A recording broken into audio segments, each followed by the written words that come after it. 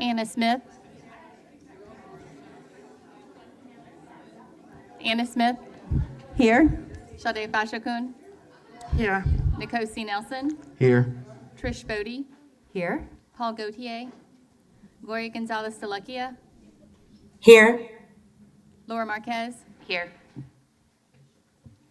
It is 6:20 p.m. and with the quorum of the board present, I call this meeting of the Leander ISD Board of Trustees to order. It is my pleasure to welcome fifth grade students from Jim Plain Elementary, Ainosh and Aaliyah, right? Did I get this right? Yes, Aaliyah, to do the pledge tonight. Y'all come up.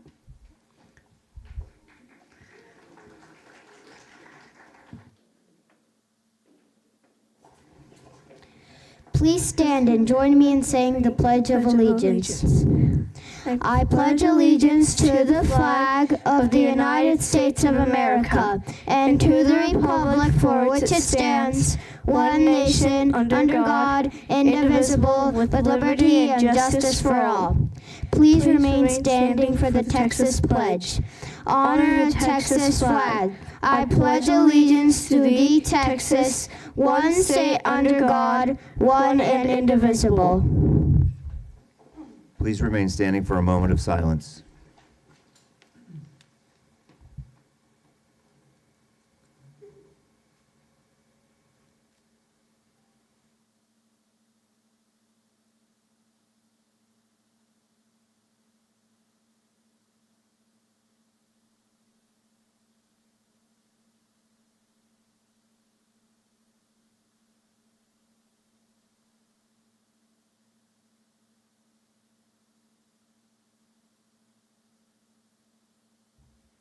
Thank you. You may be seated. Thank y'all so much for leading us in the pledge tonight.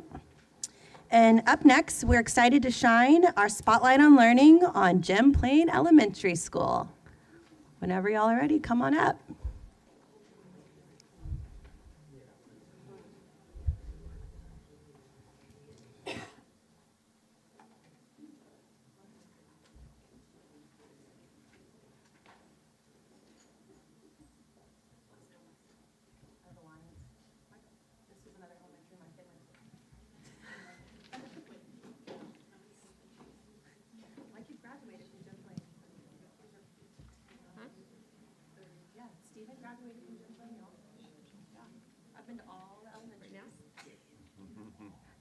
All of them. Take it away, y'all. All right. Good evening, Madam President, Dr. Clark, and school board members. I'm Emily Ulatowski, and I have the honor to serve as the principal at Plain Elementary.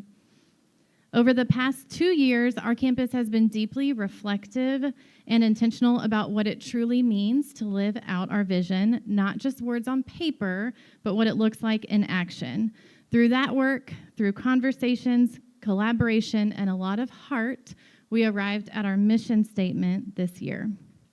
At the core of both our vision and our mission is a commitment to empowering all, and by that we really mean all. It includes our students and our staff, each with their own strengths, goals, and potential.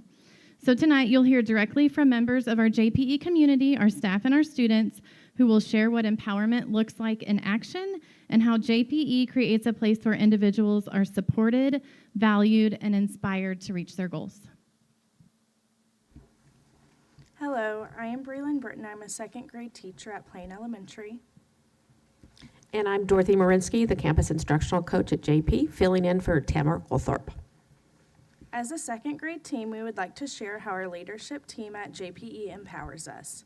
When leadership trusts us and believes in our professional judgment, it builds confidence. That trust helps us show up motivated, supported, and united as a team. We have been given opportunities to attend professional learning both individually and as a team, allowing us to strengthen our skills and better support our students. This year, we had the opportunity to attend the Empowered Learning Institute, the PLC at Work Institute, and ESL Academy. We are looking forward to attending the PLC High Impact Teams training this summer. Through these experiences, second grade team has expanded their knowledge and gained strategies that have a direct positive impact on their classroom and instruction. That feeling of empowerment doesn't stop with them, the teachers. It extends to the students because the teachers feel empowered. They're intentional about empowering their students. They create classroom environments where students feel safe to speak up, ask questions, set goals, and learn from their mistakes. Students see the second grade teachers modeling collaboration and mutual respect, and they reflect those same values in their interactions with their peers. The culture of empowerment helps our students grow not just academically, but as confident, curious learners. Okay. Hello, I am Shelly Baker, and I'm delighted to be a 5th grade teacher at Jim Plain. I work with a dynamic team and staff that feel like family. The support received by our principal and instructional coach, Dorothy, allow teachers at Plain to feel heard and that our input is valued. Our SPED team, Our SPED team collaborates with classroom teachers to support the students in the best, most effective way. Because of this, I feel empowered to allow the students to think creatively and discover new ideas and concepts among themselves. I want them to know their thoughts and wonders are valued as well, allowing them to dig deeper into the curriculum. It is an extraordinary opportunity when a teacher can witness students thinking and talking amongst each other to unveil scientific phenomena and mathematical concepts. The students are able to use their own ideas to model experiments through group demonstrations and diagrams. The lingering wonder left after science experiments and class discussions prepare them to apply prior knowledge towards the next lesson and a new science phenomenon. Whether in math or science, it's exciting to see guests enter my classroom and be able to visit with students about what we are learning, as well as hear positive peer interactions in the use of academic vocabulary. A few examples are shown in the pictures during math and science classes. Notice how students are engaged in modeling different items to represent how day and night occur throughout our world. The pictures show students creating a model that can help deaf or people with other disabilities ride a train safely throughout their city. Some students were tasked to come up with a way for a wheelchair to be safely latched while aboard the train. Other groups had the task of creating a colored light system so those with hearing loss could follow their route while riding the train. Starting on the first day of school, students are collaborating, recording evidence, having fun, and gaining new knowledge for all things in 5th grade and beyond.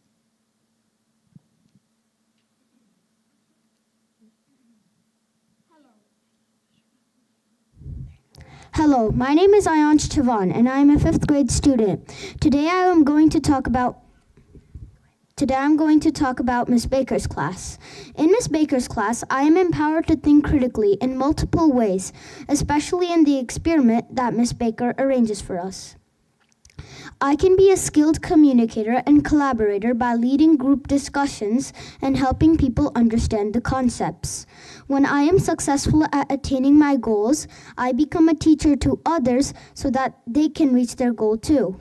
There was one example where I had to be a skilled communicator in math class so I could teach my friends how to solve a problem.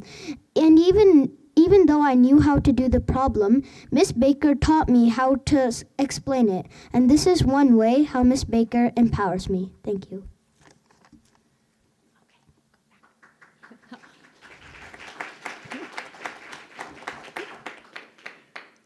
Hi, I'm Mandy Limming, and I teach 5th grade.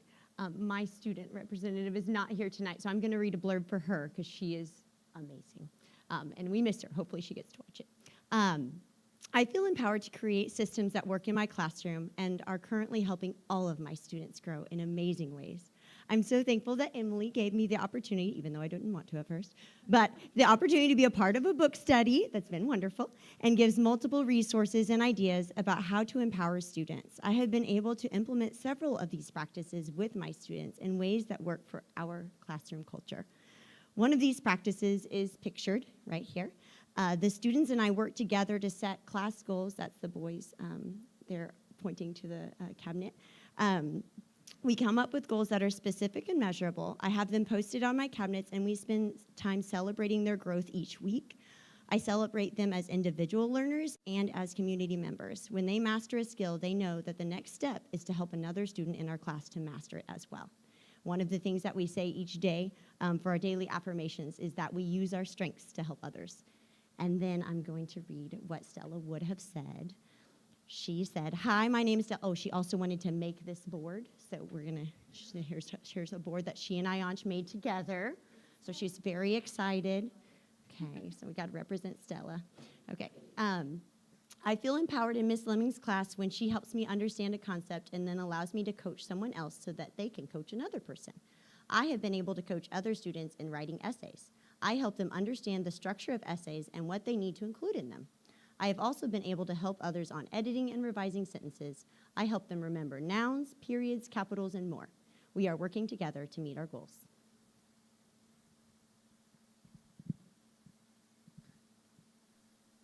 Awesome. I am Aiden Page, and I am the art teacher at Jim Plain Elementary School. And I feel empowered to create lessons that meet the needs of every student. So I have structured my lessons similar to the game of Jeopardy.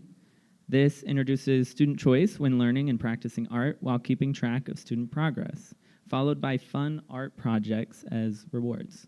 So, yeah. And then, Aaliyah, you go ahead.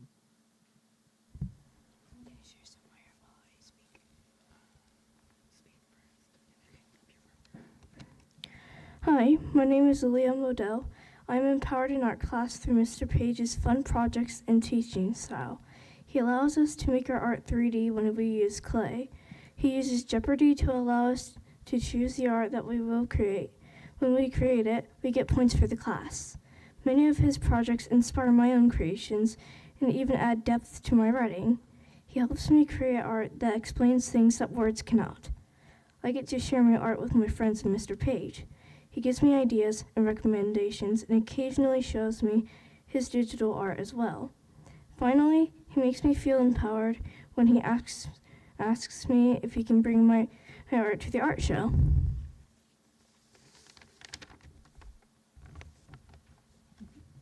She has a whole notebook that she wanted to show, but we had to limit her to.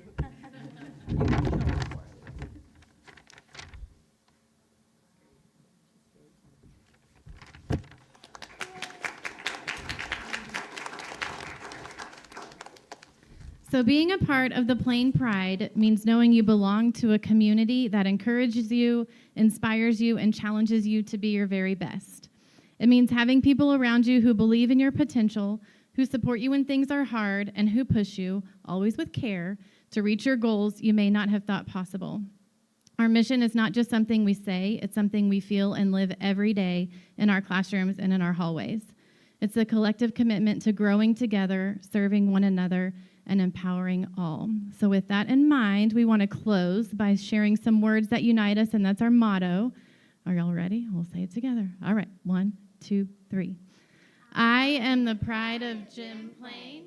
We are positively changing the world. Thank you. Thank y'all so much, but can y'all stay right there because we would love to get a picture with you. Board members, go around.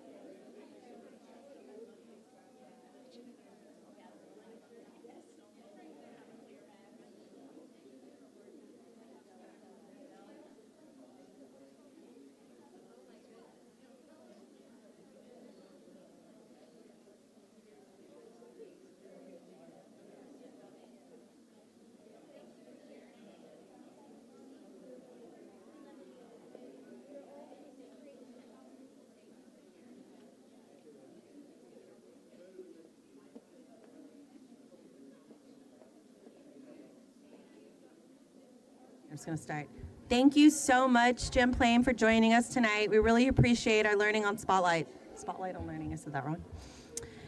All right, next is the citizen comments portion of our agenda. And before I invite the first speaker to the microphone, we will watch a short introductory video.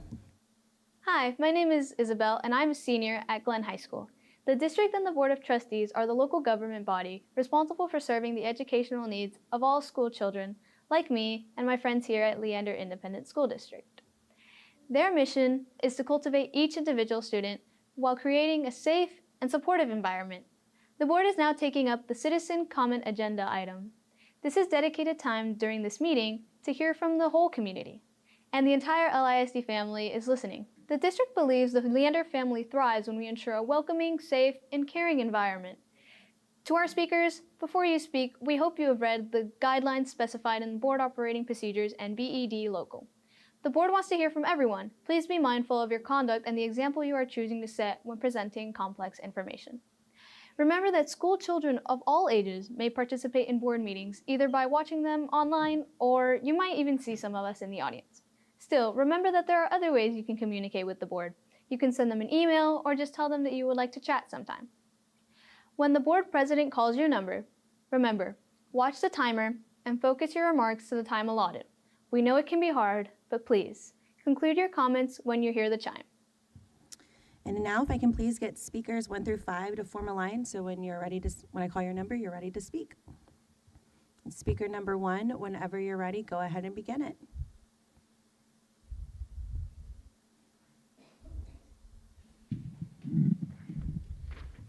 Distinguished board members, my name is Ricardo, and I am an 8th grader at Canyon Ridge Middle School. I intend on participating in the IB diploma at Vandegrift High School. My eldest sister is currently in her junior year, and she is a part of the IB diploma.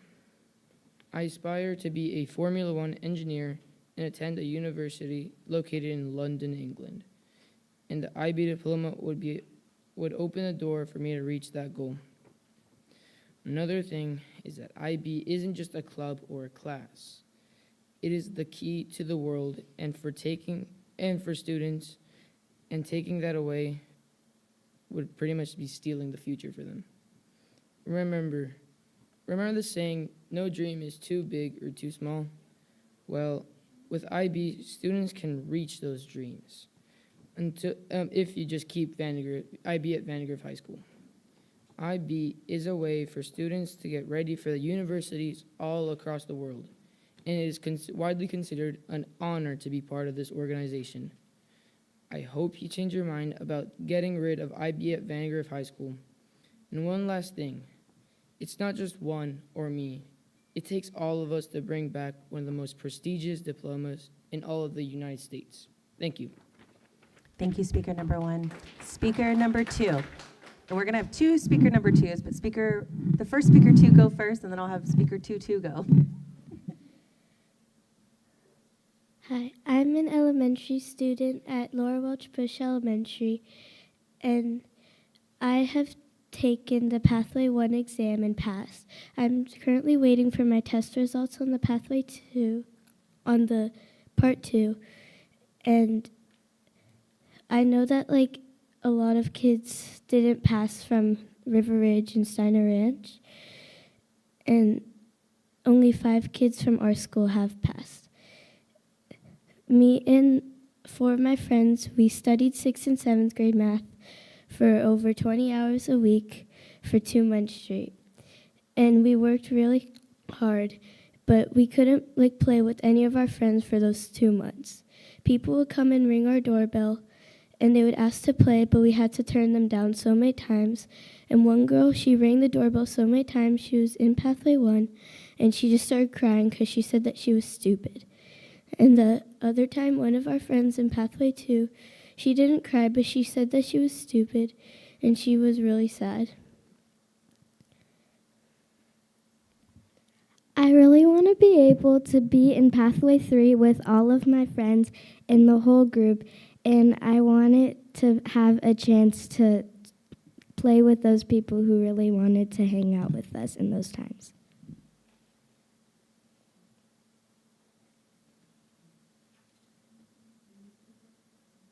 I just muted myself. So Tutu, you still have time to speak. I keep calling you Tutu, I'm sorry. The speaker who's, you can still speak. You still have a minute and a half, the second speaker who just spoke. So speaker number 2, you got your minute and 30 seconds, and then one of y'all signed up for public comment for another agenda. There, that's who I'm looking for. Speaker number 2, too, yes. I'm so sorry, y'all.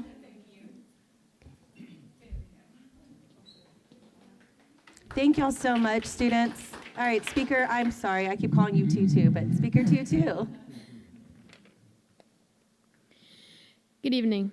My name is Onat Safak, and I'm a future Vandergrift student. The district's current plan to consolidate IB at Leander High School creates an impossible choice: our home campus or our academic goals. This all-or-nothing approach ignores the reality that VHS IB students are achieving a 94% diploma success rate despite starting in the middle of a global pandemic. The district claims low demand and budget constraints, but VHS enrollment numbers are comparable to Leander High's, and Vandergrift achieved those numbers despite launching our first graduating cohort in 2020, right in the middle of a global pandemic. While other programs had 20 years to grow, VHS IB thrived under the most difficult circumstances possible. The current solution, forcing us to transfer to Leander High for our junior and senior years, is not a solution, it's a barrier. It asks us to abandon our teams, our teachers, and our Viper identity just to access the most rigorous curriculum available. In a district where 3,000 students are already leaving for charter schools, removing elite programs only gives families more reasons to walk away. The solution is to implement a remote IB hybrid model. Let students stay at VHS for core classes and utilize digital or shared staffing resources for specialized IB courses. This saves the program, maintains our community, and proves that LISD values innovation over elimination. Don't make us choose between our community and our education. Don't phase out our future. Keep IB at Vandergrift. Thank you. Thank you, speaker 2. Speaker number 3.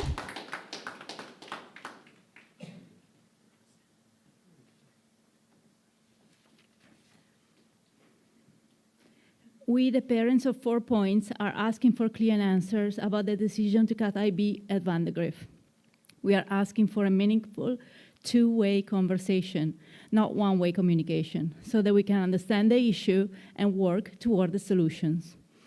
I have been standing at this microphone for a year spent collecting data, verifying facts, and researching realistic options.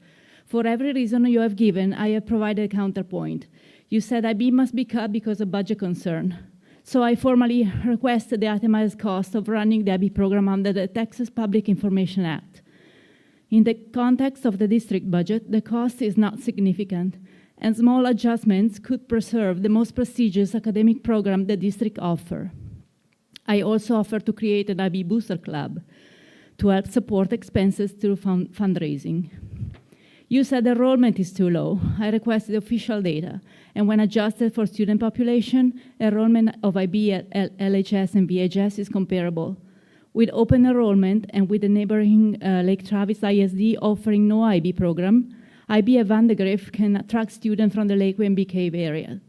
You said teachers cost too much, and I said teachers are underpaid and alternatives exist, including shared IB teachers. You said you cannot afford classes with single-digit enrollment. I say consolidate a section and cross-train IB and AP teachers. There are solutions. You are choosing not to listen. Thank you, speaker 3. Speaker number 4.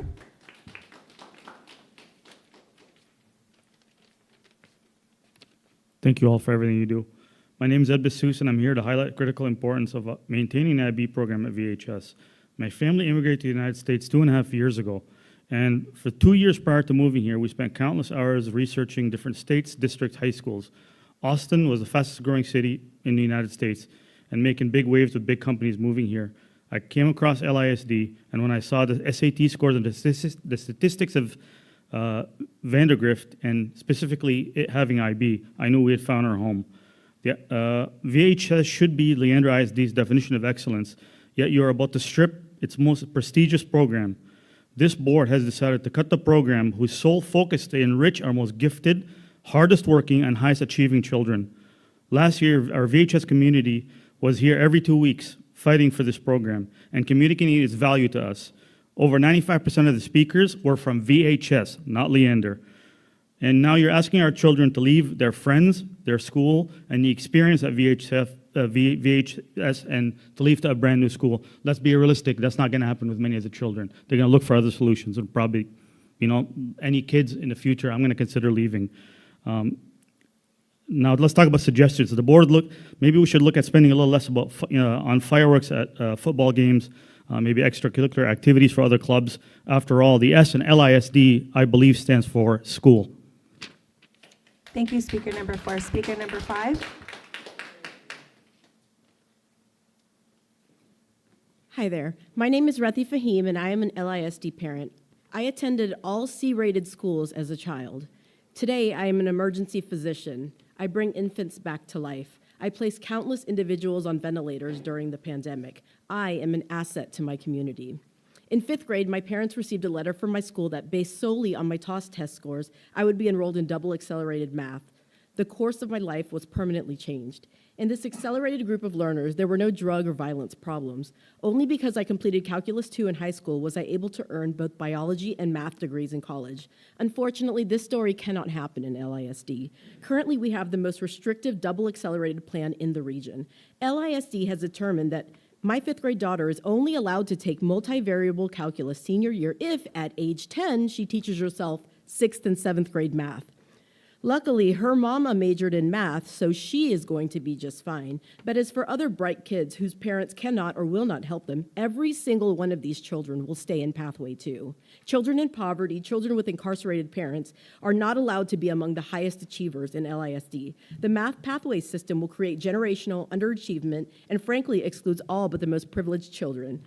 There is still time this year to do the right thing for accelerated mathematics. There is still time to allow test retakes. There is still time to allow for summer credit by exam. We ask for the chance to be part of a district work group to get LISD back on the right track. I will submit our proposals by email. Thank you. Thank you, speaker number 5. Speaker number 6. Hi, my name is Lakshmi Rimalapudi. My son Rishi Putta is a 5th grade student at LWBE. And I'm here to speak about the very hard and opaque placement exam for Math Pathway 3 given to the Math 5-6 students last week. To give you a little background on Rishi, he scored 100% on 3rd grade star, 99 in 4th grade, and has always been 99 percentile on math. And last year, he cleared the qualifying exam for International Math Olympiad and came close to winning bronze in the mains. He has always been wanting to be in advanced math. So he attempted the EA math exam in summer of 2024 and scored 96%, but he was denied enrollment because double pays was shelved the same year. He was very disappointed. He was told that his next chance would be when he's in 5th grade, which is now. He prepared very hard and consistently scored over 90% in 6th grade star and always over 80% in 7th grade star during his practice. And this is a 2-part exam that they took last week. He scored 75% in part 1, so he barely passed. This exam eliminated over 90% of the aspirants in our school. Many of these kids consistently scored mastery in both 6th and 7th grade star during their practice. And for the handful of kids that actually passed the part 1, they had to go through a level 2 exam as if the level 1 was not hard enough. And this current exam process in place just discourages the kids, demotivates them, and this works just to eliminate them and fail them. Thank you, speaker number 6. Speaker number 7.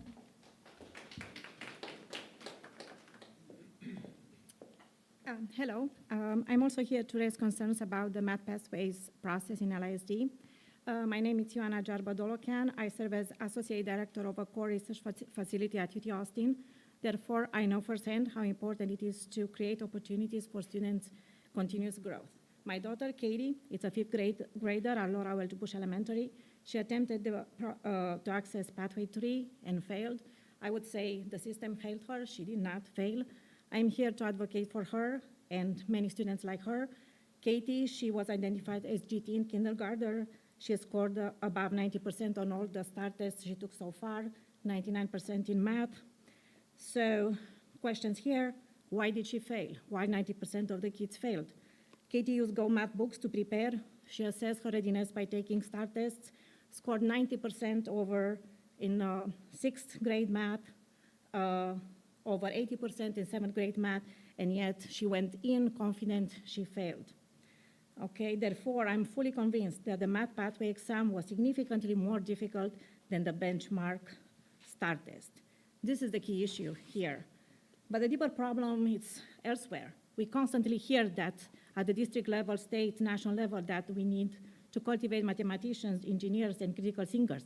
Yet, when a child demonstrates both ability and a motivation, the system responds with opaque processes, late communication, and a single high-staked one-shot exam. Thank you, speaker number 7. Speaker number 8. Hi. From the time my daughter was in kindergarten, she's been asking for a math tutor, not because she was struggling, but because she wanted more math. After her first evaluation, I was advised not to pursue outside math because she might become bored in school. That advice didn't quiet her curiosity. Year after year, she continued to ask, and year after year, in order to keep her at grade level, I had to tell her no. When she was finally offered the opportunity to learn 6th and 7th grade math at a rigorous pace, I'll admit I was surprised by how enthusiastic she was. She didn't hesitate. She loved the challenge. She thrived.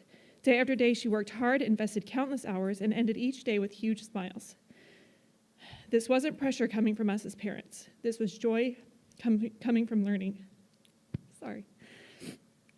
If someone had not reached out to me, I can say honestly this opportunity would have never been on my radar. Tessa is my 3rd child, and until now I had no awareness that advancing 2 grade levels in math was even an option. My oldest was in PACE, and I assumed that was as accelerated as students could be.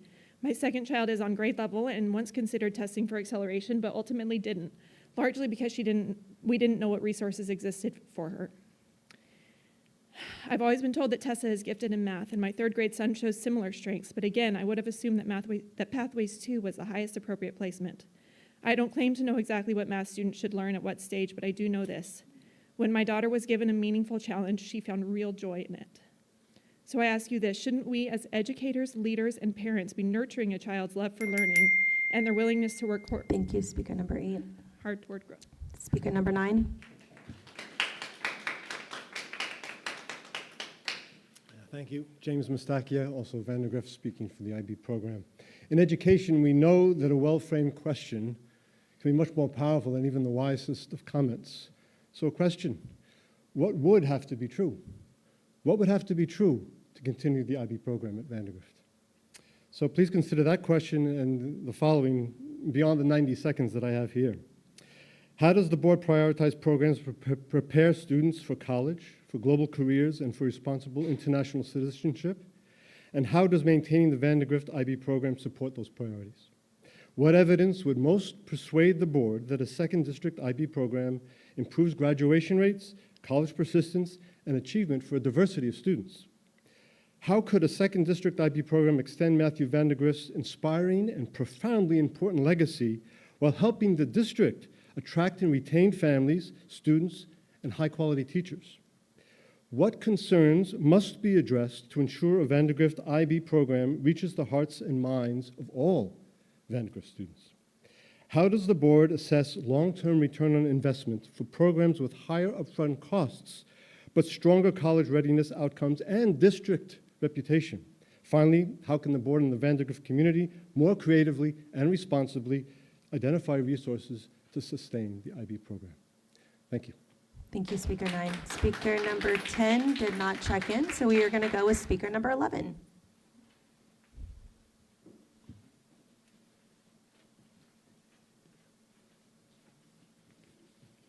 Good evening to members of the board, and thank you for your time. My name is Christy Glaskell. I'm a taxpayer and the mom and stepmom to 3 students in our school district.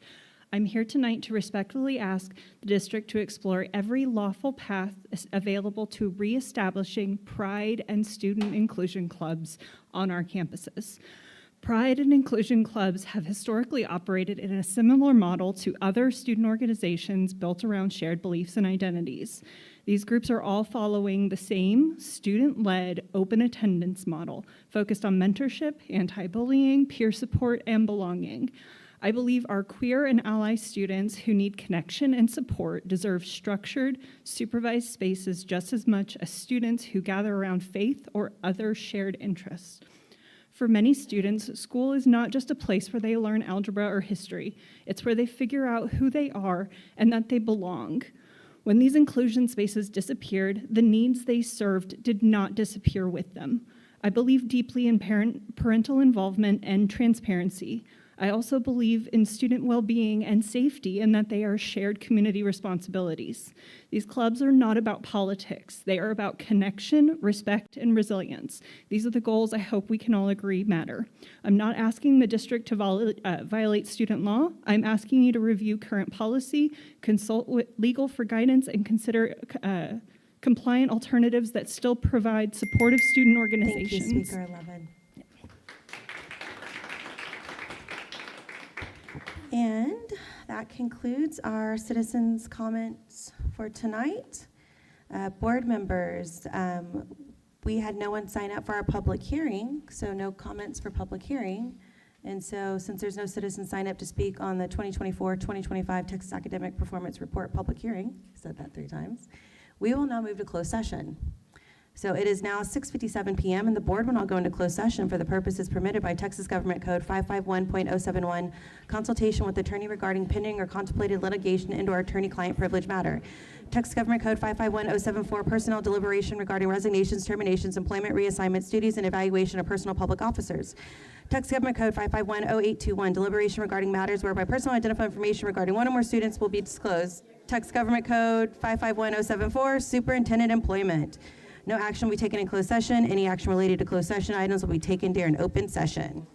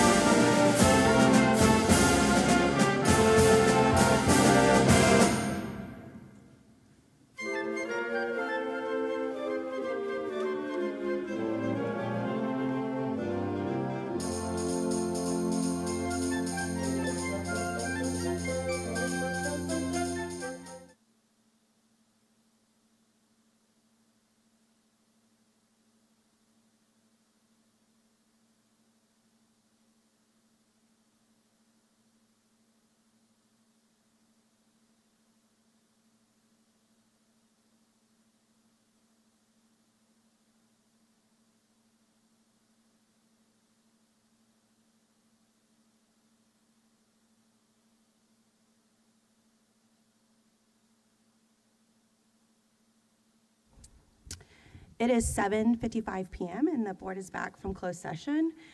We have no motions to make, but the board does have an update that I'd like to share. Tonight, I'd like to share an update on our superintendent search. After careful consideration, I'm recommending the board move forward with an internal search and post the position tomorrow. I do agree that we should limit our search to our internal candidates. This is a time that I think we should encourage everyone who's interested and qualified and internal to apply for the position. And I would also like to invite our acting superintendent to apply. I know that wasn't in your plan, but I think I would like to invite you to apply. Anything else to say? You know, I since I've joined the board and gotten to know everyone, I've been just incredibly impressed with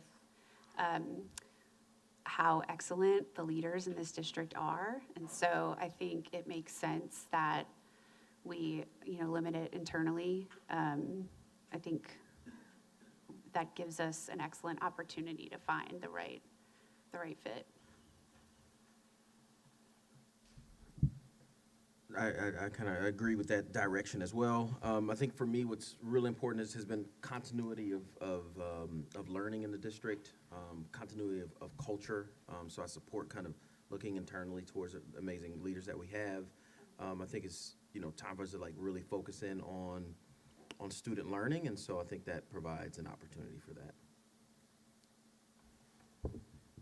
I agree with all the comments here. I also think this is a good time to recalibrate, connect with our community of okay, direction, next steps. So I'd like to see what we can do as a board as far as kind of soliciting input during this process as well. Thanks, Trish, for mentioning that. We will be definitely communicating and getting information from the community. It's a very big part. I just have a question about that. So you've done this before and engaging the community. How was that done?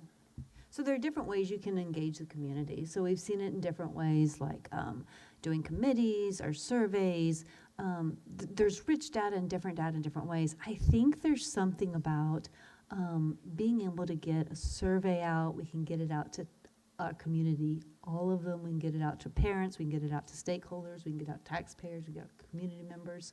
So I think a survey of some sort or some type of electronic to get people to be able to hurry up and get their information to us so we can move forward. Again, we're talking and working on a lot of decisions. I imagine this board is not going to want to delay.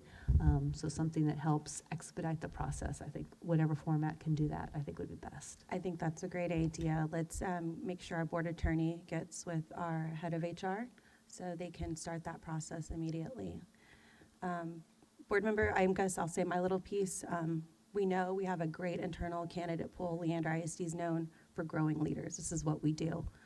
And so I just want to say this past 3 months, we've worked really hard and collaboratively as a board to ensure stability and strong leadership for our district. So I want to thank you, board members. I know it hasn't been easy, but thank you for keeping our students and staff at the forefront. And I want to echo with the other board members. I also would like to invite Dr. Chris Clark to also apply. I know that we had made a big statement about it, but y'all know this board where we like to change things up on y'all. So, but that will be posted for all internal qualified candidates tomorrow. With that said, we're going to move to the next board meeting agenda item. All right, board members. Oh, fun time. Now we're going to do discussion of board priorities. Perfect timing. That's a guest. Mr. Yes. Oren. Oren Moore. So just to refresh everybody's memory, but you guys remember Oren Moore was joined us. Thank you for the comments, by the way. I appreciate the feedback.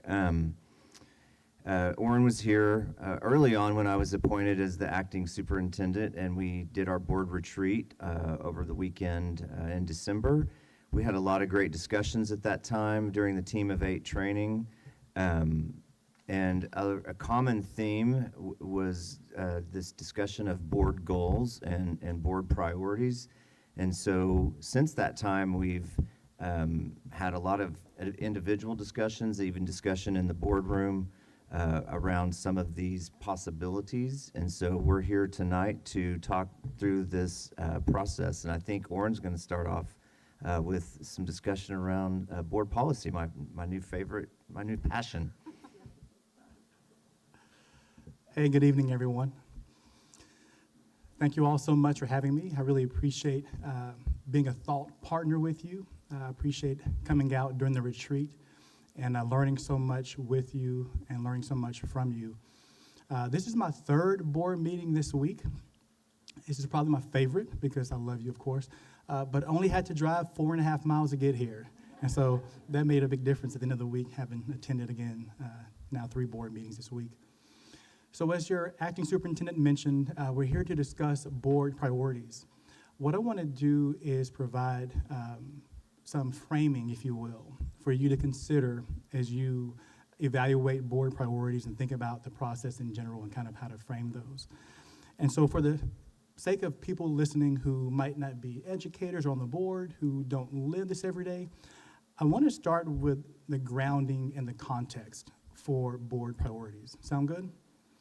So let me make a statement or share a thought that contains 3 facets that I hope you will consider as you go forward in the process. And it goes like this.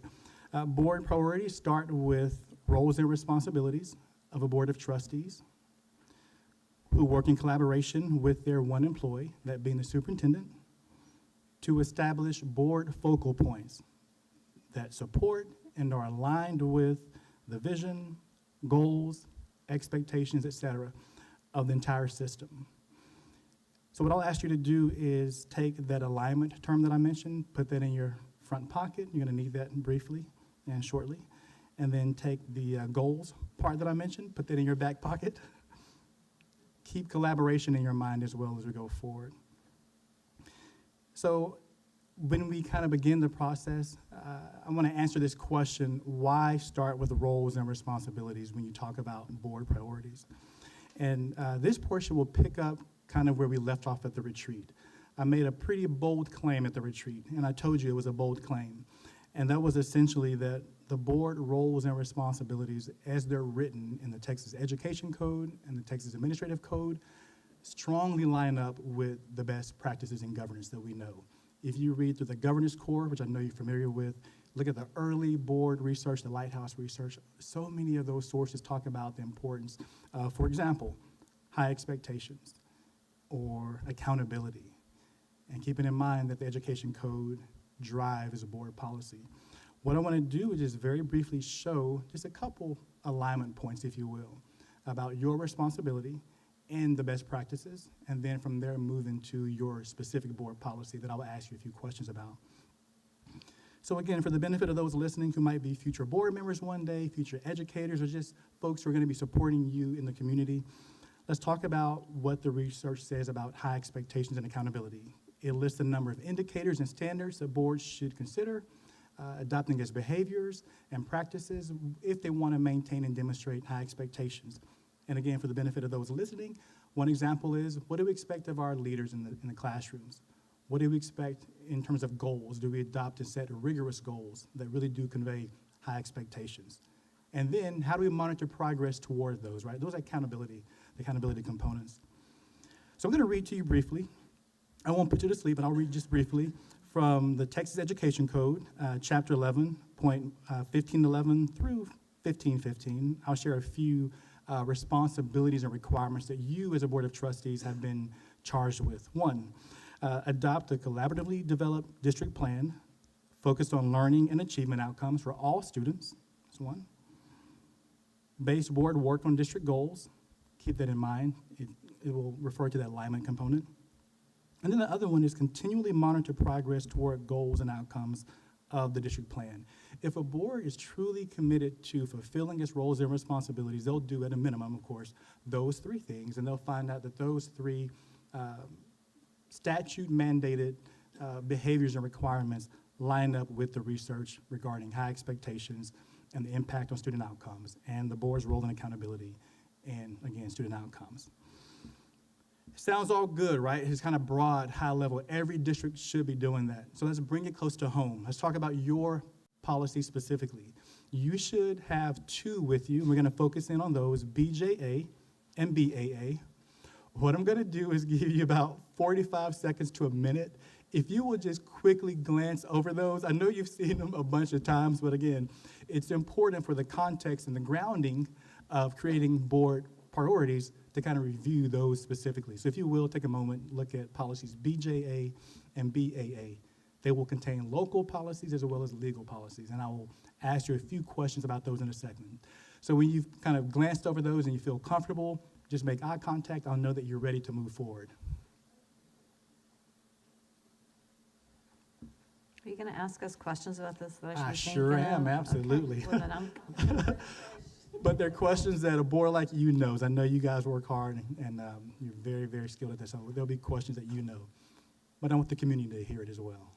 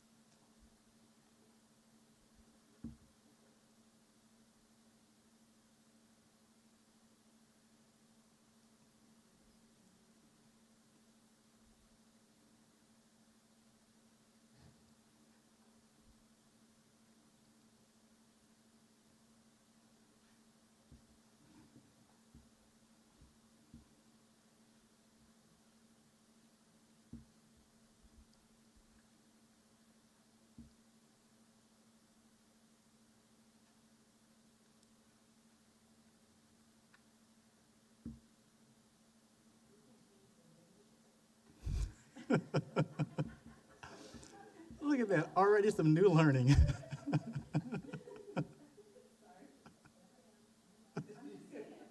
Corporate sponsorships.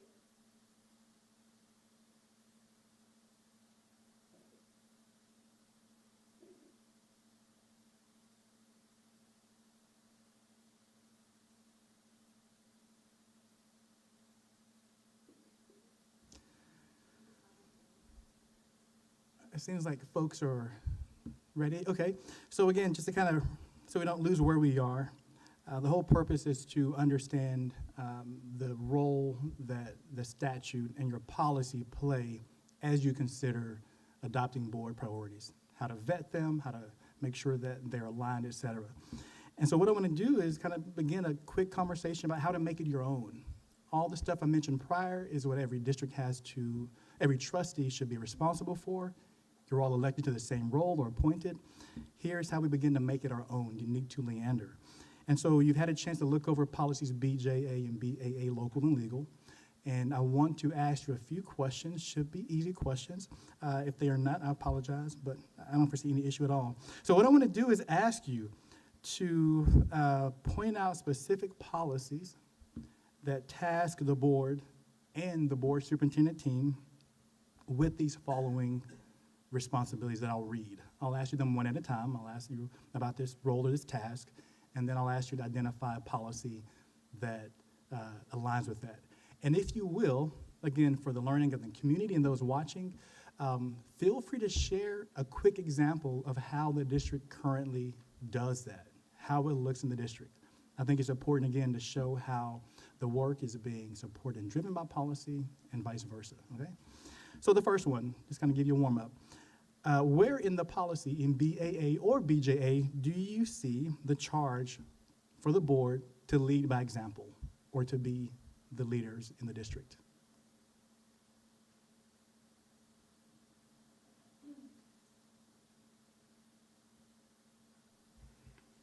So BAA, I'm looking at BAA legal. Okay. Under governance, it says the district is governed by a board of trustees, who as a body corporate shall oversee the management of the district and ensure that the superintendent implements and monitors plans, procedures, programs, and systems to achieve appropriate, clearly defined and desired results in the major areas of district operations. Yeah, sure, great example.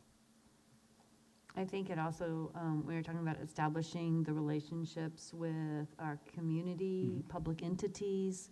It's specifically saying the board shall work towards this. And I see this happening in things like our Key 6 meetings that we do, where we stay engaged with our community and chambers there. We go to the chamber luncheon, stay in part there.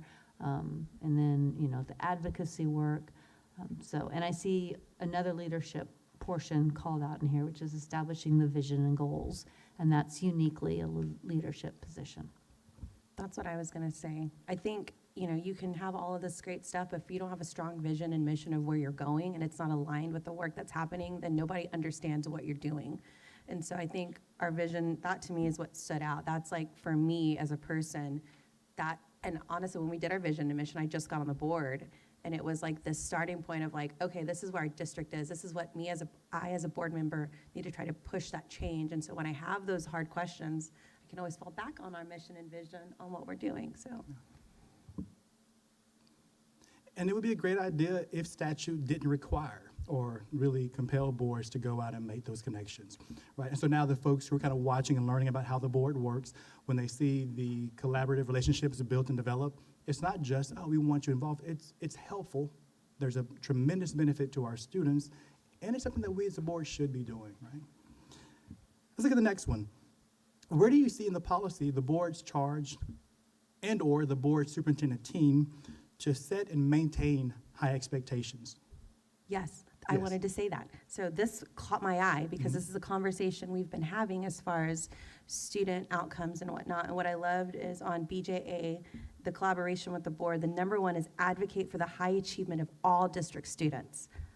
That to me is what sticks out, because this is like a conversation, we'll have it later tonight when we start talking about student outcomes and just this overall mindset that if you don't consider every student a high achieved student, then you're not giving them their full potential. And so for me, when I saw that, I'm like, oh my goodness, like this is something we really need to be leaning. And now that it's in policy, but this stuck out to me the most. Perfect. And for that one, I think it's a great one. I would love to hear examples about how that looks in the district currently.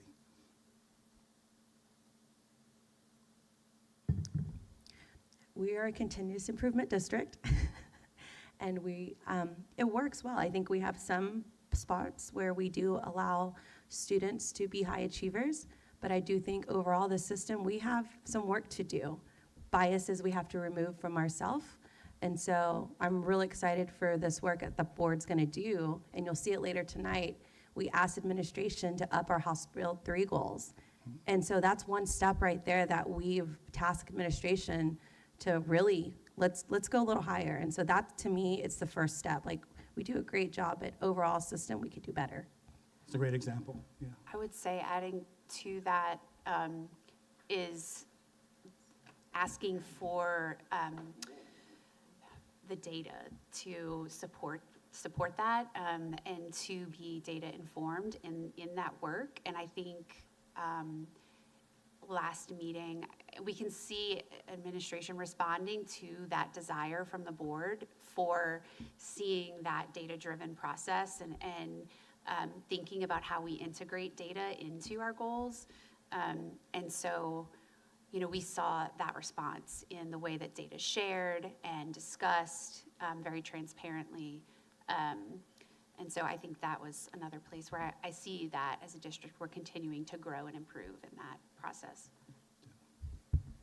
Yeah, I would say, just piggybacking what Laura mentioned, that idea of the accountability as a part of establishing the goal and holding the district accountable. Something else that jumped out to me that may not be as obvious, but it says support the professional development of principals, teachers, and other staff. And then I thought the extension is to be able to reach every single young person, right? And be able to identify what their unique needs might be and have the right level of kind of response to those students. PLCs. I'm sure Chris and Anna are tired of hearing about the governance models that I'm messing with here.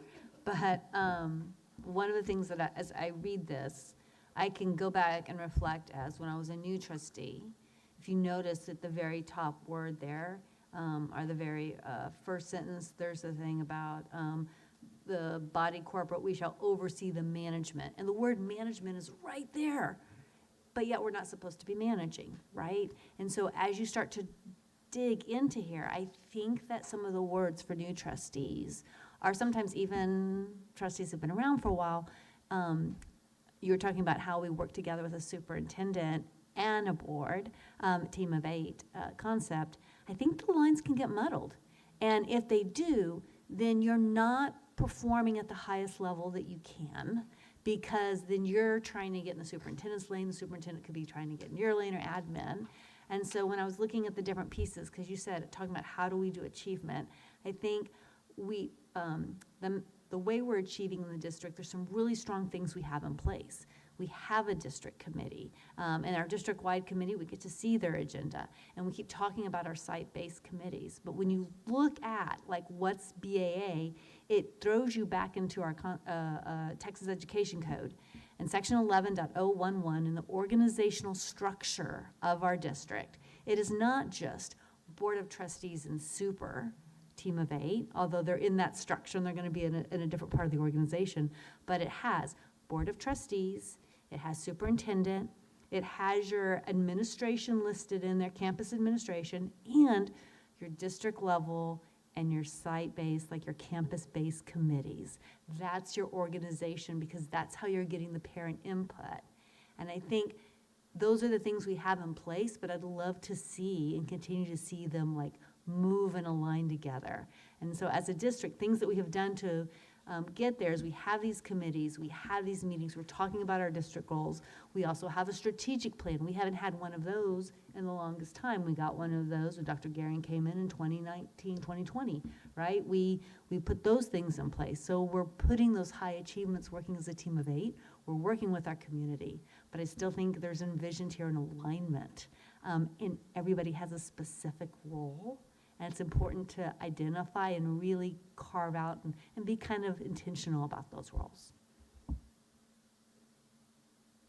When I think about trying to reach every student, and we talk about we pay attention to the closing the gap domain and specifically all the different student groups and making sure that we're making progress there.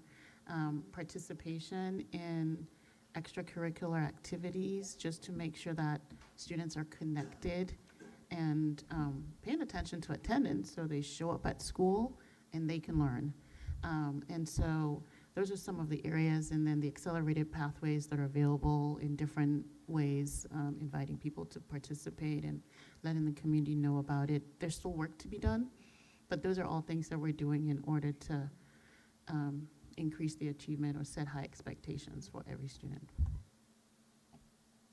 I have a feeling this may come up in the other two that you're going to mention, but just to connect like the financial stewardship to it, right? And so as we make financial decisions, is that in the best interest? And even as a board, we created these criteria, and at the top of the list was like the student experience. And so us thinking through of how we're going to make decisions around financial impact and putting the students in the center of that.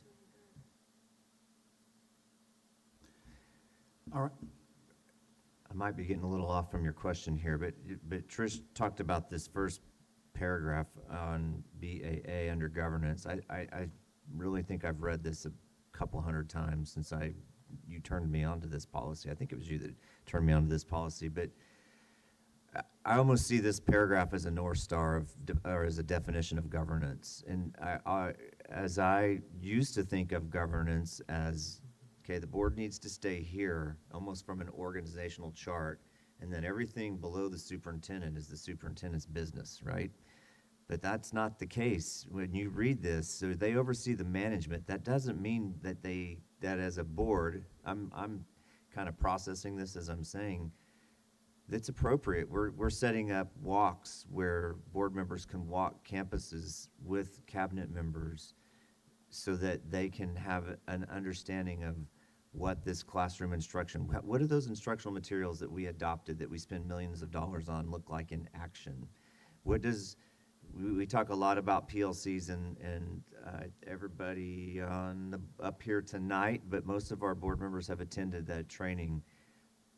How do I see that in action with teachers, and what does that mean? Not to go and manage it, but to go and oversee the management of it and understand it and have that deep learning. And that was kind of a big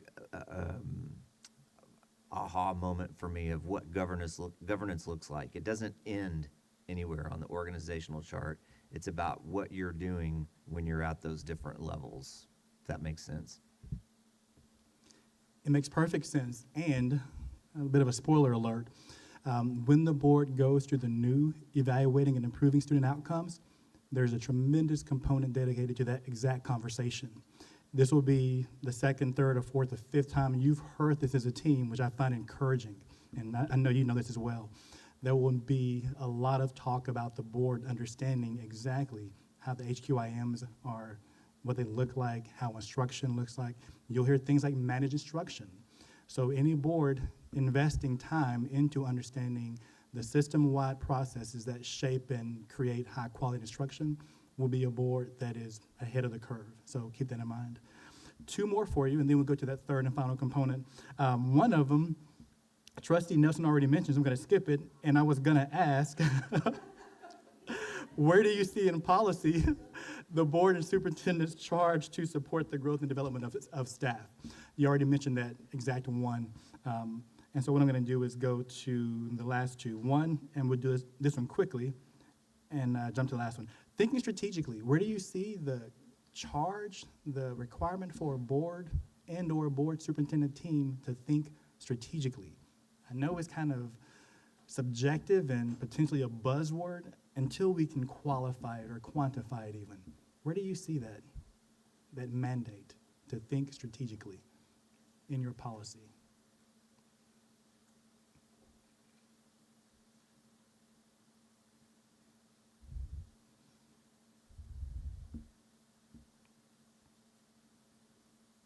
I think there's potential is in here, but I think when we talk about strategic, it's really going to be what the board and vision and mission is. Like, I can't come here and be like, well, bullet point 2 tells me we're strategic. What I do see from this, though, is a foundation to help drive us into what we want. And so I think what stuck out for me is if I'm thinking strategic-wise, right, our plan, where we're going, it really is, I always go back to like the board establishing a vision statement with comprehensive goals, because if we don't have that, then we're going to find ourselves where we've been, where we're just spinning our wheels and asking for this data and not having that full circle. So I think for me, it goes back to when you adopt that vision statement, then that's when your strategic part really starts. That gives you that starting point. And I'm also wondering, would you count this as well as when you're looking at the goals or your vision, what you're setting it as district-wide? So you're looking at a system, and so you need to be thinking about your system, right? Absolutely. And we won't dig into it here, of course, but when you think about the process of setting goals and how they're driven by district improvement plans or campus improvement plans, their needs-based assessment, and so that implies a strategic focus. How do you develop staff to meet those specific goals? Well, there's a lot of forethought. There's planning for things that we don't know exist yet, or situations and circumstances that we can't account for. But you're right. All right, the last one, and it's a perfect segue. Where do you see in there, and this was pretty clear, the task to collaborate with your superintendent? And I'm focused on the superintendent. Granted, he or she brings in other components, like Dr. Clark mentioned, brings in that second layer, which again goes all the way down to through the system to create coherence. But where do you see specifically that call to collaborate with that superintendent?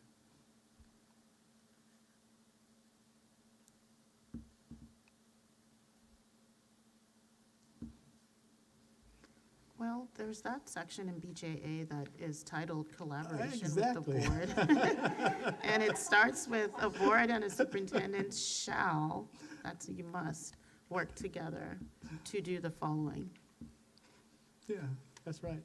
And again, the goal is to, when you think about priorities and the board considering or taking action, taking on new activities, it's important to stop and say, what are we tasked with? And if we think about how much strategy goes into the work that you do, I hope this concept of alignment is just screaming at every board across the state. Your agendas are full, your schools are complex systems. Before you take another action, pursue another direction or activity, that big question every board should ask, one of the big questions is, how does it align with everything else? If the vision and the goals and all those components were set properly, every discussion, every action that we consider, including board priorities, should be framed around how does it align. And so the last part is going to talk briefly about collaboration, and this is kind of to pay credit where it's due. One thing I've learned about you all in a short amount of time is your commitment to collaboration.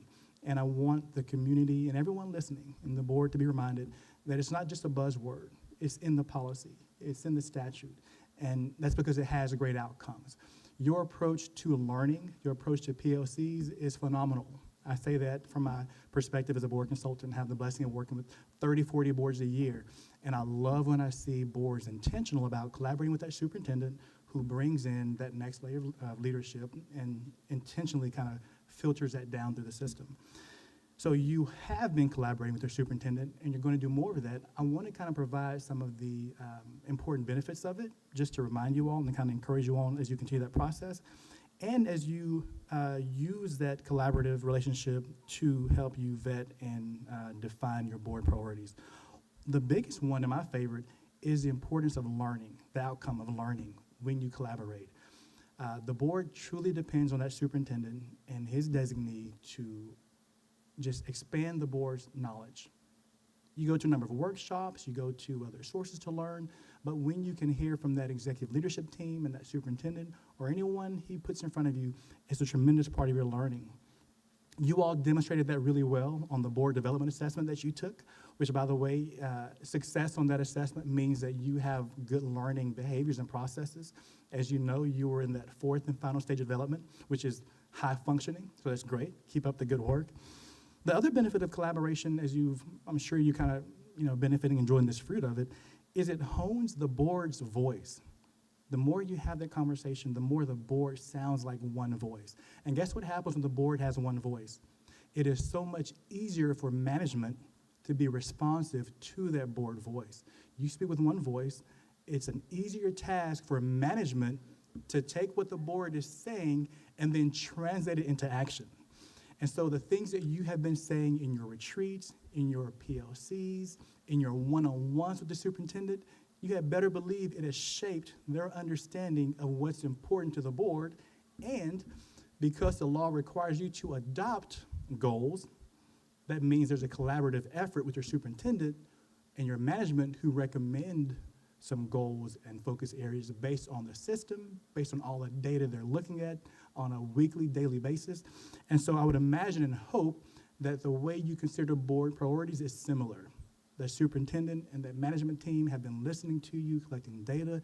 You've been open and honest about what's important to you as a board. You're honing your voice, speaking with a singular body corporate voice, and that's going to align and shape how the management is able to respond, to be responsive, and translate what you're saying into action. So quick summary, roles and responsibilities, it really does drive the work that you do.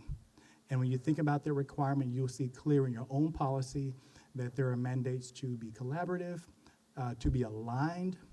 The board's work should be driven by the goals that you set. So again, as you develop priorities, as you begin to vet them and think about them, ask yourself, what are the big rocks currently in place? What kind of conversations have we had with our superintendent? What are the mutual expectations we share? How can we as a board adopt priorities and know that those priorities are aligned with the goals that we've set? One example, the House Bill 3 goals you upped, that screams high expectations. How do you set priorities that push and drive that and not create a parallel or disparate track of activities, et cetera? That's all I have. I'm going to turn it over to your administrator. I know they have some more to share to follow up on that. But again, thank you so much for inviting me out and giving me a short drive to a board meeting and for allowing me to be a thought partner with you on this work that I truly love so much. Well, is there another comment?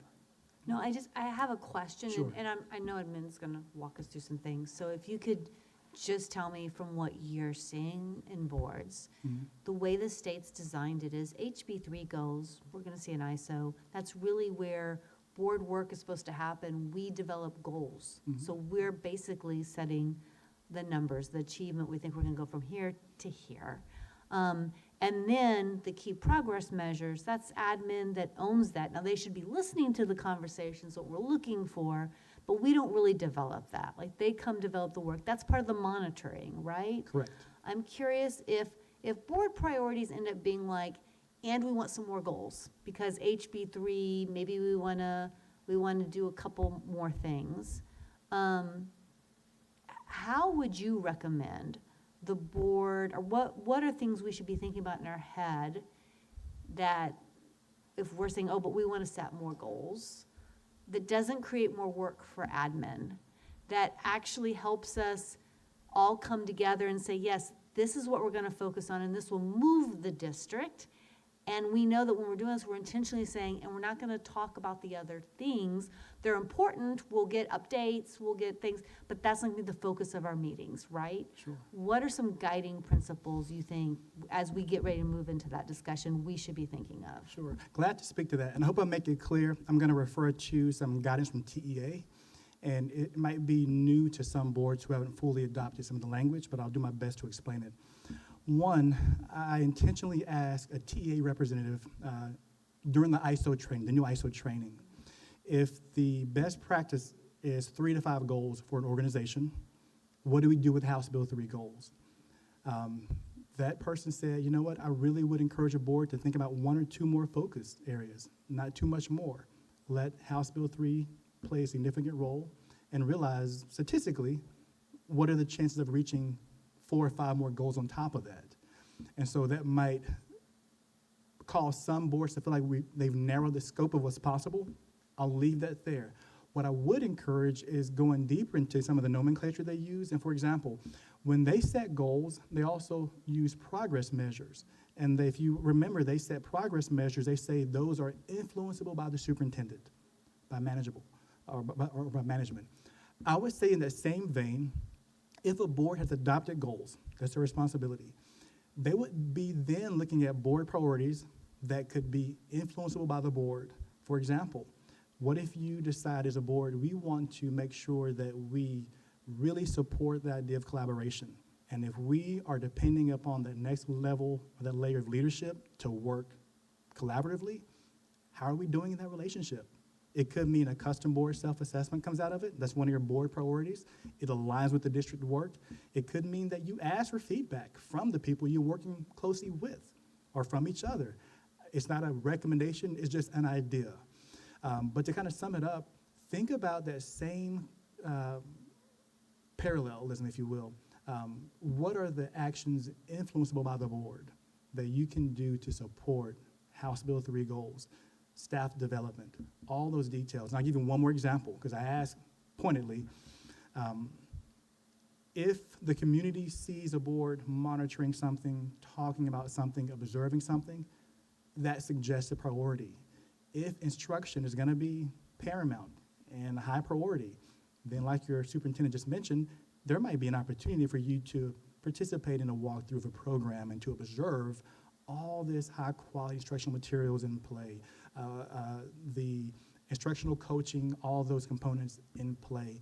And so, again, just for example sharing, I said, how does that look? How does a board engage in that level of conversation without overstepping?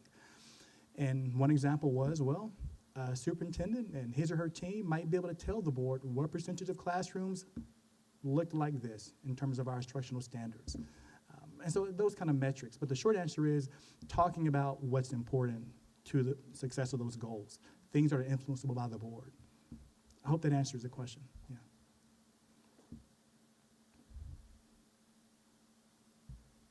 Sorry, I was looking for a quote I saw today that relates to this. That's what I'm not just like scrolling Instagram here, and I can't find it. So, but it was the gist of like when the measurement becomes the goal, you lose power in the action or something along those lines. And that's where I'm struggling with this terminology. And I think together we can come up with this.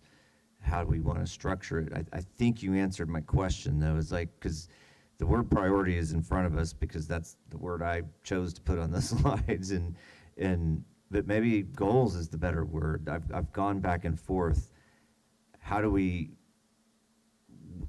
my fear is that we do get too hyper-focused on a goal like House Bill 3, which is super important, but is it an outcome of a larger goal or priority, or you know what I mean? That's kind of how I'm trying to think through what this looks like, but maybe there's more than one way to approach this, and we come up with that together is kind of what I'm thinking right now. So I agree, and I also wonder, like we're getting closer each time we do this, right? We're getting an iteration a little closer, and I know with our strategic plan we have like here are all the things we're going to do to get to there, but you know I'm wondering if under the HB3 goals that the board actually adopts based on our conversation, based on the things we're all talking about and saying that's important in the vision and that we're working together with as a team of 8, you come back and say, these are the progress measures that we think y'all really want to spend time talking about, that we think this is where the board and where it's really going to move the district and move the needle.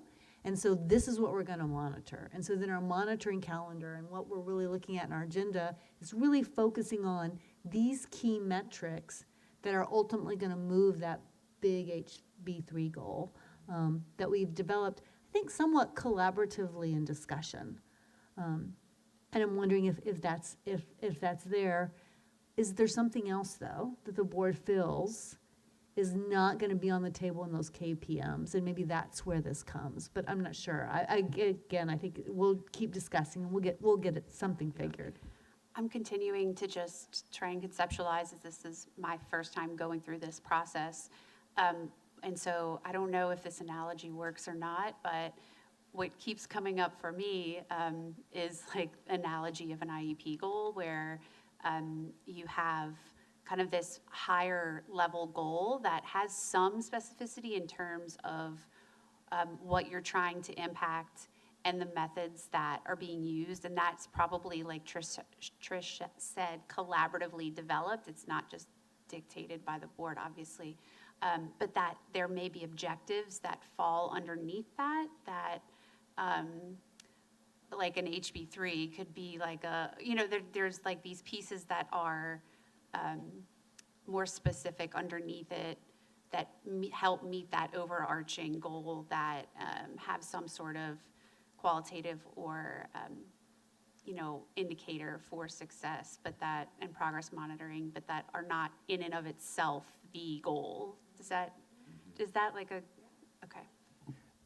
I honestly think, and I don't want to interrupt any more comments, but I think that is a great segue into what we brought tonight to show. Now, this is a very draft version of something for the board to consider. I keep referencing it as a starting point. So I put these things together, but I don't think these are my thoughts. These are all based on the discussions. I'm just going to jump a little bit ahead here because I don't want to read that quote to you again because I read it 100 times out of the policy.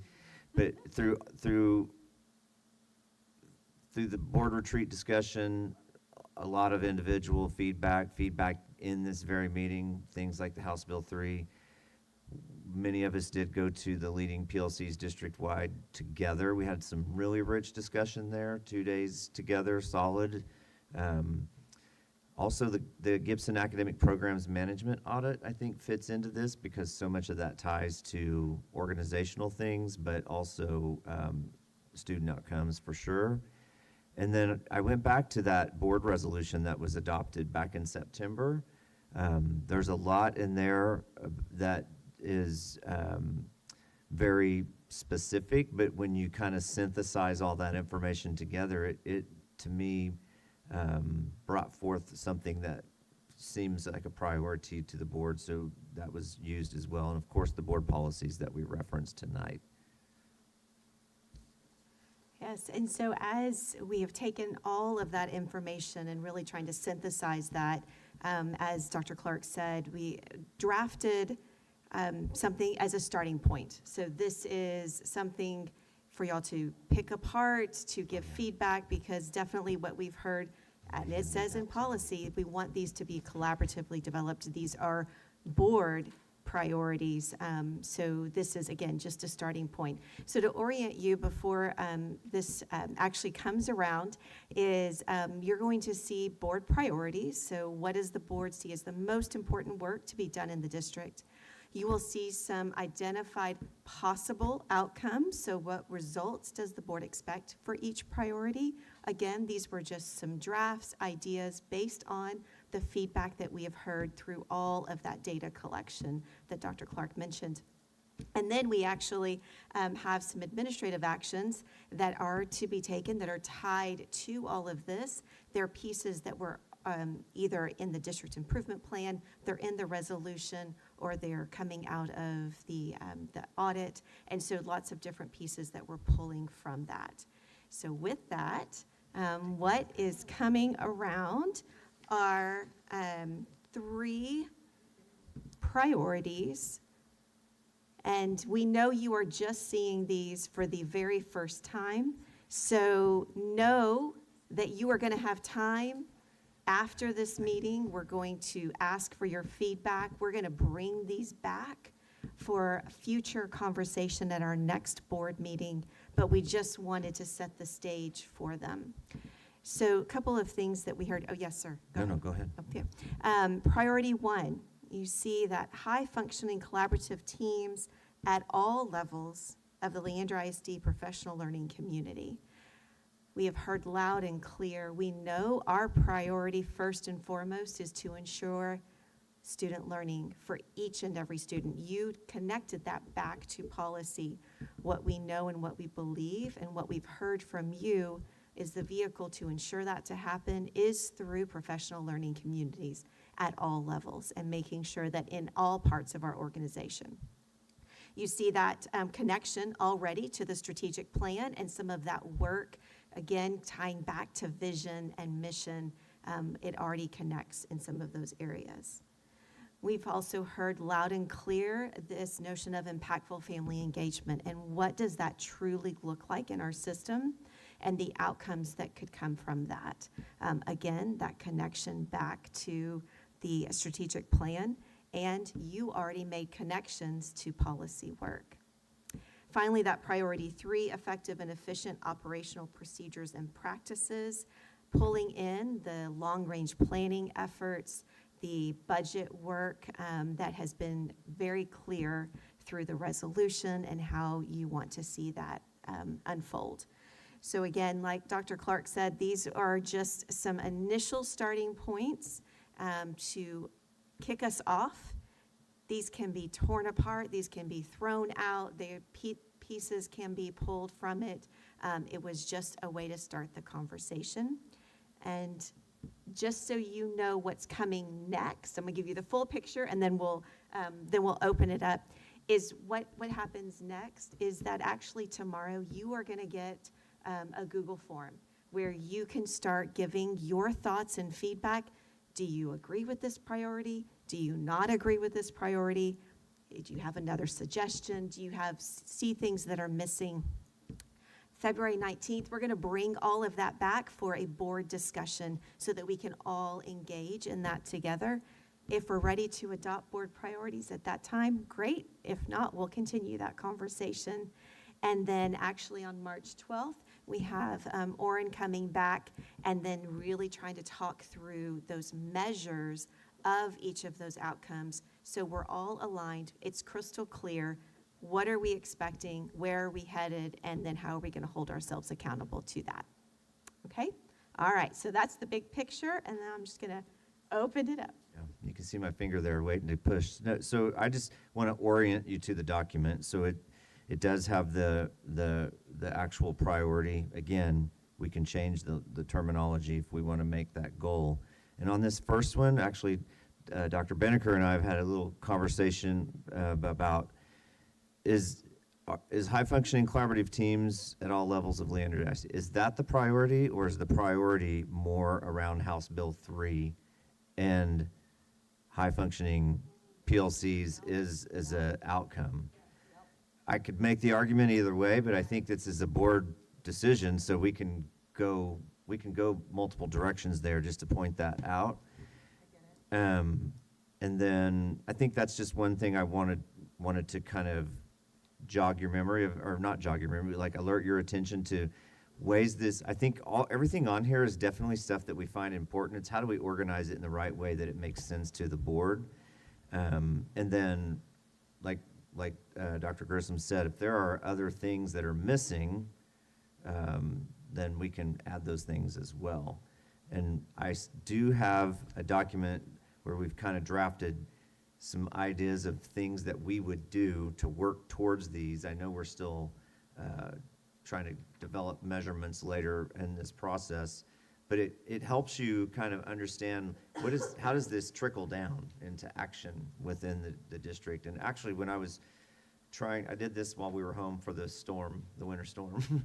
I started with just listing all the stuff that I feel like is really important that we have talked about in all these different conversations. And then I worked the other way. So I took it from these very specific things, and then what are those outcomes, and then how do you synthesize that all into 2 or 3 priorities or goals, just to kind of give you that thinking. Yeah.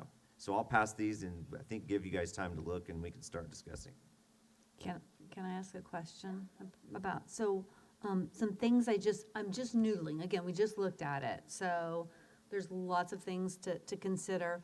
One of the things is that when we look back to governance core or ISO or even PLC, the focus of your outcome measurement should always have students in the middle.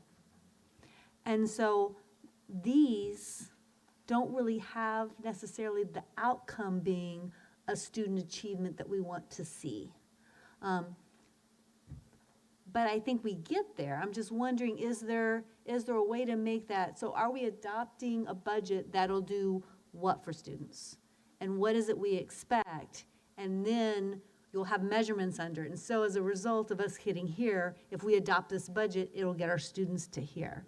Because I think that's really important. When we're talking about adopting a goal or a priority, I think any words like monitor might cause me concern, because to me that's more of something that would be under a goal. And so when I'm thinking goals in my head, like based on the ISO training and governance core and Lighthouse, I think for me it's about something that's going to be student focused. It's going to be something definable, clear, measurable, right? So we need students to do what? What is it we all, because we want to spend time talking about that. And then I feel like these are almost a supporting cast. If we do really good communication, we'll be able to get the students to hear. If we adopt a good budget, we'll be able to get the students to what, and so that's what I'm curious about. Is there, and maybe not, maybe there's nothing else other than HB3, that's where the board wants to be. But based on the conversation, I think it might be interesting to let us go down that path of where else, what else do we think means our students are high achieving at learning? So it's a thought.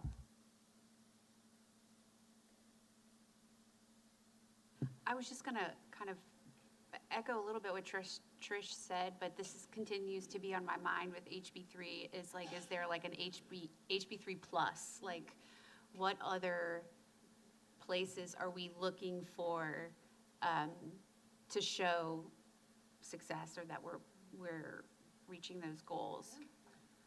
Right, and to that point, so then what I see is like you've got your HB3 goals that we'll end up adopting maybe tonight.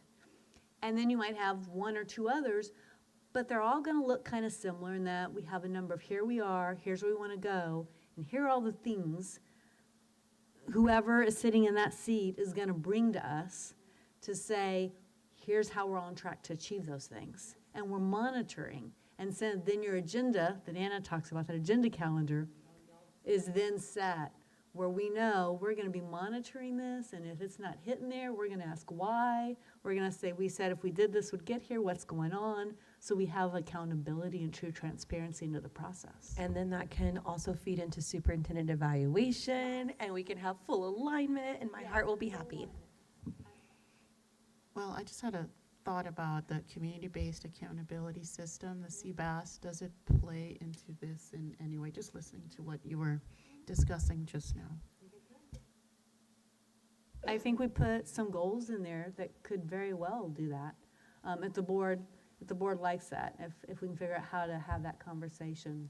I'm also curious because we're doing so much work with PLCs, where PLCs are supposed to be identifying learning objectives they want, and I did my wording so I didn't mess it up, which is what patterns maybe are emerging that most directly affect our ability to achieve an outcome, and maybe there's something there where if the board really focuses on it, if we helped and all got behind something, no telling what we could do. No, I'm glad you brought up our community-based accountability, what we have, because I know when we'd go talk to lawmakers, I can sit up all there with our STAR testing and they're like, whatever. But when I brought that package there, that was a whole nother, like, this is what we're doing in regard, also with, you know, in regards to everything else. And it just really was able to tell a story of like, we as a system are holding ourselves accountable through our community.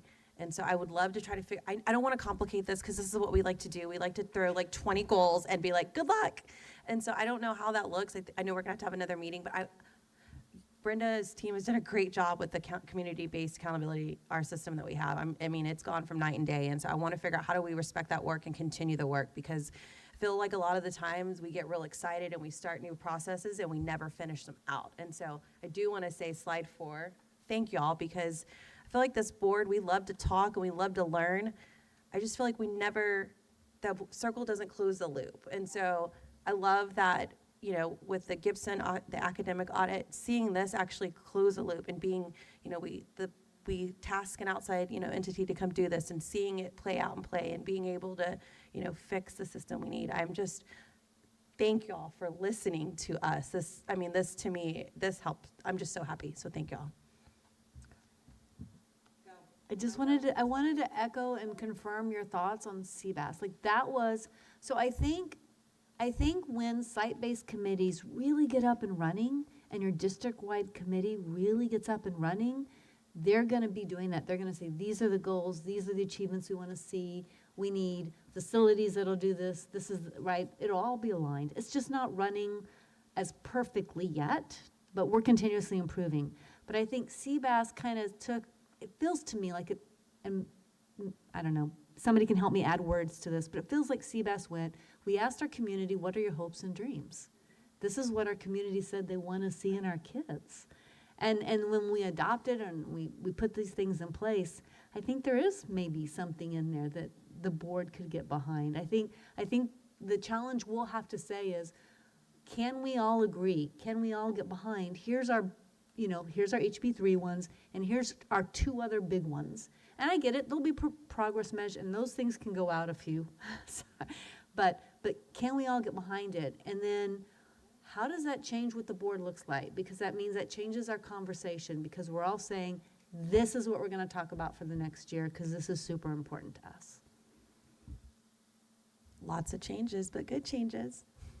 Go ahead. I know you want to say something. No, I was just going to say that people say that to me a lot. I've noticed. It's okay. It's because I talk a lot. I think definitely goal 1 and 2. I mean, CBAS is a way that we hold ourselves accountable. It's very aligned to the strategic plan. So, and these naturally align with the strategic plan, I feel like, as well. The operational one is not as totally aligned as the other 2 for sure, but I think for some reason what popped in my mind when CBAS came up as the parent engagement piece of this, that just seems like it really connects to CBAS, and I don't know if you have thoughts on that, Dr. Grissom, but again, these are this is a team decision here, so that's just an idea I'm throwing out. Yeah, absolutely. The only other thing I would add on that is we are actually in conversations. We are about to go into our 5th year on the strategic plan. It is time to start re-engaging around what are those hopes and dreams. And so thinking about where we asked that question in 2020, right? It's a little bit different time now. And so how has that shifted? And I think that that's a great thing to think about as we move forward. How do we go back out to our community to ask that question? So I think if we're winding up this conversation, just a reminder that we do want and need the feedback to make adjustments. I've heard some things that I feel pretty concrete that we can make some adjustments here. One of the things I'm just reminding myself of a lot lately is when everything's a priority, nothing is a priority. And so how do we narrow the focus? When we prioritize things, whether we call them priorities or goals or whatever, but when we prioritize things, it doesn't mean we're not going to do other things, especially things that we're already doing well. When we walked through this with Cabinet, there were several different things. There's a lot of stuff in these policies that you could prioritize for your work as a board. But like, what makes the most sense for the needs of the district and the students right now is kind of where I'm thinking this through as we start developing and giving that feedback. So I don't want to end it. I'm just want to make sure that we kind of think through that for sure. Board members, any other questions? All right, well, y'all know that you got homework. So, and if not, I will make sure you did your homework at the next meeting too, so. All right, thank y'all so much. Oren, thank you so much. It's been a pleasure. Like, this is what we need, so thank you. All right, board members, we have another guest for our next agenda item, and we're gonna go to 9B2, discussion of the title, Funds Audit Report. Come on up.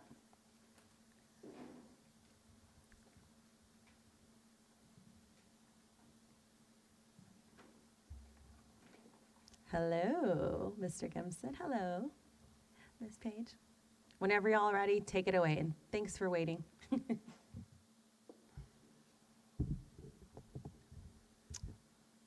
Board President Smith, trustees, Superintendent Clark. My name is Greg Gibson. I'm president of Gibson Consulting Group. We are proud to serve as your internal auditors, and I'm here tonight to present the results of our title funds audit.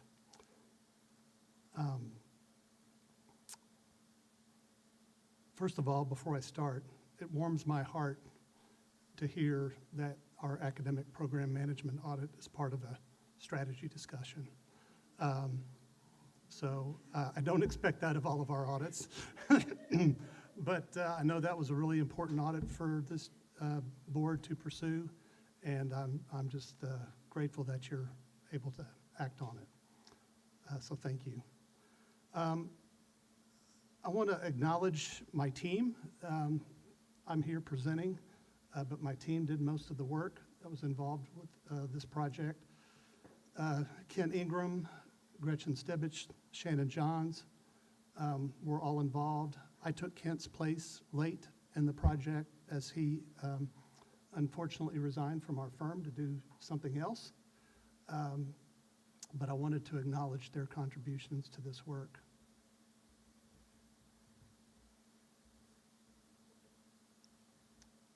I'm going to try to do all of this.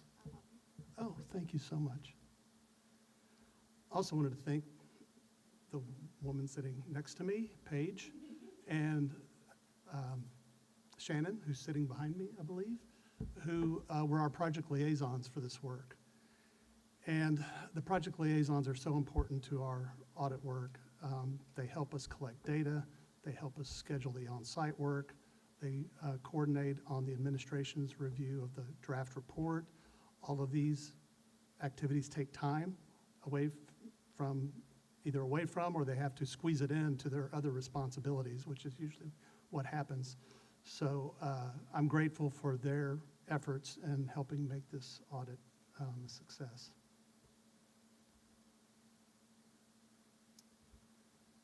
The objectives of this audit were to evaluate the compliance, efficiency, and effectiveness of your title programs and of the departments and areas that oversee the program compliance and provide financial oversight. So this is called the Title Funds Audit, and there are more titles than just the four, but the main four are Title 1, 2, 3, and 4, Part A. And that was the scope of our work combined all in with these programs last year. Spent less than $3 million, but it's still a significant amount of money that is very impactful in the services that are provided to kids. Title I targets concentrated populations of low-income students. You have 6 elementary schools that receive title funds. Title II focuses on teacher quality and student learning. Title III focuses on emergent bilingual student services and supports. And Title IV focuses on academic enrichment. And there's a lot of activities that go on in each of those title-funded programs. Each of these programs, if you look at the funding year to year, it looks like it ought to be closer or it's like a trend line. But if you look in the report, the funding bounces from year to year. And that's because there's 4 components to the funding. There's the formula funding that decides what the base allotment is. But there are also the things like carryovers. There's certain, and all of these title funds have different rules or guidelines about how much you can carry over to the next year. You can also, for some of these, you can transfer in between title programs. And then if you don't spend what you're supposed to spend, TA can yank it back. So you haven't had that happen, but that's those are the possibilities. And so because of that, and because our federal funding fiscal year is different from our school fiscal year, that also contributes to variations. So the 3 domains that we're going to focus on tonight are organization and management, compliance with laws and regulations, and information technology and related processes. So the State and Federal Programs Department, or SAFP, has made great strides in improving controls over these title programs and also in customer service.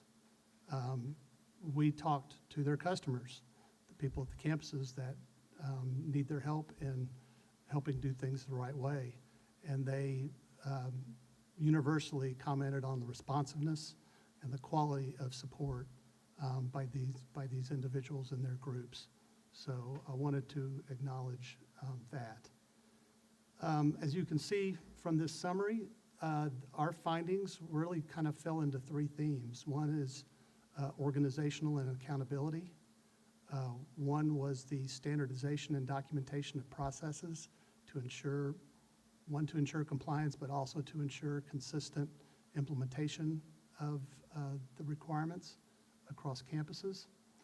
And third has to do with efficiency. Just we found some found some manual tasks that would benefit from additional automation and make you more efficient. This is a summary of the recommendations. We're going to talk about each of these briefly, but I just wanted to point out that all of our audits we assign a priority. And this is our assessment of priority. Your assessment of priority also weighs into this, but the Board Audit Committee asked us to weigh in on what we think the higher priority items are, so that when you're planning to address some of these things, that can be at least one factor that helps you plan.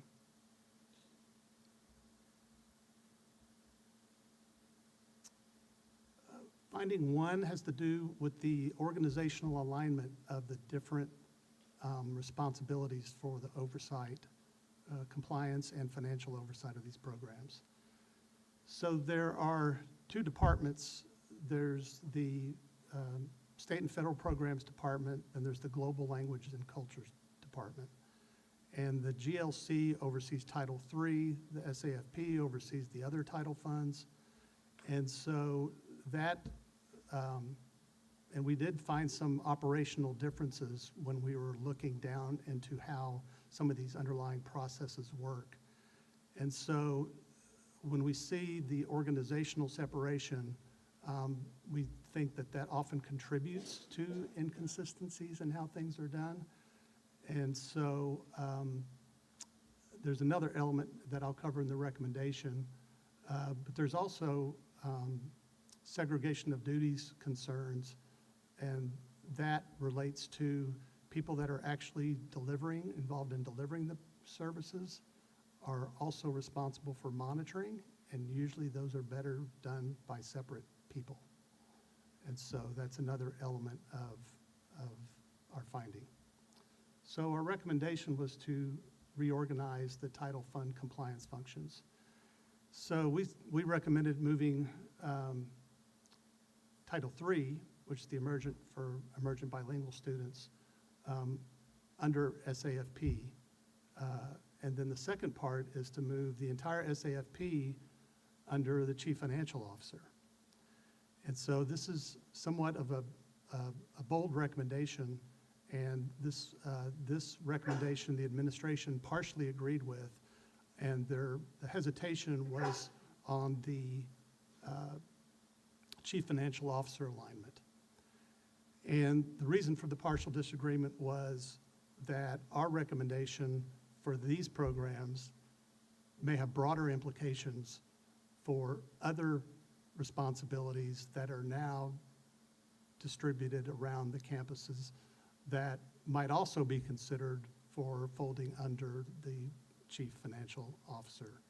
So we don't want you to look at this in isolation. It doesn't change our recommendation, but it certainly warrants further study and analysis before you step into this.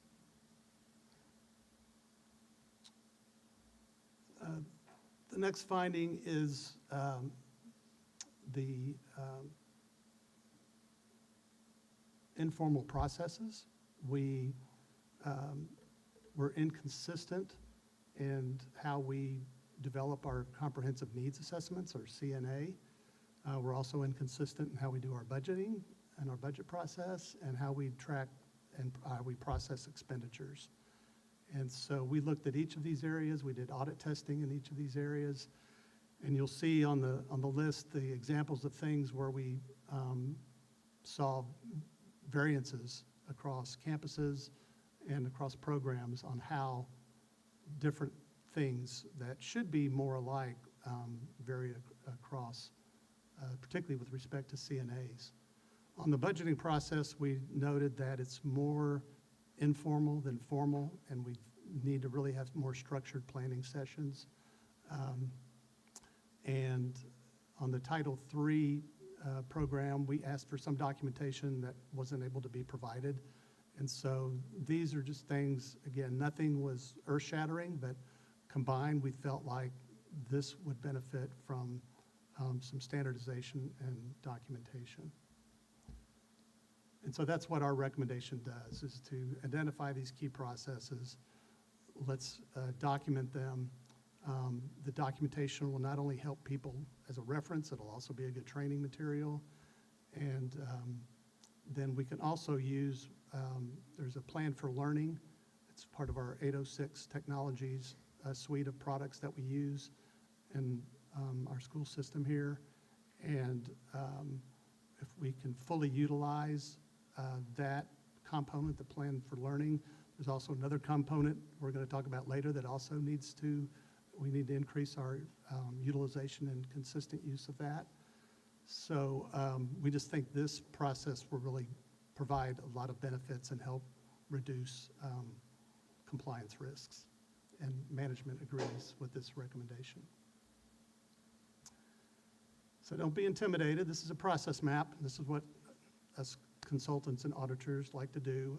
We map out processes so that we can better analyze them. It's hard to analyze a process that's written on pages of text. So this is an example. There's several in our report. This is one is a title-funded goods and services as this process map for how you process expenditures. So each of the shapes means something, and the colors, the green indicates areas where there's opportunities for improvement, and the darker blue is for those that we don't really need to touch. The squares are activity, or the rectangles are activities, and then those little things look like a file. Those are actually documents, hard copy documents. And then the Munis system, the cylinders at the bottom right, those are information systems, and in this case, it's Munis. So you can tell by looking at the diagram that in this particular process, we have a lot of paper. And next to that paper is a process because someone has to deal with that paper. And so when we analyze this, this is what we looked at, and we evaluated the ability of information systems to help automate this. And so we had a recommendation to, if you go to the next slide, to re-engineer these processes, this process in particular, to achieve these benefits. And if you go one more slide, you'll kind of see what the simplified process looks like. A lot fewer moving parts. So this is the goal. And the simplicity and the paper, use of paper and all those processes also increases the risk for errors. So we think that this streamlined process will not only be efficient, but will also help in other ways.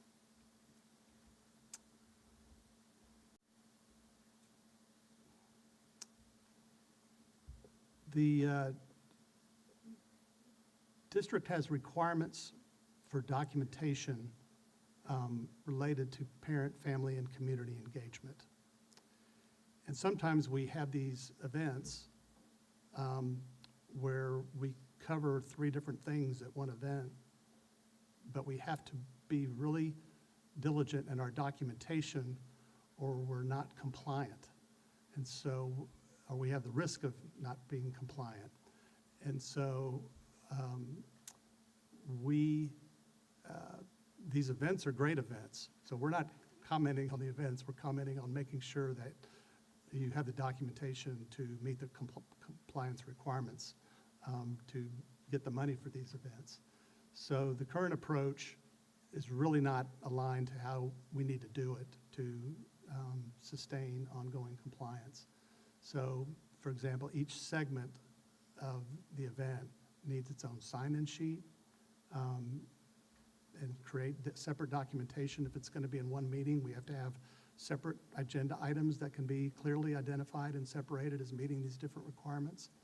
And so this seems like a little thing, but it's really pretty important. So this is an area that we thought needed attention, and our recommendation was to basically document these to consistently align with TEA requirements, and management agrees with that recommendation. Our last finding is that compliance documentation is inconsistent across campuses and causes additional review time and also poses compliance risks. This gets back into our the Title I crate, I believe it's called, that is the 806 Technologies template tool that we use to capture information. It's a great tool.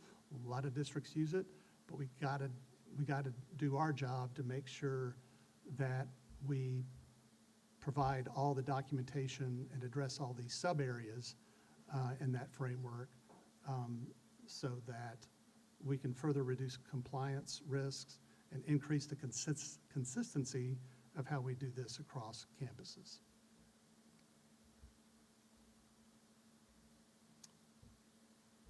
My recommendation is to basically address this and I think they're already addressing this. It looks like that the SAFP should require everybody, all the campuses, to do it exactly the same way and use the tool in the same manner.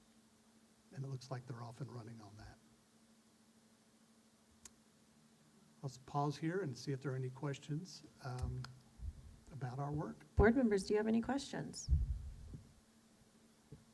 I know you will. You ready? No? I guess my only thing, I'll just more of a comment. I'm happy to see that y'all are focusing on the family engagement piece, because I was a PTA president and I would help those meetings. And so it varies from campus to campus. And it's an important meeting and parents do show up. And I think it's one of these things we talk about, our board priorities right here. This is another avenue for us to really engage in a meaningful way to our community. And so I'm excited to see, I think for me, I just don't want it to be a checkbox meeting, because that's just not, I've seen these Title I meetings like really be meaningful and impactful, but related to that community, and you see the PTA get involved. And so I'll just be kind of watching that. But I'm really glad that y'all are changing that entire model and really trying to engage those communities in better ways. So thank you. I have a question, and when you talk about a lot of paperwork involved, looking at even something as the last one that you talked about the sign-in sheets, for example, should they also be looking at having that digitally kept so that it can be easy to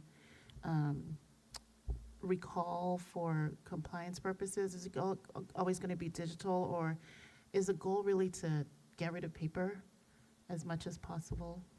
That's certainly one of the goals. I'll let Paige speak to that particular item, but that any opportunity we can find to eliminate paper and automate the process is always a good thing. But that's not always available. But I'll pause and let Paige respond to that. We certainly have digital copies of our sign-in sheets, and we're able to upload them. If they are in paper, we'll upload them so that we don't have all the paper. Paige, wouldn't you say that Crate, which you have implemented consistent use of Crate across all campuses now, that between you and Shannon, and so that's a platform, I guess. We also do our district and campus improvement plan in the same platform, but when we need actual signatures for some of these meetings, but they do scan them and upload them. Exactly. Right? Yeah. Yes, that's right. And I will say, parent-family engagement, our nights are extremely well attended, and we have a lot of engagement. We just need to get better at documenting with the sign-in sheets and the agendas. I mean, I've attended one, and I'm not going to say the school, but I was like, wow, walked in, and I'm like, what happened here? But I mean, those are the things, like we talk about celebrations, right? I feel like those are what we need to be celebrating, because Where, you know, it's just, I hate the preconceived notion that some of our schools have just because what people think. But when you get into that room and you see those nights, it completely like compels you as a parent, like, amazing. man, Yes. like I feel wanted here. This is where I want my kids and community. So I will be looking for some of Our that. teachers, they're doing an amazing job putting on these nights and collaborating with our families. Because you'll have like almost 200 kids there. Like, Yes. that's the stuff I want the board to be able to see. So, you know, if you have one, invite us just so they can see that community engagement attached to Absolutely. it. That would be something we need to see happening. Absolutely, and sign in when you're there. Oh, Paige, you know I will, and I will take a picture and you will see it. Board members, any other questions? Go ahead, Chris. I'll just say that Paige had already done a response. She and Shannon, I think there was not really much in this audit report that you weren't aware of. Would you think that would be a fair statement? And so they've really put forth a lot of things in place already. Title I crate is a big piece of that. I don't want to speak out of turn, but she did put a summary of how she's responded. We learned after the last audit to not do a response right after. So she just wrote down some of the things that they are doing that you can look at in the board memo from last week. Yeah. Thank you, and I just want to thank our team. Everybody's really worked really hard to collaborate with each other, and I want to thank Mr. Gibson for his leadership and helping us uncover the things that we need to work on and have continuous improvement. Thank you. Well, thank y'all so much. I think everyone in this room knows this board loves a good audit. But most importantly, I love seeing y'all act on it. It's just not sitting somewhere. We did an audit to say we did an audit. So, Greg, your company, this board loves it, but thank you for being here doing this. Paige and Shannon, thank y'all so much. I know an audit can be stressful, but we know y'all are doing the work and you're doing it ahead of time, and we just appreciate it. So thank y'all so much. Just have one more thing. Well, one more question. I'm so sorry. Well, it's not a question, it's Oh. really just a comment. So based on our previous audit, this one, I'm just hoping that we're identifying trends so that we can be ahead of things in the district before, so we really don't need an audit to tell you, automate things. Absolutely. I mean, we were kind of consistency. I know that's, yeah, and alignment are definitely trends, and so those are things we're looking at. Awesome. Well, thank y'all so much. I can't wait for the next audit. Thank you. Thanks for having me here tonight. All right, board members, I know it says a break.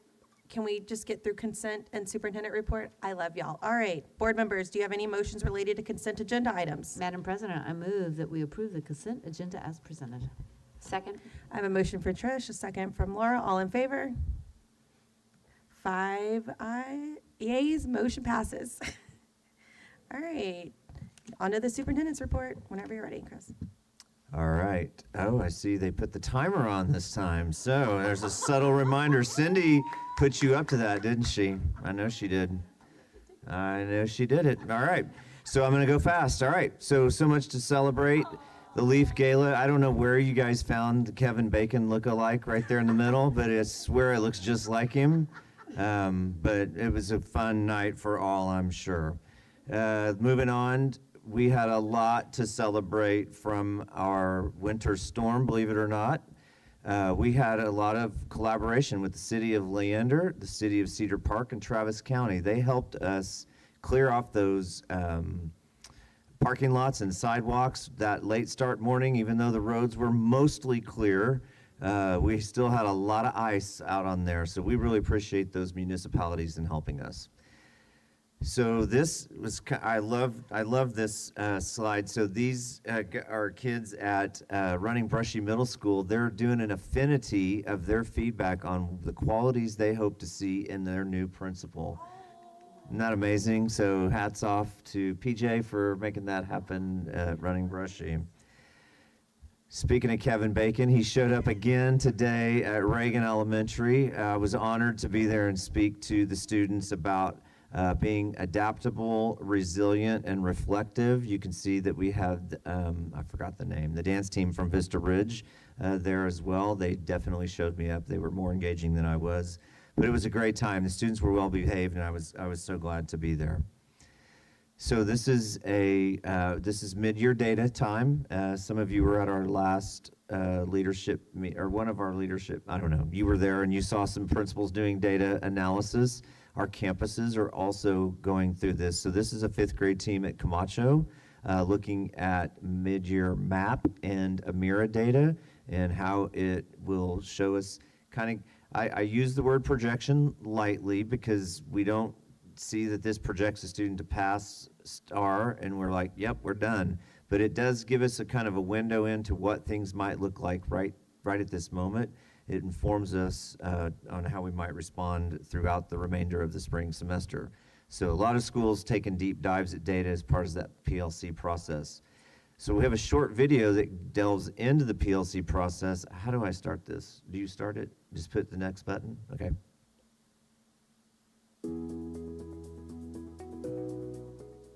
This off of our slow T. So the 3.5B representing and solving 1 and 2 step multiplication and division problems within 100 using arrays, strip diagrams, and equations. So last PLC, we all worked together to look at the OGAP item. They took this, we also took it to kind of see what strategies we would expect to see from them. So that was helpful when grading. We can start in the third 9 weeks and look at who's using what strategies. And then we can move into, okay, now who's going to work with each of those groups? She has multiplicative strategies, but she doesn't have division strategies. So she's doing division. Right. Well, I guess this is where they're at. Okay. So she's multiplicative.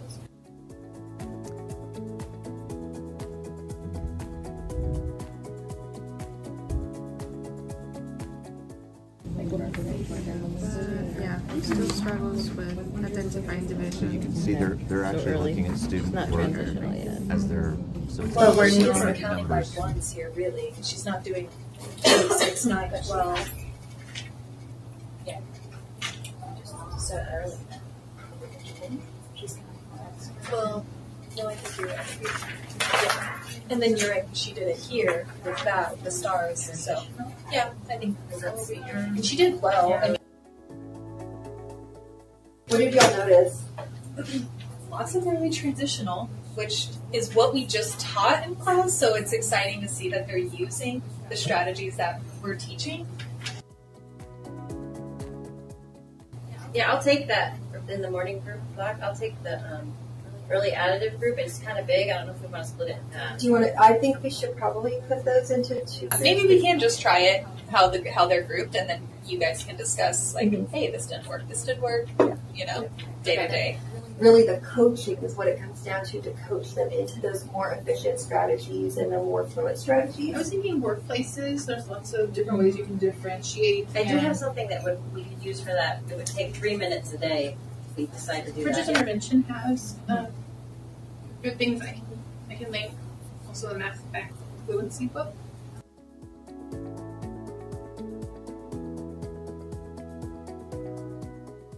So some of you mentioned that you saw the same document that you saw at the PLC training. It's the TACA. Is that the correct form? I always mix that term up. But so teachers are grouping students. You can see them looking at student work. That is high functioning collaborative teamwork right there.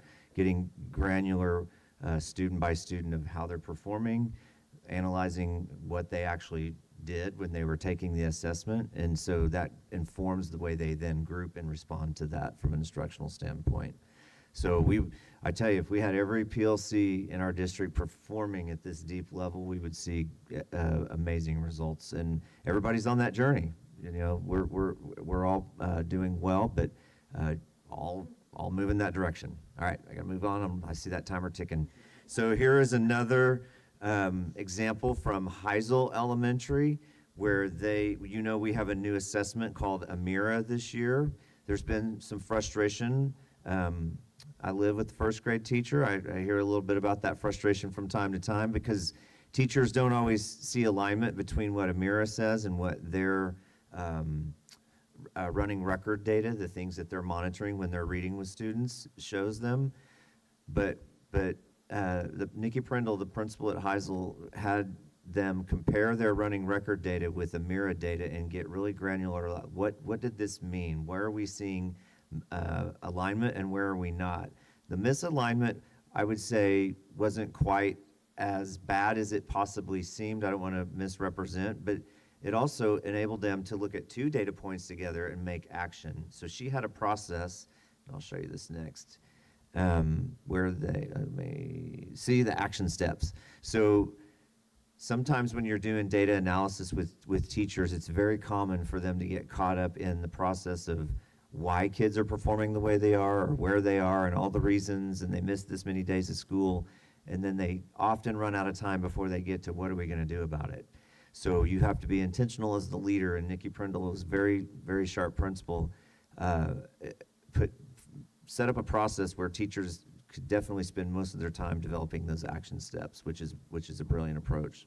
So let's see. Oh, this is the last one. So we want to give a shout out to Jason Miller's team. I just think this was pretty innovative thinking on his part. You know that we're in a budget crisis, and it seems counterintuitive to buy new devices. But that big box, what do you call it, Jason? It's a device locker. So instead of the man hours, when a teacher's laptop breaks, it used to be a person goes, gives them a new one, takes it, and brings it back. They may have to wait a long period of time, and that's frustrating for the teacher, but it also costs man hours. Every time they're taking devices back and forth, that's less time they can spend helping get those repairs made. So in that device locker are charged devices that are replacements, so they can call the help desk. Now you tell me if I get this wrong. They can call the help desk, get a code, they punch that code in, they put the broken one in, take a new one out, and then they're ready to go. And then all at once, a tech can come and get all of those devices and take them for repair. So that, while it is a cost, it does save us in man hours and creates efficiency, which is what we're talking about even with our title programs audit. Did I do that justice? So thank you to Jason and the technology team. We appreciate that innovative thinking. Look at that. 6 minutes to spare. I can't wait to tell Cindy tomorrow. Board members, do you have any questions? You sure you don't want to extend the 6 minutes? Do you want to do HB? You want to take a break? All right, well, thank you so much, Dr. Clark. All right, I guess I'm going to get the board okay. Can we move to HB3 goals? Approval? All right. Next, we're going to go to 9A1, consider approval of the 2025-2029 House Bill 3 goals. That's when Jack graduates. Welcome, y'all. Whenever y'all are ready, take it away. All right. Well, good evening, Madam President, Board of Trustees, and Dr. Clark. We are here tonight twofold. One, to present to you the revised House Bill 3 goals around early childhood reading and math, and then also to seek approval for all of the House Bill 3 goals as presented for the 25-29 cycle. So Dr. Hardwick is going to go ahead and present to you the revised House Bill 3 goals around early reading, and then I will follow up with the math goals.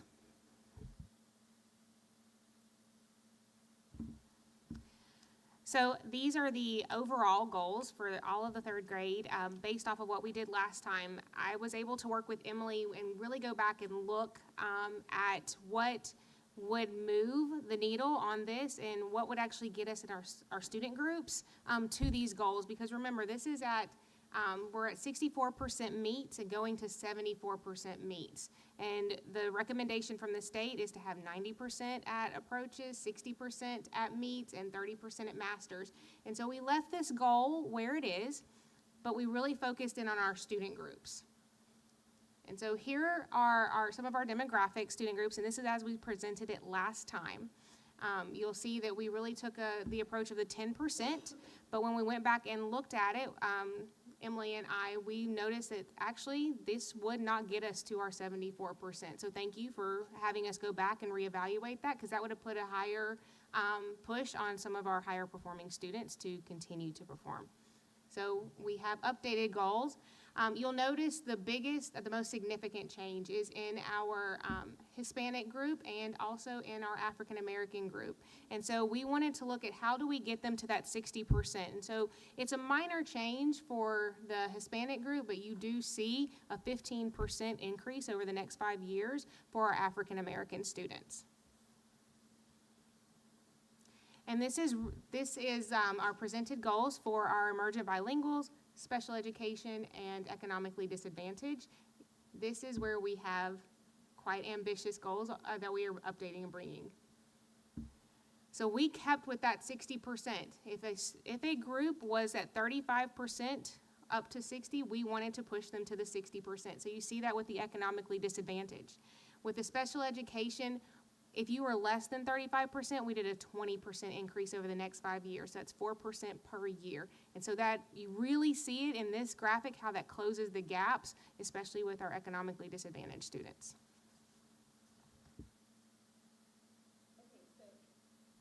So we followed the exact same process for math. So everything that Dr. Hardwick just said for reading is going to apply for math as well. So you'll see that the the overall meets goal did not change for all of our third grade students when you look at it holistically.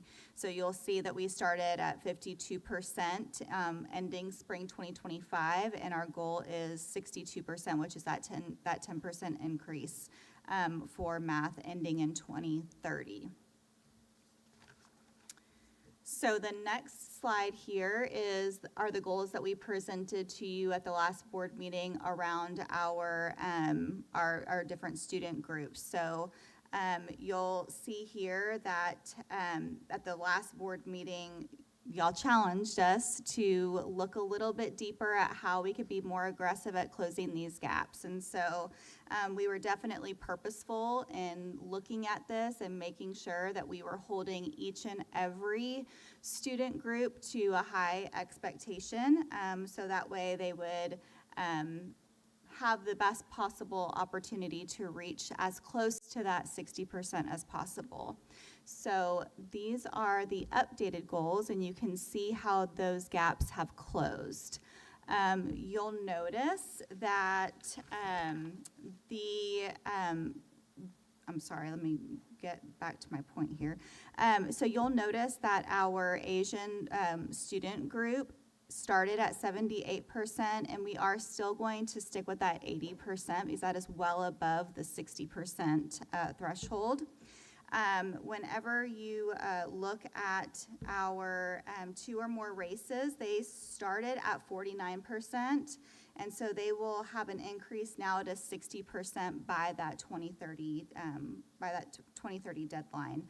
And then when you look at our white students, they started at 54% in spring of 2025, and they will end 2030 at 64%.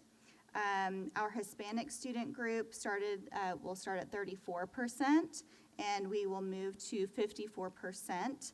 And then our Black African American student group started at 29%, and again, we'll have that 20% increase to hopefully get to 49% by the 2030 school year.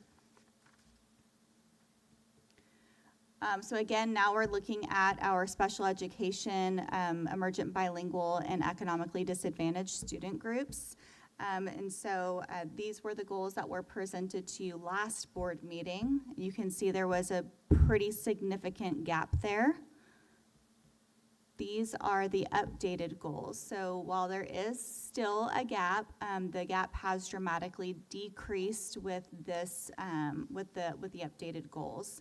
And so you'll see that our emergent bilingual student group will be increasing 11 percentage points over the next 5 years, ending 2030 at 60%. Our special education student group and also economically disadvantaged, both growing 20%, ending 2030 at 43% meets. So the one thing that I do want to make sure that we mention is that we're confident that these goals serve two purposes, right? That they are both rigorous for our system, and also they meet the board's desire to take a more aggressive approach to closing gaps amongst our student groups. So thank you for pushing us on that. It did cause us to go back and ask questions and make sure that we're, pushing ourselves to higher standards as well. So just another reminder as well is that we will revisit these goals every single year, right? So if for some reason we have student groups that are outperforming the goals that we have for them, we can always come back and readjust to make sure that our trend is going in the right direction, right? That doesn't mean that we will change a goal to be lower. We don't want to do that, but what we will do in that case is look at our plans of action and make sure that we are really targeting the correct work that is going to get us back on track or closer to that, to achieving that end goal at that 2030 time. So, any discussion? So the progress measures, I think that's for the next agenda item. So I'm not going to ask about progress measures for this, then I'm going to leave that off. And I'm just going to say, I really appreciate administration and the board. I love the questions the board had. And as I was running all this stuff through modeling, it was saying, board needs to set an appropriate level of ambition and urgency for the outcomes. And what can we at night go to sleep going, hey, this is what we get to own. And so I was really excited. So, yeah, thank y'all all. I just want to thank y'all for digging deeper and being so responsive. Also, we didn't get to talk about it much last time, but really laying out the key strategies that you think are going to get us there. That's also really helpful for us just to know that that's there and that you've identified that. And so I just wanted to thank you both. I know lots of people have worked on this. So thank you all for the collaboration and for really thinking about how we can have high expectations for all students in our district. Just really great. Really great to see. Thank you. Thank you.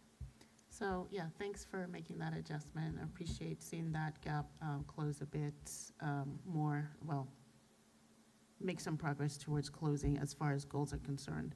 The only thing, I'm not sure, I don't think I caught this the last time, but on slide 9, where we have the third grade, what's it, this one? Let me see. Yes, sorry, slide 9. So it's really about, I think the last time I talked about trying to move close the gap for the students that were in the groups that were lower performing.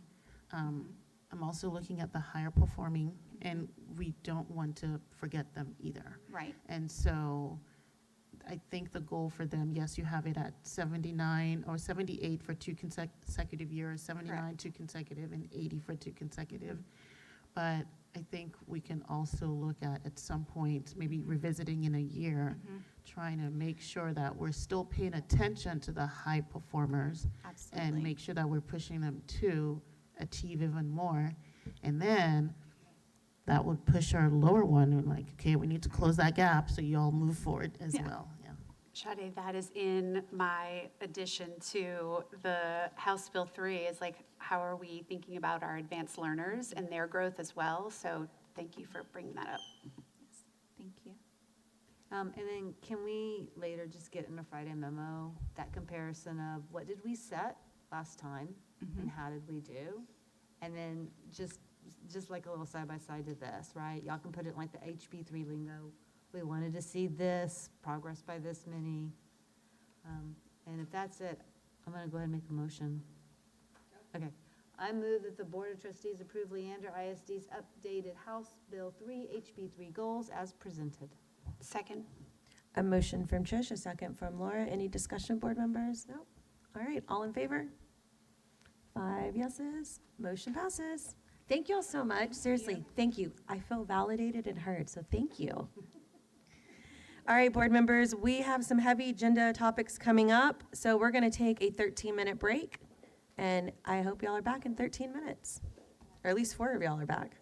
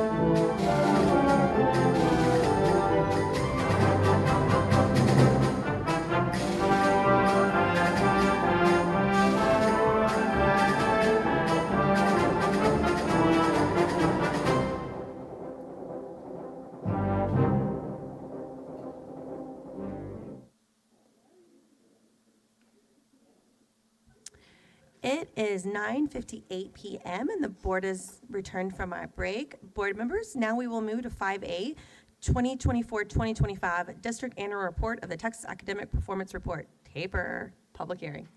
Public hearing, which we already did, so y'all take it away. Yeah, thank you. Good evening, Madam President, trustees, and Dr. Clark. Tonight, we do have our annual district report of the Texas Academic Performance Report, or the TAPER, not TAPER. I've been reminded many times about that.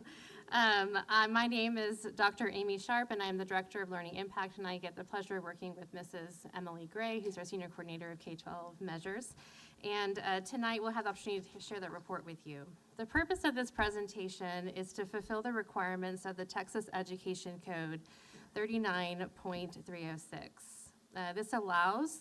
This specific report allows the state to have a uniform process with reporting student academic performance and other reports across all districts and all campuses.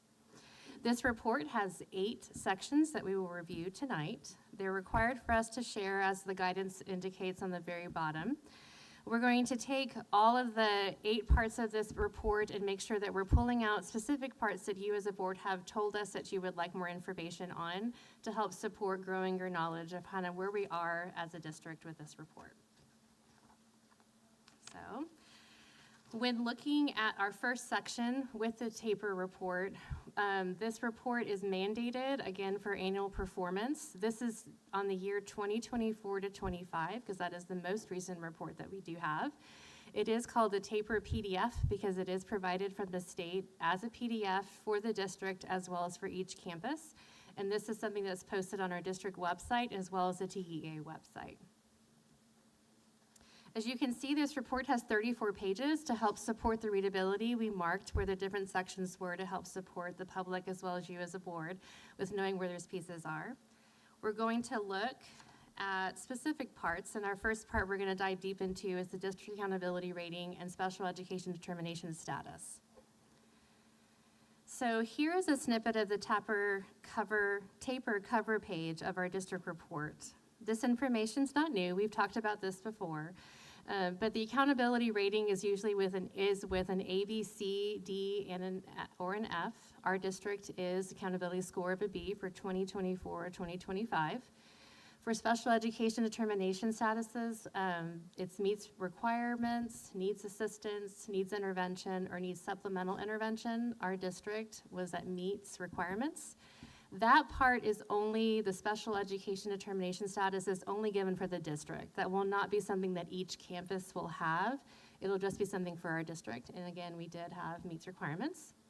And then distinction designations are also reported at the district and campus level. Each campuses that earn distinctions for the 24-25 report will be, of course, on their cover page as well. Okay, so we want to dive into the report itself now that we've talked about the cover. So the first section is about student academic performance. As Dr. Sharp mentioned, a lot of this we've seen before, so we're going to go pretty quickly. But the first big section is about STAR. Again, from 24-25 school year. The thing that's unique about this report is it breaks it down into a lot more granular level. So when we get our accountability reports, those are usually an aggregate number. We'll get the percent performance for all of mathematics. This report allows us to dig into each grade level, each performance level, and each student group. The other thing to note that's really interesting about the TAPER report is it allows us to compare. And so this is a report not only that is publicly available for Leander ISD, of course, in every campus, but also literally every campus in the state of Texas. And so just a reminder that that is a really amazing resource. Although it is a little bit old in terms of the data available, it's a great resource that's available to us.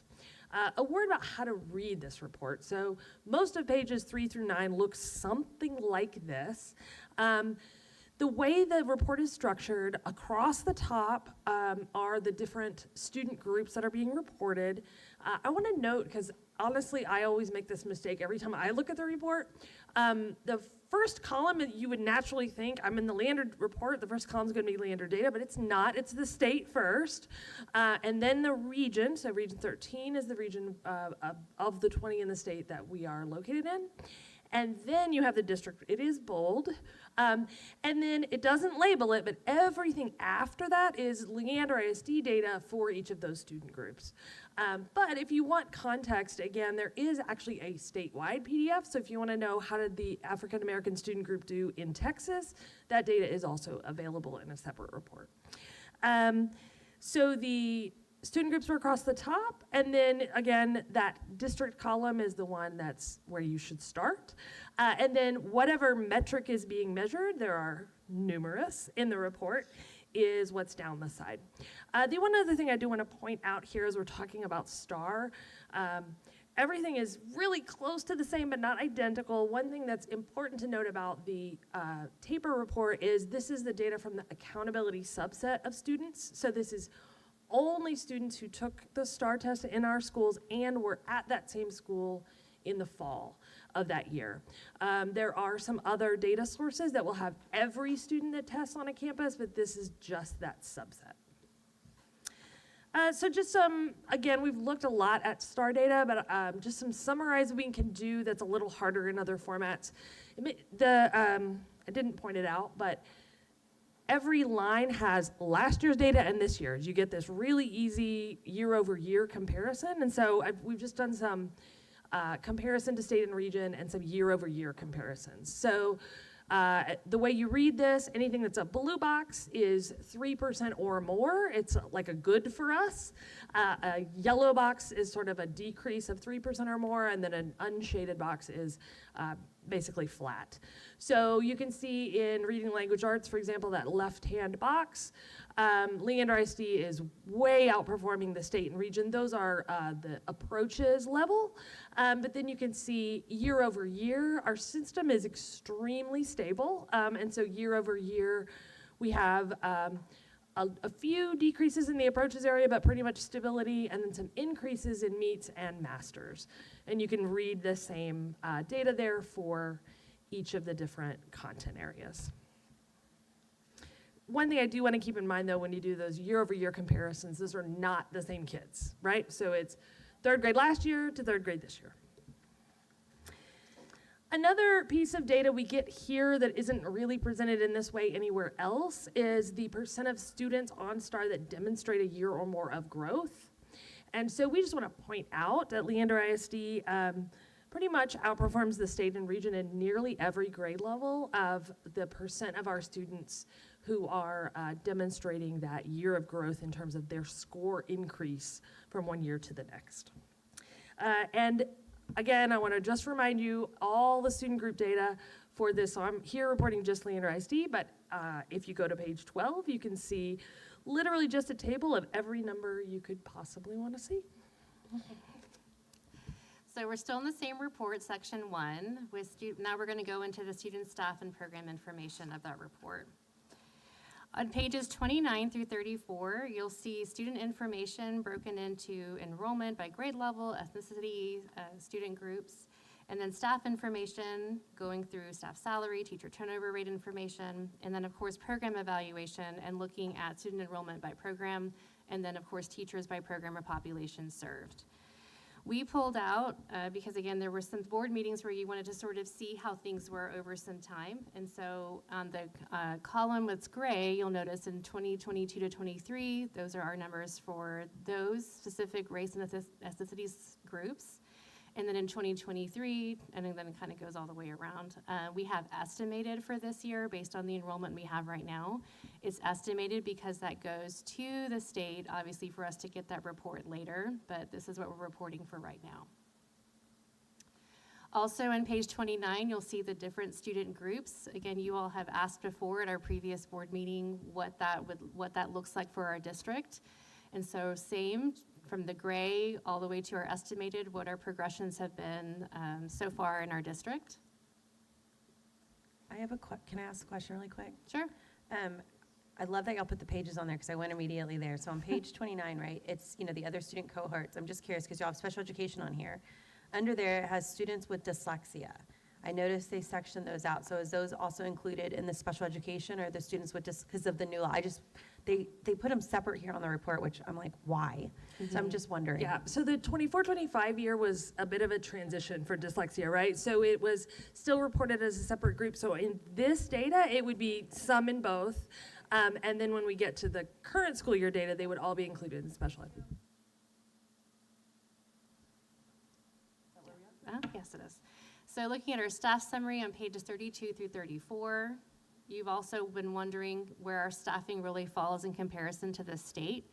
And so on here, you'll notice our teachers as well as professional support, recalling that professional support can also be positions like Emily's position. And then campus administration, obviously our administrators at the campus level, central administration being positions like myself.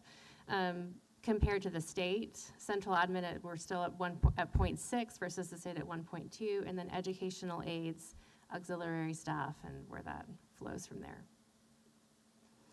You have also wondered, as a board, what our teachers by population served has looked like historically, and so we went ahead and provided that information to help support your knowledge and growing knowledge of that progress so far. You'll notice on our bilingual ESL population, we have a pretty, is 1.6, 1.7. We're not really growing a lot in that population as far as 2024, 2025 data is concerned.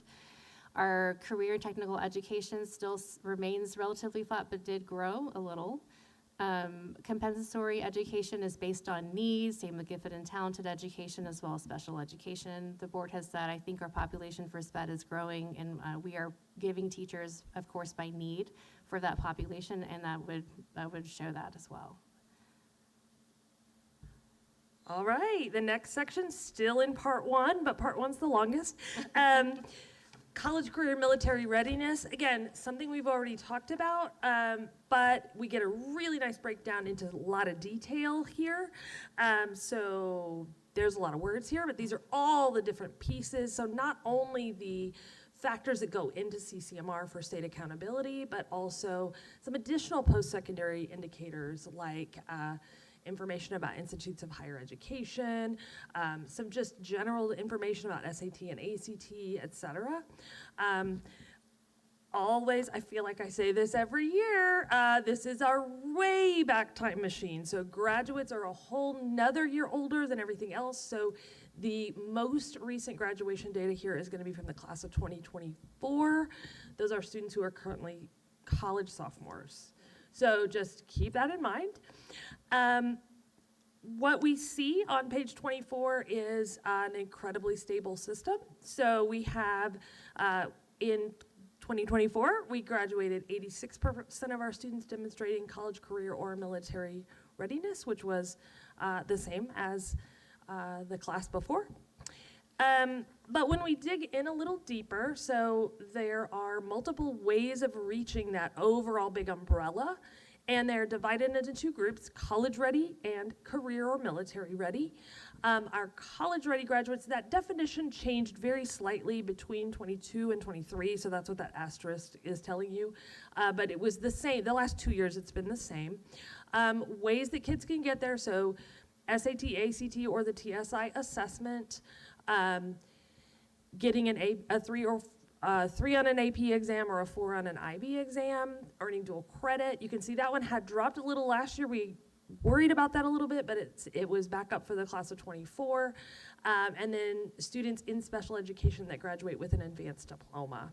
That's the one that moved over that had previously been called a career readiness. And then the career military ready graduates, this one is where really the only indicator we saw a significant change was the increase in industry-based certifications. And that's one that we've seen coming. Again, this is a really old metric. So we've been reporting on all the kids getting certifications, but remember that can happen in grades 9 through 12. And so we're finally seeing those kids graduating and then 2 years later being reported in the report, right? So we've known for a while our IBCs were going up, but now we're seeing that evidence. And now we're on to section 2. This is our PEMS Financial Standard Report for 2023 to 24. Gina has shown this report to you prior in different budget meetings, but as a review, it goes over the district revenues, expenditures, disbursements, tax rates, as well as the fund balance, and that's at the district as well as the campus level. So according to our PEMS Financial Standard Report, there has not been an update. Gina mentioned that at a prior board meeting that she is supposed to be coming in the spring. And so since you've seen that report before and the summary of it, just know that that's part of this report out, and that has already been shared with the board as well as the public where we are with that process. The next section is our district accreditation status. This is for 2023 to 24. It's backdated because we had litigation that held us back from reporting it prior. And so this year, in September 25th and 2025, they did give us our accreditation status. As a reminder, the ways that you can be given a status is accredited, accredited warned, accredited probation, and then not accredited or revoked.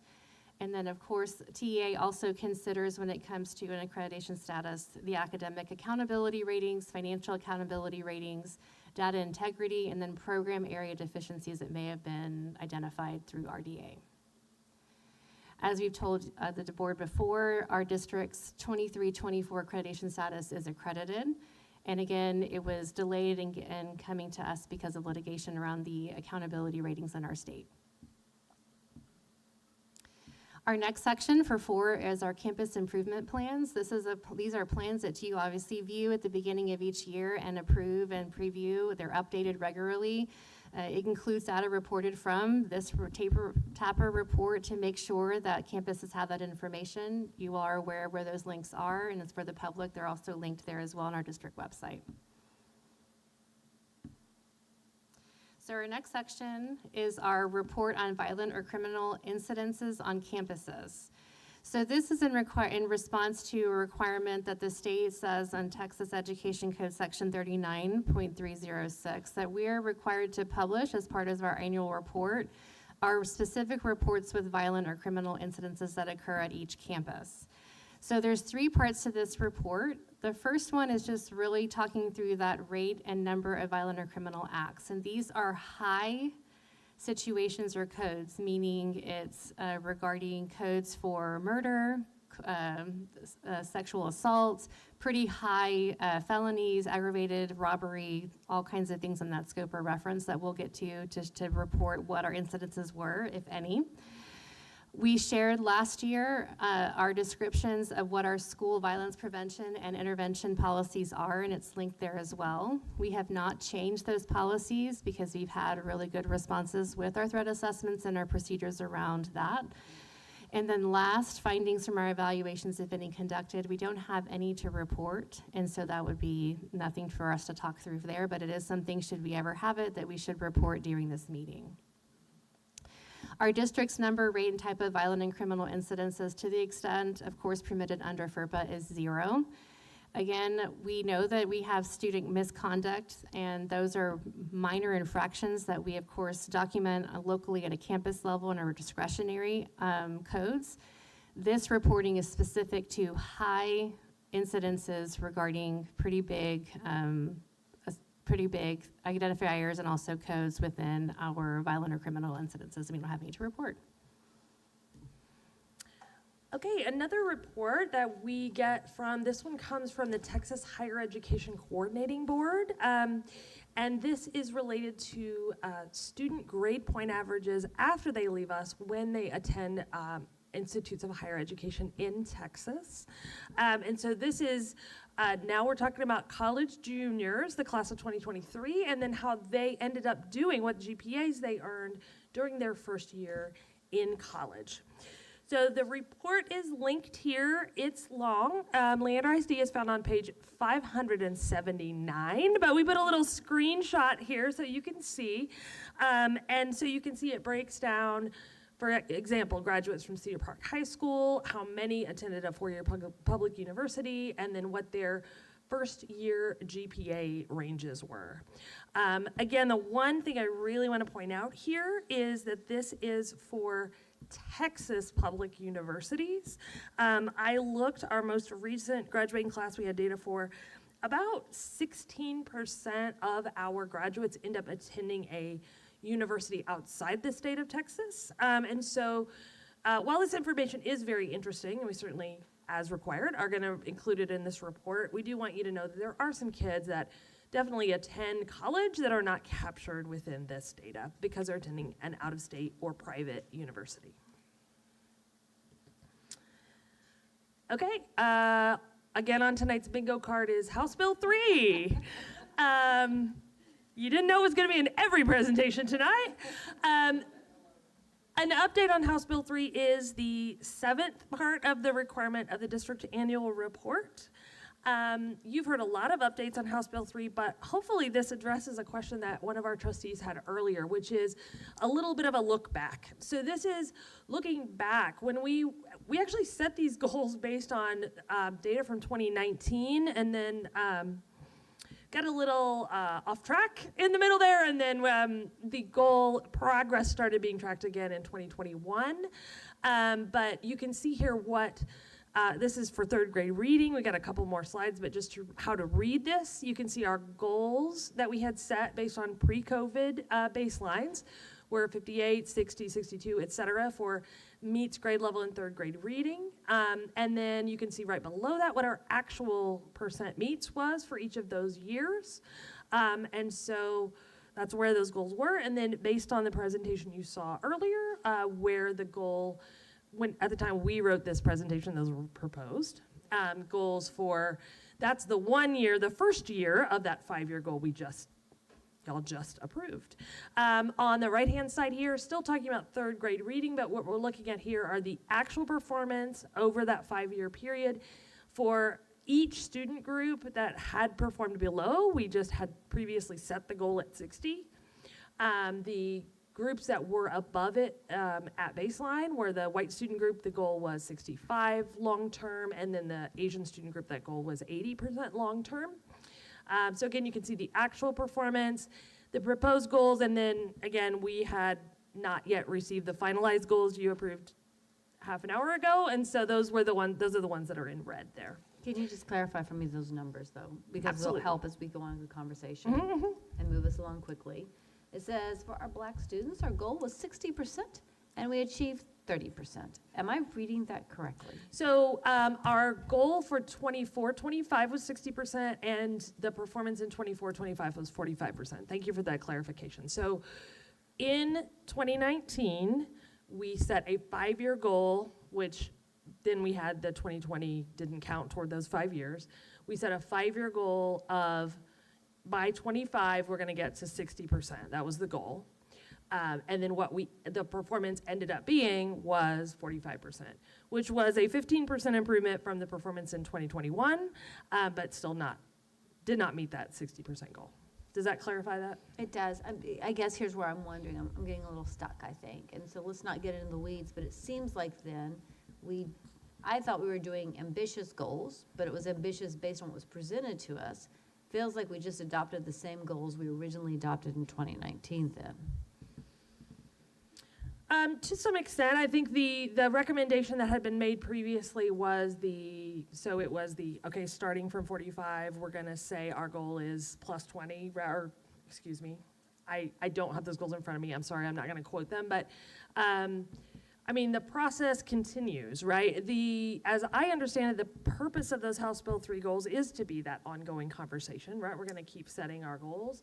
As I said, these goals in particular were a little challenging because they were set based on a baseline from pre-COVID. And so I think that's part of the complication is we faced a big challenge that we weren't expecting when those goals were set. But yes, the goals we have set for ourselves are similar. I think the important thing is the action steps that are put in place to hopefully meet those goals this time. Right? We also had a STAR redesign. That's what I was, right? yes. And so with the redesign also came another layer of complication, right? So if you look at our black population in 2021, we were at 30% and we had a 14-point jump there, right? And that's huge. And so trying to remember that there was a redesign there. Again, we're going to be having another redesign coming. And so this is just something we need to really keep a pulse on and celebrate those ones leading into the new redesign. And as a system, we are looking to see how we can be proactive with our assessment processes and procedures to be in compliance with House Bill 8. And I agree. I think that's really important to note and still say, as a board though, if we're still owning goals, how are we still, as these changes rolling out, still able to kind of lean into those goals? I'm not really sure what that looks like. But I think one of the things, we're mentioning is there are strategies we have in place.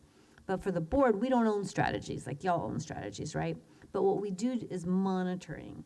So I think that's important too, is those progress measures and the evidence that the strategies are working.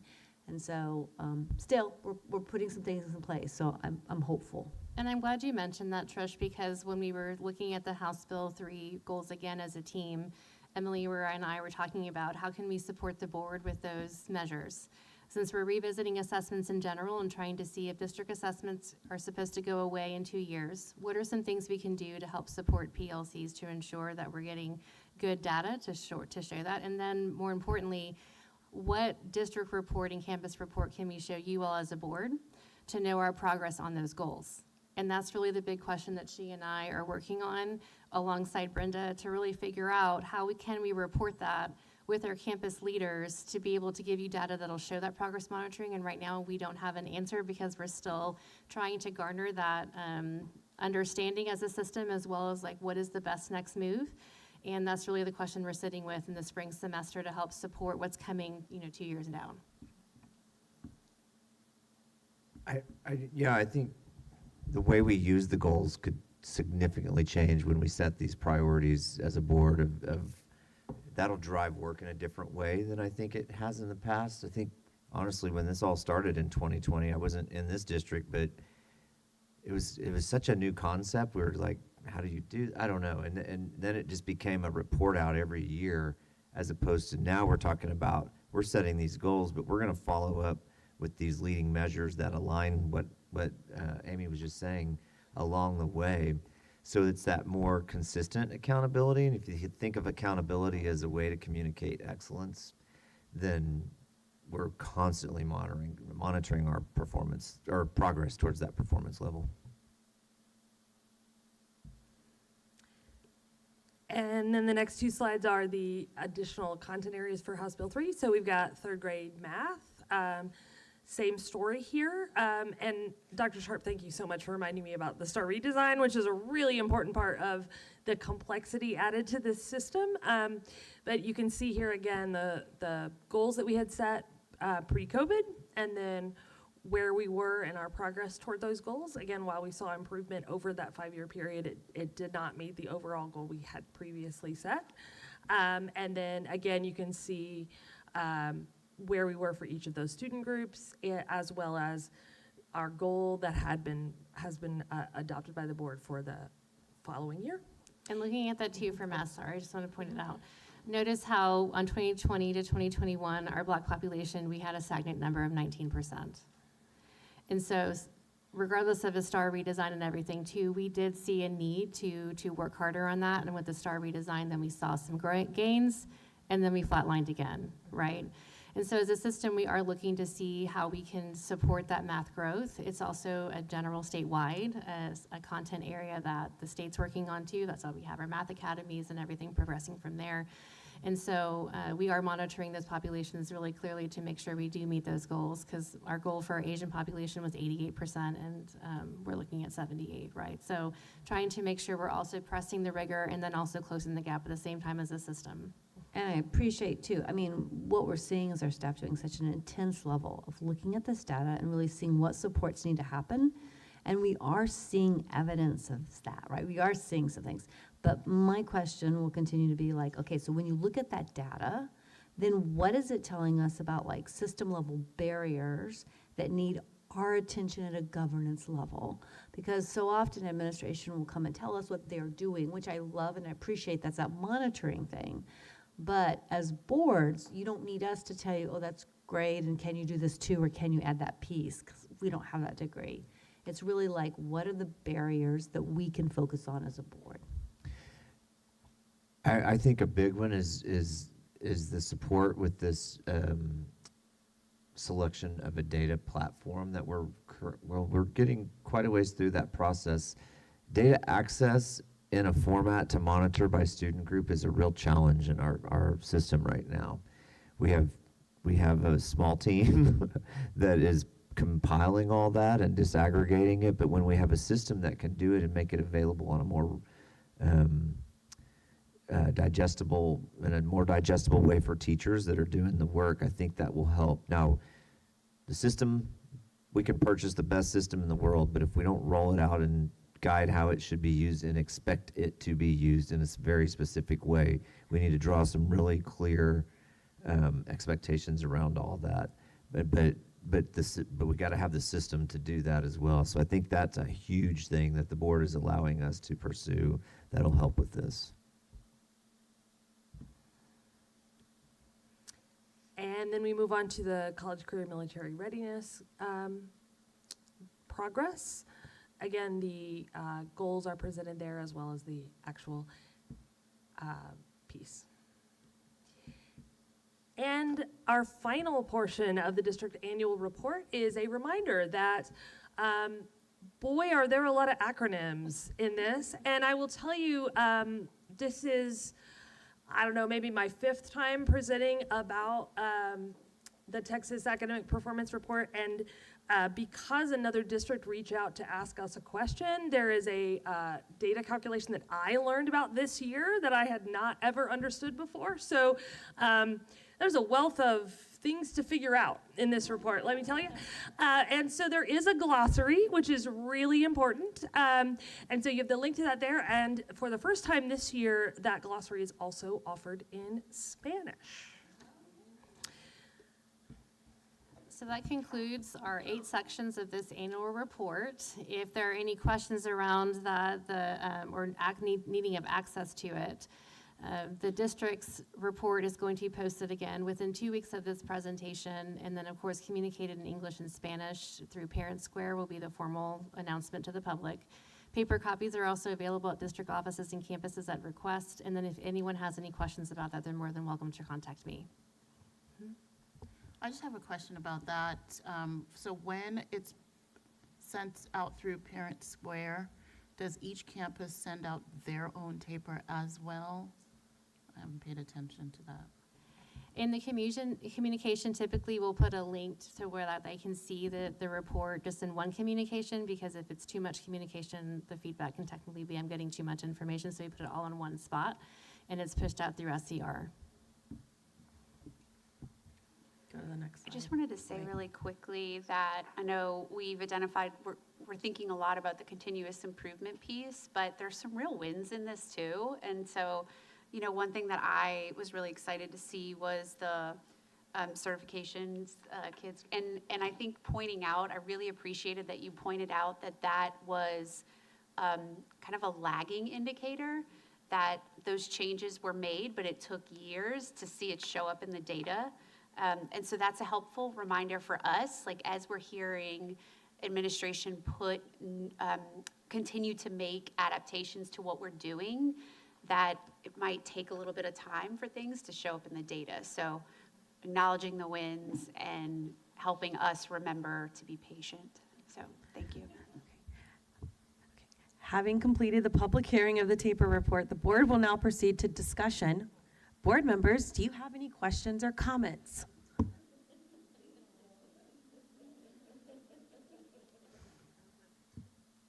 All right. Well, I have a different way of analyzing the taper report, so I have a ton of stuff. But anyway, there's a lot.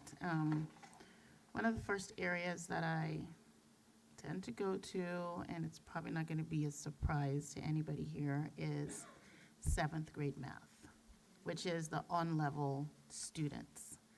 And so starting from when they're in 3rd grade, their scores are really being not very reflective because of the kids that are already advanced but are still taking on-level And then as we get to the point where advanced students, is it at 6? When do the advanced students, is it after 5th grade that they start, when do they So start the taking the Pathway advanced 2 courses begin in grade 5, Yeah. but because of the way the TEKS break down, they don't take a different assessment until they are enrolled in grade 7. Okay. They take the grade 8 assessment. Yeah. So 7th grade is one grade where it's on level if they're not in a different pathway. Correct. The grade And 7 that- math test is the one that only Pathway 1 students take. The Pathway 2 students never take the grade 7 math test. Okay, so that explains why it's, and so personally, I mean, yes, there was a little bit of a jump or whatever it was, but it's still very concerning,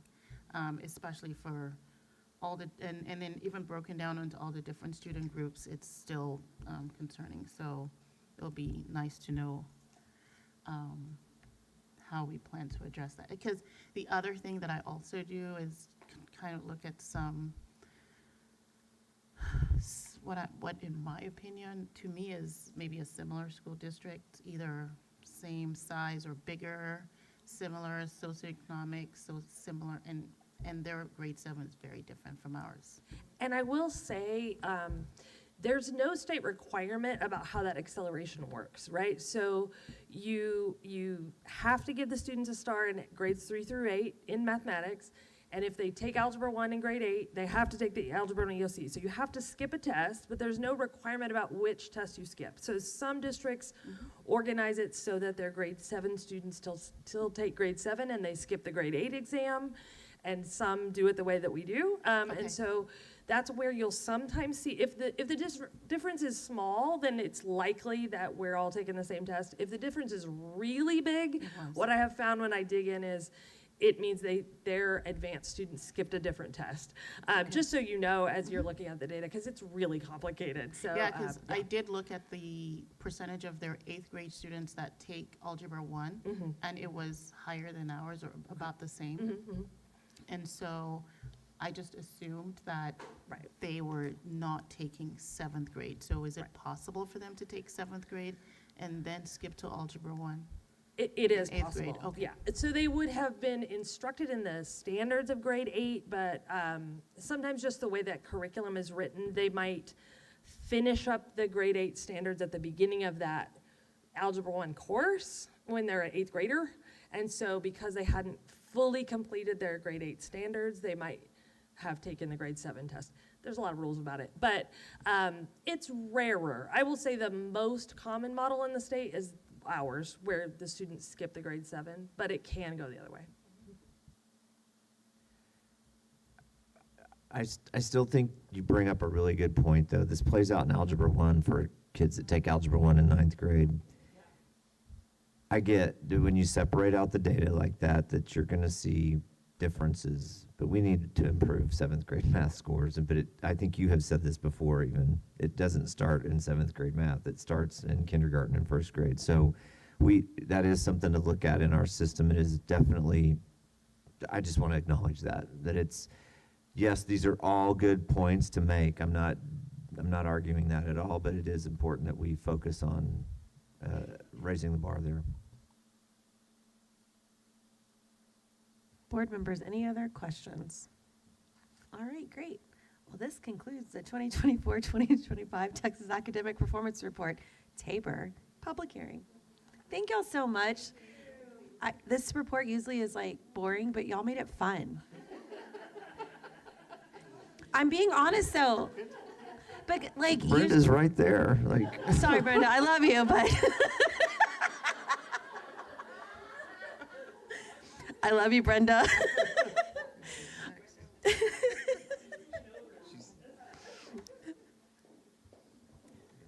All right, I'm gonna get it now, but 9A2, discussion of leading measures for the 2025-2026 update. I love you, Brenda. As I say, that one feeling and you're on it.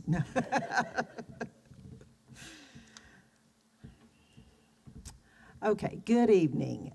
So tonight, we've heard quite a bit of information, and we want to share tonight an update of our leading measures aligned to our student achievement and most importantly, our growth for the 25-26 school year.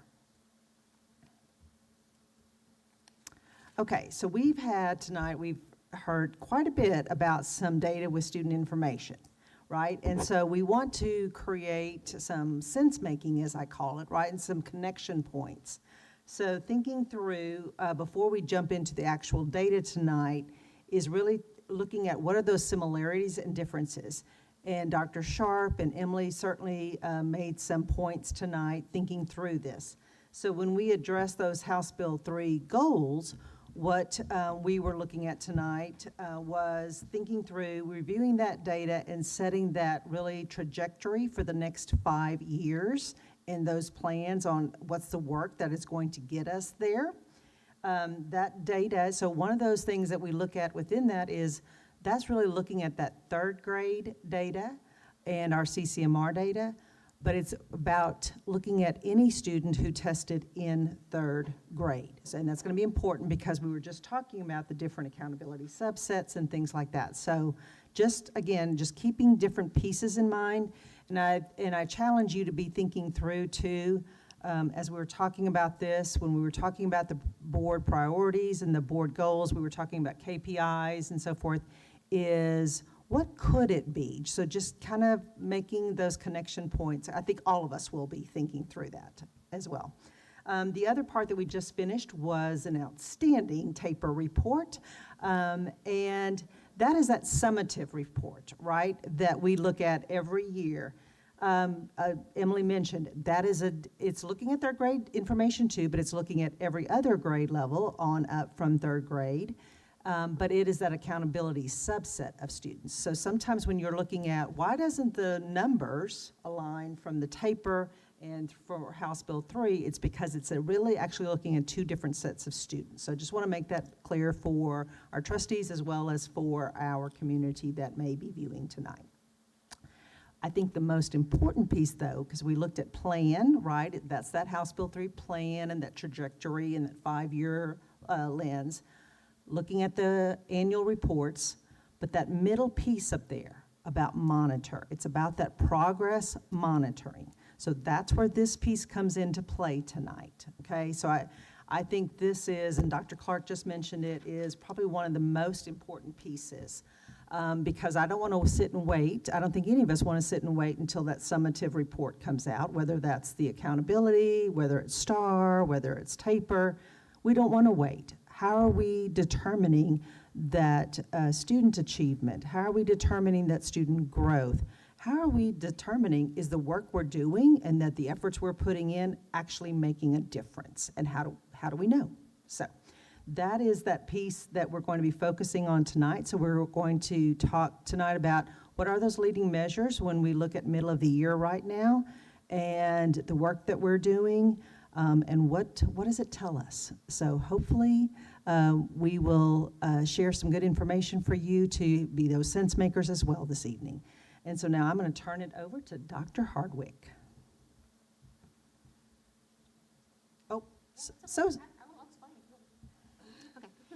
This is actually our assessment framework that guides our assessment practices in Leander. And so what you'll notice, and I'm sure you've seen this graphic before, it is really just how we like to build on our assessments. It starts with that foundation in our PLCs with the formative assessments in the classroom and the collaborative assessments. What we're going to be talking to you about this evening is that top layer and the universal screener, because that is when we look at it, our students compared to national norms. So now we can go. I'm good to go now. Thank you. So the two screeners you will hear about tonight is Amira, which is our K-5 literacy assessment. This is new to us this year.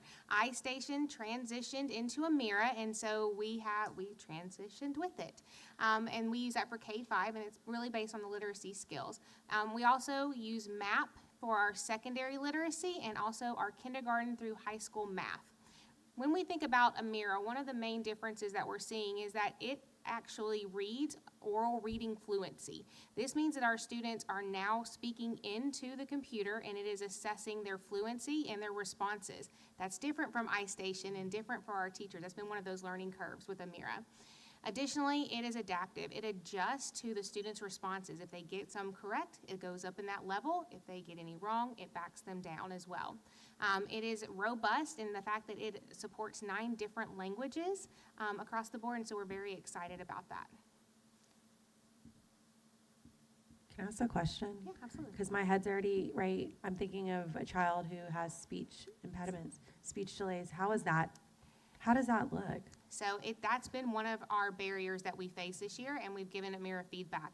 It is the AI part of it, the adaptive piece that is using it, is having to learn the different languages. And so I will say that the articulation and some of our different accents that we have in our district are causing teachers to go in and do the manual part of it. And so that's feedback we've given Amira recently, that is a barrier that we're going to have to improve on, because our teachers do not have the capacity to go in and listen to every student recording and correct it. It did get better at MOY. The beginning of year was very rough.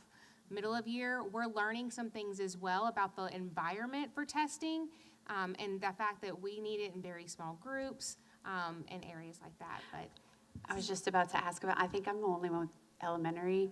I remember this at the beginning of the year because it was picking up the noise from other people, and like somebody said they were in the library and it started picking up the librarian's voice. And so do we feel like that impacted data in a meaningful way? You can talk about this later if it fits somewhere else, but if it impacted data in a meaningful way, and how we're thinking about the usefulness of the data. it absolutely did, and I noticed that in the superintendent's report, Dr. Clark focused in on what Ms. Brindle did at Heisel, and it was around finding clarity in the Amira data, especially at middle of year, because we will say that beginning of year our kindergarten was not what we usually see out of kindergarten. And when you think about having students for the first time getting on pieces of technology, speaking into computers, and I'm just going to be honest, 20-something kindergartners in a classroom all speaking at Amira at the same time, it was a great learning opportunity for us on how to structure our classrooms to really get the best out of that. And so we're excited about the work that Heisel has been doing around finding that correlation with their running records and the Amira. So we're seeing that progress as we learn the system as well. And I think part of this rollout challenge certainly was a great learning opportunity. When we choose to do something different and roll it out, we have a plan. But when it's chosen for us, it just changes the dynamic. We could have done a much better job, don't get me wrong, but that was a challenge, the timing of all that for sure. I have one more thing, I'm sorry. No, please. So I'm thinking about this, right, and I'm thinking, a teacher with 4 kids with an IEP. So are they having to go, in addition to this, meet with those students? Like, I'm just trying to understand, like, are we telling parents to add this in their IEP? Like, how are we communicating with parents? Because, I'm just trying to understand, like, I don't want to put extra work on the staff while you're saying and doing 20 different, oral reading fluency tests, but as a mom whose kid, had trouble speaking, he would have been dinged for this. I'm just trying to understand, what are we doing to make sure that student is getting what they need? So absolutely. This came up at the beginning of year, and we had to put some extra supports in place because we did not want to solely rely on Amira data since it is new and we are learning it. So we added in the running records piece to it, what the teachers are already doing in their classroom. And that's what we use as a secondary piece of data, so that we didn't have one data point telling a student's story on one day. Absolutely. So our other universal screener that you will see is our NWEA map. And it is a nationally norm referenced assessment, which means that our students are compared to other students just like them across our nation. Now, Emily is going to do a really great job soon telling you about re-normed data.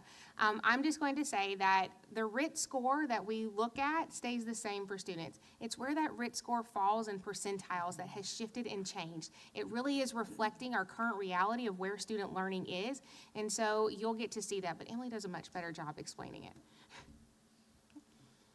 So this is Amira data, and I know this is different than anything we have looked at before. This represents the Amira Reading Mastery, or the ARM score. When you look at the numbers that are on our different columns, the number to the left of the decimal is pretty much the grade level equivalency, and the number to the right is what month of instruction. So let's take third grade, for example. Our third graders at beginning of year were at a fourth grade, pretty much first month instructional level. And then at middle of year, they're at a fourth grade, sixth month instructional level. And that's in 4 months of actual instruction in the classroom. So things that we're seeing that are positive across the board, there is growth. And we're very excited about that, especially seeing our kindergarten have that 6 months of growth within 4 months of instruction. The same thing with our fourth grade. These are great celebrations. Areas of opportunity for us to really lean into and consider is what's happening at our other grade levels where we're not seeing at least that 4 month of instructional gain. And so that's an opportunity for us at our level to dig down into the campus data and also reflect on what's happening in our curriculum. What do we have in that place that is lending itself to that? Where can we strengthen it? And so it's a great reflective tool for us in those specific grade levels. All right, let's talk about renorming. I'm so, y'all, I have to say I have really been geeking out about this, so I'm really sorry if it gets a little crazy.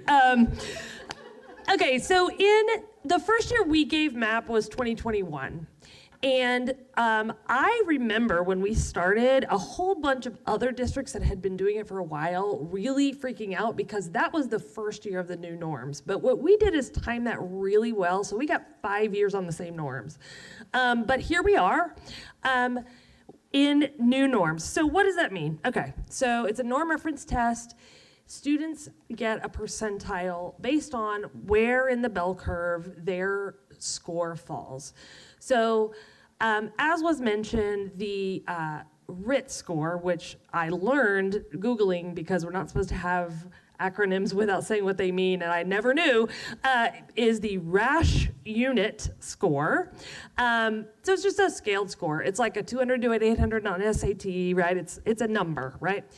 That number did not change. That's the really important part to know. So a student, if you look at a student report, a parent report, it's gonna have like a tracking over time of your score, and that score means how much math you know or how much reading you know, and that did not change. But what changed here, you see this shift in the curve. What changed is the distribution of students and where they are.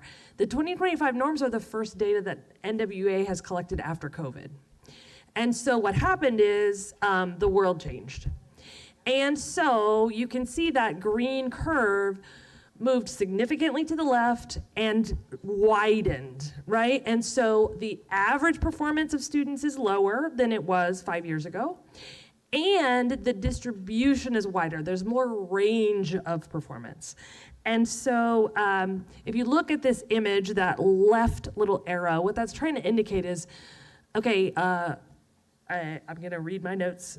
Where previously the cutoff to be at the 20th percentile might have been around 232. That's on that darker curve there. Now the 20th percentile might be more like a 226.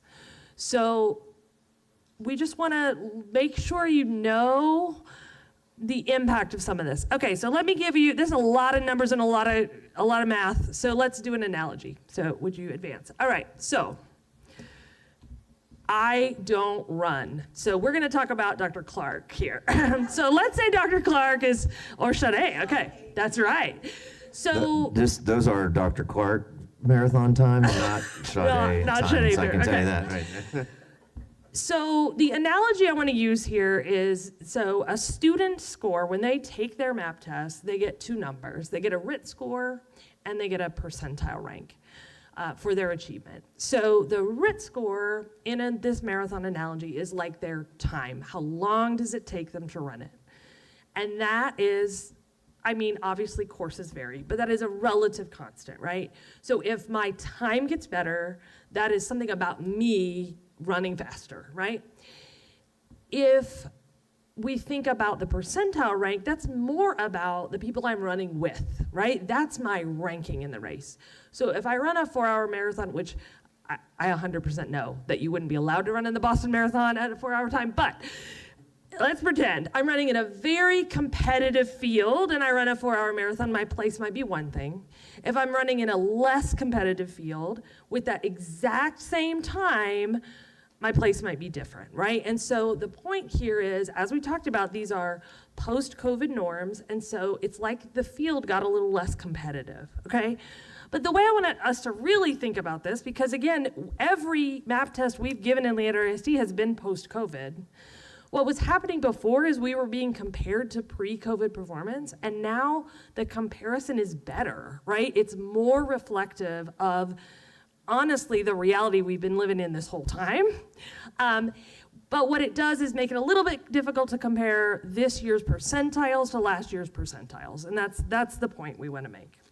So let's look at the real data. Okay, so our favorite report from MAP is, they call it the quadrant report. So just to orient us on what we're looking at, the left to right, the amount the little dots are from the left to the right is achievement. That's how much reading, in this case, we're looking at middle school reading, how much reading proficiency were students able to demonstrate. The up and down axis is what growth did the students show compared to their peers from the beginning of the year to now.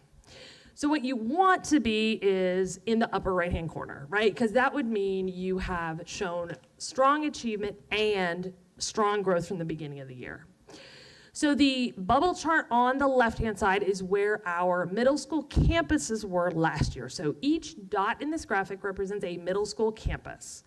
And it's the middle student, there's a lot of word middles in this, the middle student at that middle school campus, okay? So you can see we were pretty clustered around that 40th to 50th percentile for growth, nearly every campus above the national average for achievement. With the new norms, you can see the data from this year on the right-hand side. Wow, have we moved up and to the right. The thing we've been trying to tease out is how much of this is due to norms and how much of it is due to actual growth happening on campus. One thing I'll say is the dots getting closer together is, to me, indicative of an improved system alignment. Our dots are moving closer together. The experiences of our students and their achievement and growth there's less variation, right? And so that is the PLC work that has been happening in our system. But we are still trying to understand how much of that up and to the right is about real growth, right? So what I did to try to help us understand that is, remember I said the RIT scores are like your race times, right? So this is where we're looking at, okay, 6th graders last year in reading averaged a RIT score of 217.6, and this year they averaged a 217.7. It's different kids, but their race time got better a little bit, right? But if we look at 8th grade, their race time got a lot better. And just for context, in middle school, so the way the RIT scale works, the younger a kid is, the more points they're likely to grow. So they accumulate points really fast in the beginning, and then it kind of tapers off. For 8th grade, the expected growth in a whole year is 2 points. So the fact that our current 8th graders are a whole point ahead of last year's 8th graders is telling us that's essentially a half year ahead of where we were this time last year. So while, yes, the renorming did have an impact and move our dots some, not only is our place better, but our times are better as well. Does that help clarify that crazy math? Okay. So same graphic for high school. This is looking at a combined high school English 1 and 2. Again, each dot represents a campus. Here we really see a tightening of the dots, so way, way less variation in what we're seeing here.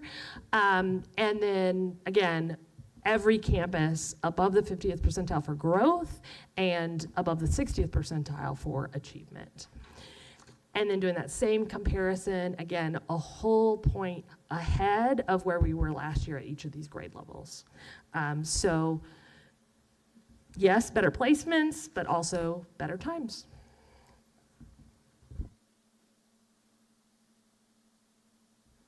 Okay, so we're going to look at elementary math now. So everything that Emily just spoke to is going to be able to transfer right into this as well. So looking at 24-25, you do see some wide variation in our achievement. When you look at 25-26, you do start to see that variation starting to narrow, kind of coming closer together. You also see that we have moved from that like closer up into that top right quadrant, right? So indicating that not only are our students growing, but their achievement is also growing. If you look at this slide, again, this is going to show you kind of how our students are performing in terms of like from last year to this year, right? So if I look at kindergarten, I can see that there is just almost a 1 point increase from where they were last year. The interesting way that I like to look at this, if you want to look at it by a cohort, you can look at kindergarten 24-25, and then you can look at first grade 25-26. And so if you do the math there, it's about 157 and about 175. That is an 18-point increase, where our expected increase is 16 points. So that's a difference of 2 points. So that's pretty great growth when we're looking at a cohort. And so when you look at all of those cohorts, you'll see that same trend all the way through. Okay, and then again, looking at middle school, the same thing. We're definitely seeing an increase in both achievement and also growth. In this one, I do see that we do still have some spread. Our variability is a little bit wider than some of the other areas. So for us, when we see this, again, we're looking at, okay, what is going on in our curriculum? What are some of the things that we need to be paying attention to in order to decrease that variability across our system? Okay, and then again here, you can see if we take a closer look at the RIT scores, you'll again see that we have a positive increase in all. And then if you go down through the cohorts, you see that same trend across the board. And Lauren, if it's okay if I Yeah, go clarify, do you mind going back real quick? So we talked, Sade and I talked in the last presentation about the accelerated math pathways. So I just want to point out here, these are by student enrolled grade level. So this is reporting, so for example, the 7th grade data here is a combination of kids in the grade 7 math course and the grade 7-8 math course that accelerated. So this is a little bit different from what STAR test they'll be taking. This is more what grade are they in. I think that might also potentially contribute to the variation, the wider variation that we see in that previous graph as well. So high school math, just to let you know, the data that's in front of you represents Algebra 1, Geometry, and Algebra 2 students. So a little bit different than middle school. We are actually looking at course specific. The great thing is it's on trend with everything else we're seeing. And so we have moved up and to the right, and we are starting to close that variation. So we're seeing that positive trend across the board, even into our high school levels. The exciting part is next. This is our change. So if you look at 24-25, where our students were, that middle, and then look at 25-26, we are seeing a 2.3 to 2.5 gain across the board. It's really exciting considering what we've been doing in math and all of the different initiatives around that. And so we're really starting to see that pay off, and you'll see it across the cohorts as well, as Lauren was speaking to earlier. I'll press the button for once. So what does that mean for us? That means that, one, we are going to continue to support our teachers with learning around these different platforms, especially around Amira. We are partnering with the vendors. We have found that bringing in the experts on these products is making a real difference. Bringing in our MAP consultants to go and sit in PLC. So we want to continue to do that. We also want to focus on clear communication about good data protocols. We are seeing this very high level, but we want to help campuses dig in all the way down to that student level. And then the last one is really supporting our PLCs to take that student level data and then transform it into instruction. So we see from the professional learning into our campus leadership and finally right down into our PLCs, into our classrooms. Before you leave that slide, because this is about student learning, and then we're going to go into the PLC. So you take, and you talked about leading measures, and then you summarized some of the measurements y'all have into some steps and things you're working on, which is all great. I'm still wondering, like, as we keep refining, how do we translate this to board action? And in other words, if we start talking about your next steps, we're getting straight into your area. That's administration, right? And so we want to stay out of that, right? And I'm thinking, okay, but if I look at these measurements, I mean, oh my goodness, we love the data too. And y'all, I mean, Brenda, Emily, you're the OG. Like, y'all know data. And so we could spend until 4 a.m. digging into all the great data and talking about all the amazing things. And as much as the board loves that, we will have limits, right? So here's my question, just to be noodling, and I'm not really sure what the answer is, but how does the leading measure, how are you saying, here's a measurement we have, and it ties into your goal, and we're on track or we're not? And the thing is I think even in asking that question, because I started asking that as you were talking about it, I think something becomes apparent, is that the elementary, middle school, and high school does not really, like most of that data, is not really going to inform me if we're on track with an HB3 third grade reading goal. And so maybe there's insight there, as we might need a goal that really looks at our middle school and our high school. Maybe that's where the board really wants to go. And then in that case, we'll do a leading measure. I love to keep thinking about this as we move forward, but still narrow down our focus, because right now you are bringing us so much. It's like drinking from a fire hydrant, which we love, but. I have that written down on here. What about high school on our goals? Because it says 3rd through 8th grade. What about our K through 2, right? Like what are our measures that we can use for that first priority? And I think to think about what you were saying, Trish, I think for me,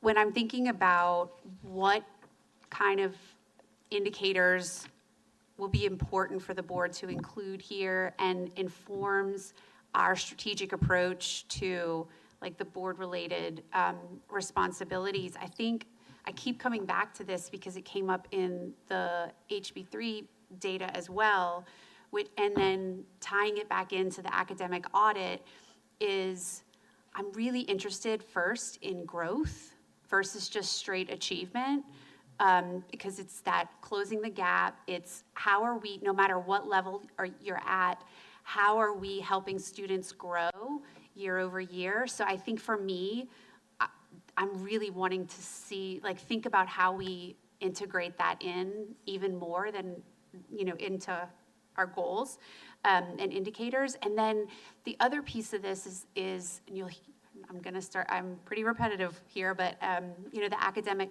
audit called out kind of our tails, right? So our students who are, we talked about the curriculum and really meeting their needs. So how can we use growth data for the quartiles and look at differences among the quartiles to help us think about whether we're closing the gap, whether we're addressing the needs or the things identified in the academic audit. How do we, obviously, again, we're not saying how you do that, but having that ongoing monitoring and dialogue around the support needed to make sure that we're thinking about our advanced students, that we're thinking about our students who are in some of the more, in the categories that are falling farther behind, and using that growth as a really valuable indicator, because it seems like that is less impacted by the renorm, and also helpful in thinking about, yes, our advanced learners, you don't expect them to grow as much, but how are they growing compared to advanced learners across the country? And I think that's another piece that I'm still really trying to think about. I like that idea. I mean, growth, we used to talk about, can we even say our students when they come here, they get a year's worth of growth? That is, I mean, I think that's really a powerful question. That might be a wonderful way to look at a goal. I do think goals are the things, and we'll keep talking about it. I'm still trying to make sure we're landing where y'all wanted to land, and I'm echoing back. I'm doing active listening correctly. But I think goals maybe are something like the board, like we're saying, this is what we want to see. The leading measures are the evidence that y'all are going to bring back to support it. And if you're bringing evidence back in other things, maybe that's a Friday memo. We've got to stay at the board goals so that we keep things moving. But my question is, in this environment, though, that gives us very dynamic results or dynamic testing, dynamic answers, like, you know, the STAR testing's going to be updated. We have the 2.0, we have the redesign, we have the domain, and now you have a mirror going on. And then, oh, yeah, we did the renorm. Oh, my goodness. And now we want to set goals and say, can we continue this progression? That's also going to be something else. I don't know if that's a weight, but I do want us to not, I don't want us to say, oh, well, we're going to set these goals, and then we're just going to have to discount it because everything's changing. I want us to know, what can we do in a dynamic environment? And maybe it is what y'all said, a cluster, or maybe there's some way we could do the growth, and that might work in a dynamic environment. Just something to think about. And I'm excited that, you know, maybe our new data systems will allow for some more complex examination of that, you know, isn't reliant on like, you know. I think the challenge for us is I've been here 3 years, almost 3 years now, so we've usually done, and these have evolved even in that time, but they've always been developed, these presentations, as this high level, and I think you guys have been appreciative, but it's also like, okay, now, like, what does that really mean, though? How do we know? And so that's where, and I know you've been saying, we got to get these priorities or these goals in place, and there's truth to that, because then that'll drive how we can frame all of this. Then our challenge is, how do we report this out in the way that you're describing, that whatever we land on, whether it's House Bill 3, third grade only, or however we decide, we can figure out a way to pull this data. I mean, that's pretty creative, the way you offset the renorming to take was it the median RIT score? Correct, yeah. So there is always a way to get to offset the dynamic environment, so to speak, when you can, I mean, I'm saying that's really going to be like Emily doing that. Right, Emily? Yeah. Absolutely. So, yes, sir. So that we can, I mean, I think that's our desire, honestly. I know we love the clarity. Like, the feedback on the goals for House Bill 3 was good. It didn't hurt. It was like, okay, that makes sense to us. Like, we just appreciate the direction, and that way we can set this up in a way that honestly, it makes it easier for us as well. And I think you'll see, I think when we're all focused on something like this, you're just you're naturally going to see better results, I think. So I think it's a great point, Trish. I appreciate it. I love this conversation, because this is exactly what we started with on this presentation tonight, is lots of different information we can bring. But it really, when we think about this, and that's what I said, is be very intentional about making those connections about where is it that we do want to set these board priorities or board goals, because then that helps us, as Dr. Clark just mentioned, it helps give us direction. And we can then also help inform you as the board as to if this is your board goal or board initiative, what are the measurements we actually do have in our system? We know what's coming and what's changing, so we need to inform you of that so we can make very informed decisions as those are set and established. Okay, so we've talked a lot about the data. We've talked a little bit about the PLCs, but I cannot be more emphatic about the work, because this is where I think the engine is a big piece of the data that we're seeing. So we've shared this graphic before with you, but it really just helps us understand the cycle that our PLC collaborative teams live through when they're meeting. You see pictures up there where we were gathered together thinking through some data protocols when we were looking at information Tonight, Dr. Clark shared with you we had a filming completed at Knowles Elementary, right? And we saw a collaborative team meeting together and really looking at student work, saying how are they approaching this work? What are we seeing in there? What are the groups we need to formulate to make sure we're meeting those student needs? This is the engine, this is the vehicle that's helping us move through how do we best serve our students. I read just recently, and I love this, you know how we have been very blessed and fortunate in our system with the performance that our bands have completed, right? Just very fortunate. But that comes with hard work that they've done, right? I was thinking that, and I saw this analogy and made me think about this, is that when we have a band ensemble, right? We have individuals who, one may be a flutist, one may be a pianist, whatever that may be, and they're skilled, they're dedicated with their instrument, and them playing solo sounds beautiful. But when you put all that together, and the sound is extraordinary, right? And we've heard that, and our bands have been honored for that. And it's about how, and our directors are they're very skilled in bringing that sound together. That is exactly when I think about our PLC collaborative teams, is we could all be educators here, very skilled, very dedicated, but when we bring that together and we bring that to a level that we saw tonight, like in some of that video and that discussion, and it really getting down to how are you teaching that, how did you make that success happen, and just that shared learning, that's where that power comes. And so just like we saw the power with the success of our bands, that's what we feel when we talk about our PLC collaborative teams, that it doesn't happen just working in a solo, doesn't mean good things don't happen there, but when it all comes together, the power that we can make our system, for the health of our system and for the health of our students, is incredible.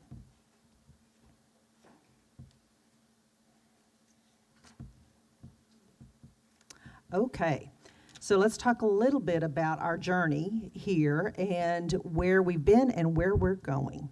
So amplify your impact is where we started, and that really started our journey in creating the PLC implementation guides that you see on the right. And so our professional learning community guiding coalition, I had the pleasure of being with them this afternoon and working with them, and that consists of our campus and district leaders. It has instructional coaches, it has teachers in it from all different levels. But they worked very hard. So the PLC team implementation guide we're in our second year. So we're at what I'm going to call it the 1.5-year mark with that implementation guide. And that really set the point of what are those behaviors, what are those key aspects that we want to see as we think about the work that is occurring within those collaborative teams. That leading the PLC at work district-wide, some of you were certainly in San Antonio, and we learned that information together. We also engaged in that work this past summer during our retreat, and you as a board of trustees engaged in that during your December, and I'm going to call it a working retreat. Sometimes when we say retreat, that sounds like, oh, it's just lovely, and it's a working retreat, right? It was working, and it's a good thing. But during that time, we also engaged with you on what are some of those key aspects that you as a board, taking some of the information from the summer, and so we have a draft implementation guide that we're going to be bringing back and doing some work in the spring with you as at the board level. But the leading at the PLCs at Work District-wide really helps guide us into why the work is so important at all levels of the organization. So we have that with our collaborative teams. We have a draft front with the Board of Trustees with you, and then we're working through how does that look for the different campus and district level as well. So Part of that implementation guide is where our teachers and our teams do some self-reflection on where am I within this work, and they are striving to be at the right and bright level. And so when we look at this data, we can see that at the middle of the year, they were at 91%, and that is up that 3 percentage points from that middle of the year from last year. They also look at what are some of those key activities that would move the PLC forward. And so they identify those, and I want to look at what those say. Engage in shared learning. We saw that today, right? And we're not just seeing that at Knowles, we highlighted them, but we are absolutely, we're getting more filming of those things done because that serves also as professional learning for other campuses. So and we're doing that at all levels. So grateful to the people who are going out and filming those and to the teams who are saying, welcome, come in, and please do that with us. Also utilizing processes to foster that productivity. So some of those, like those data protocols and so forth that we just shared, and that commitment to collective responsibility for all. Again, we're not in solo, but how do we work together to certainly help all of our students? And then we have data on the 4 questions from our PLC. And you can see that we have increased from the beginning of the year to the middle of the year in every single one of those questions. And again, you see that those key activities identified. Look at that, analyze student work, right? That's what you saw, a great example of that. Monitor, adjust. That's the beauty of this, and that's what I talked about when we talked about at the very beginning, that plan, monitor, and report. That monitor and adjusting along the way is what I think is the biggest aspect that can drive that work, is because we don't wait, right? Is how am I going to use with the information I have to then make a great decision going forward. So one of the pieces I want to mention from this is when we look at the middle of the year from last year compared to this year, we see significant increase, especially at question 2. Like, how are we going to know if our students have learned it? We saw a 7% increase compared to last year. And in questions 3 and 4, where we're saying we're addressing the needs wherever those entry points are, whether they need intervention or whether they need challenge, we saw a 10 percentage point increase. So love that we're seeing the progress because of the work, intentional work that we're doing. So I want to speak to something, Trish, and I wrote my note here, so I want to address it. You said something earlier about the system level that the board can support, is what you had mentioned. So I want to talk about, and it made me think of exactly today. So one of the activities that we engaged in this afternoon during our PLC Guiding Coalition is, what is that work to continuously move the work forward? But also, what are those barriers that are in place? So we had a number of different items on that list, and we looked at and said, okay, is it a knowing gap that we have? Like we don't have the skill, we don't have the knowledge of it. Is it a doing? Like we know it, but we're not doing it, and why is that happening? Okay? Or is it actually a system problem, right? A system issue, a system challenge that is contributing to that. And so brought about great conversation, so we'll be sharing some of that when we come back, but it's really digging in, so it made me think of you, Trish, of the question you asked, because we just engaged in that today. Okay, so looking at next steps going forward, of course, we're going to continue to strengthen the work with our collaborative teams through those data discussions that are happening not only at the campus level, but we're doing that with our principal PLCs. We're doing that in our Learning and Innovation Executive Group as well. Frankly, we're identifying those strengths and challenges within those content standards.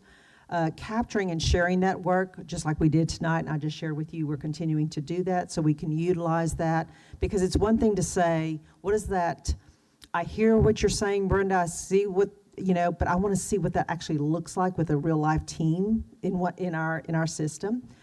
We want to revisit and finalize that implementation guide with you, the Board of Trustees.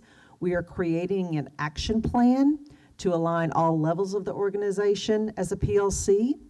And then we are going to, with the leading PLCs at work district-wide, we are bringing that back from March to bring in the various levels within our organization that we need to deepen and strengthen that with. Okay. Board members, do you have any questions? I just want to say I had a list of questions, and I sat here and y'all were answering them like I was just able to check them off, which is amazing. So thank you. Well, I think this was the best leading measures update ever. You have redeemed yourself, President Smith.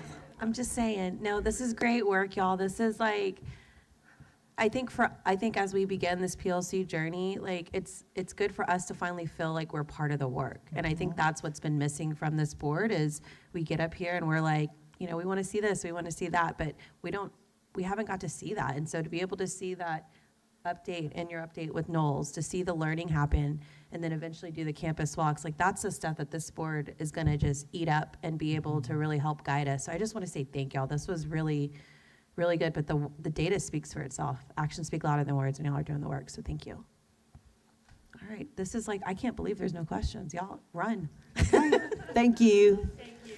I know. Sade's going to fall asleep. All right, board members, now we're going to run to, 9C1, overview of long-range planning, strategic initiatives monitoring. I just love that word, long-range planning. Great flashbacks, Jeremy. All right, take it away, Jeremy. Thank you, Madam President, members of the board, Dr. Clark. I love me some late night, early morning presentations.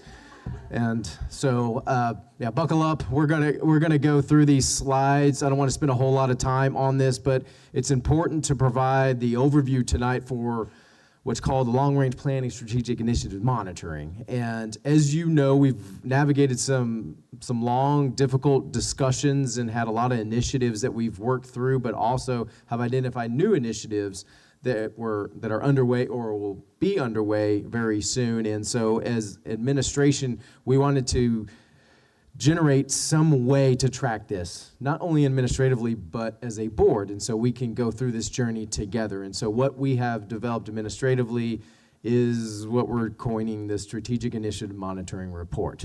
What this is, it's a tool in which you, a board, administratively, we can follow along with all of the key initiatives that are underway in this district. So what it includes across all these initiatives, it starts with a process map, which we've discussed before.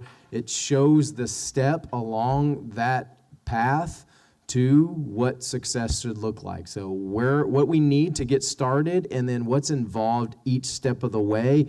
And again, defining when are we really done with this, or when do we get to a point to where it comes to you as a board to review.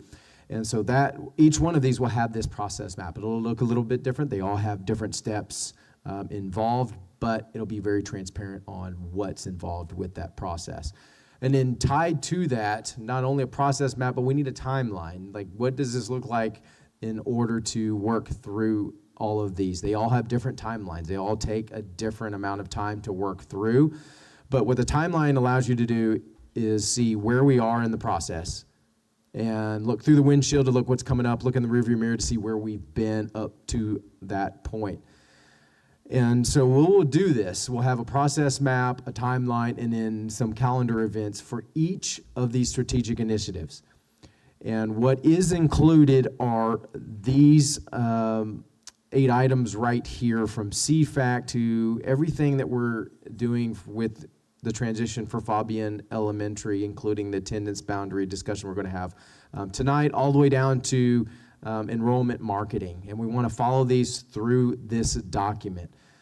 What's not included is we're not going to give you copies of everything, because then the report doesn't really serve the purpose we're trying to allow it to do. because it gets too much and it's too much information. We want you to focus on just those major strategic initiatives. It doesn't get down to the department level and some of those operational initiatives. Just know within our departments we have a lot of work that we're doing as well. We're not going to include that in this report.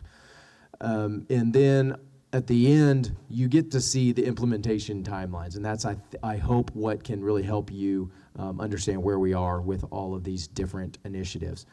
So what's going to happen next is that we are going to finalize this report and provide physical copies of that report anticipated for next board meeting on the 19th. And so we'll bring those to you, and then monthly we'll give you an update. Just understand some will be more exciting than others as we move through the progress, but you'll get to see where we are. And so that, to me, is better because of the third bullet, because then we won't be here late going through every single agenda item just to give you an update. This is the report. Get to do it outside of presentations. So I think that should allow these meetings to be a little bit more efficient, but you still get the updates that you need, and then it provides that strategic visibility into all those decision points and progress moving forward. So this is the idea of keeping y'all involved and up to date on our initiatives. And if there's any discussion questions, Board members, here to answer any of these. any questions or thoughts? Well, I have two things. Well, first of all, one thing to say is thank you. I really appreciate this is directing us again, making sure we're not discussing about any and everything, but the key things will be coming for discussion. I think it's going to be very helpful. Two things I'm hoping to see that's kind of included in this are embedded or further explained, which is one, I think, what are the indicators we should be monitoring to see if the implementation of this plan is actually achieving and positively impacting the student experience. Because we're not doing this just because, and it isn't just about budget, it's about, we keep saying public education has to look different, and we want it to be something that's increasing enrollment, increasing student outcomes. So how do we know the things we're doing impacts it, right? And I think that would be helpful. And then the other one is, what evidence would demonstrate that the resolution or, that this planning is being meaningfully implemented rather than procedurally addressed? And I think some things may become self-evident, but that's just something that I'll be looking for. That's it. I think we're headed in the right direction. I really appreciate all the work. I know there's a lot here, so thank y'all so much. Yeah, and I'll be sure to, some of the things that you talk about are the touch points on student experience and the implementation to the resolution. That's what we're trying to tie a lot of these to. So I'll make sure within that process map we have some of that language. Just to echo Trish real quick, we're in sync tonight. Under this, the priority 3 around operational procedures and practices, I had written something about like our innovative programming in terms of like the things we've discussed around alternative educational opportunities, how we compete with that, how we think about student experience. So I'm hearing like some alignment there in terms of how it all ties together, and what that means for our priorities and kind of how this ties into that monitoring for that alignment between the two. I'm tracking with you because it's like, otherwise we're going to have a cheesecake experience. Cheesecake Factory, we look in and the menu's huge and there's all these different things. And That is our problem, though. Right. And so we need to narrow it down and into that student experience. What are we getting out of this? And thinking about how this could be used as part of our measurement for that priority. Board members, any other questions? Jeremy, I love this. I think this keeps us out of the weeds and gives us direction. I love it. I think this is great. I think this is pretty transparent, and that way we're not asking you 100 questions at 2 o'clock at night, so thank you. But no, this is great. I love it. I love it. All right, board members, any other questions, concerns, thoughts? That's it. Good feedback. Thank you. Thank you. I just have a never quick mind. question. Yeah. Never Not a quick mind. question. Just kidding. I know something that we had brought up at our last meeting or a more recent meeting has to do with rezoning. Is that out of scope for this? No, I'm not talking about one school. I'm talking about different levels of the district-wide, maybe not district-wide, but we talked specifically about secondary, to some extent elementary, so is that something that So we we've need to, talked about need to that. track? Yeah, we went back and reread that, the motion that was made that night where it, and I don't have the language in front of me. And so I think we might need some clarity around, I think we all walked out of there with maybe a different understanding of what the motion that was made that night, because the word, I can't remember the word that was used. Secondary alignment. Alignment. It didn't necessarily say rezone, so I think we might need to have a little bit more discussion to get some clarity on that. But I think that is something, if we did that, it would fit in this, because that's a long-term. That would be a There's- When you say long, there is a shorter-term aspect of it. because Right, we've and I talked think about- the yeah. Vandergrift feeder pattern was It's- listed, yeah. That's- That one no, was there- more focused. But there is, Yeah. we've talked about the schools that are Yeah. But overcrowded, so. You're right, and we talked about the Vandergrift feeder pattern so that, if I remember correctly, part of that would also be in the context of secondary in general and making sure that we were, so I think you're right, maybe more discussion, but Yeah. that it seemed to, I also remember it being tied together.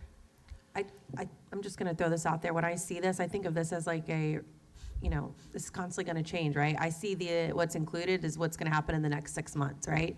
And I feel like that alignment we talked about is we can't, that's a process, that's a whole district thing. So I don't know, that's just the way I look at it. I feel like you're gonna update this with whatever we're coming through. I remember that big timeline. So I don't think we're not gonna forget it. I think it's just not in the 6-month period right now. I think the short answer to your question is yes, that is something that we would put in this. The question is when and what are Well- we actually looking at? Yeah. Well, if you're looking at, remember when we said with secondary, you'll have to do it within the next 6 months so it can take effect 27, 28. So, no, yes, 27, 28. Mhm. So even though it's effective at a later date, the time to do it really is within the next 6 months. I think that's where we need more clarity around is when would it be implemented? We didn't get to that level of specificity that night, I don't think. We can circle back to Yeah, we it. didn't. It's just that there are certain schools that seem to have some urgency.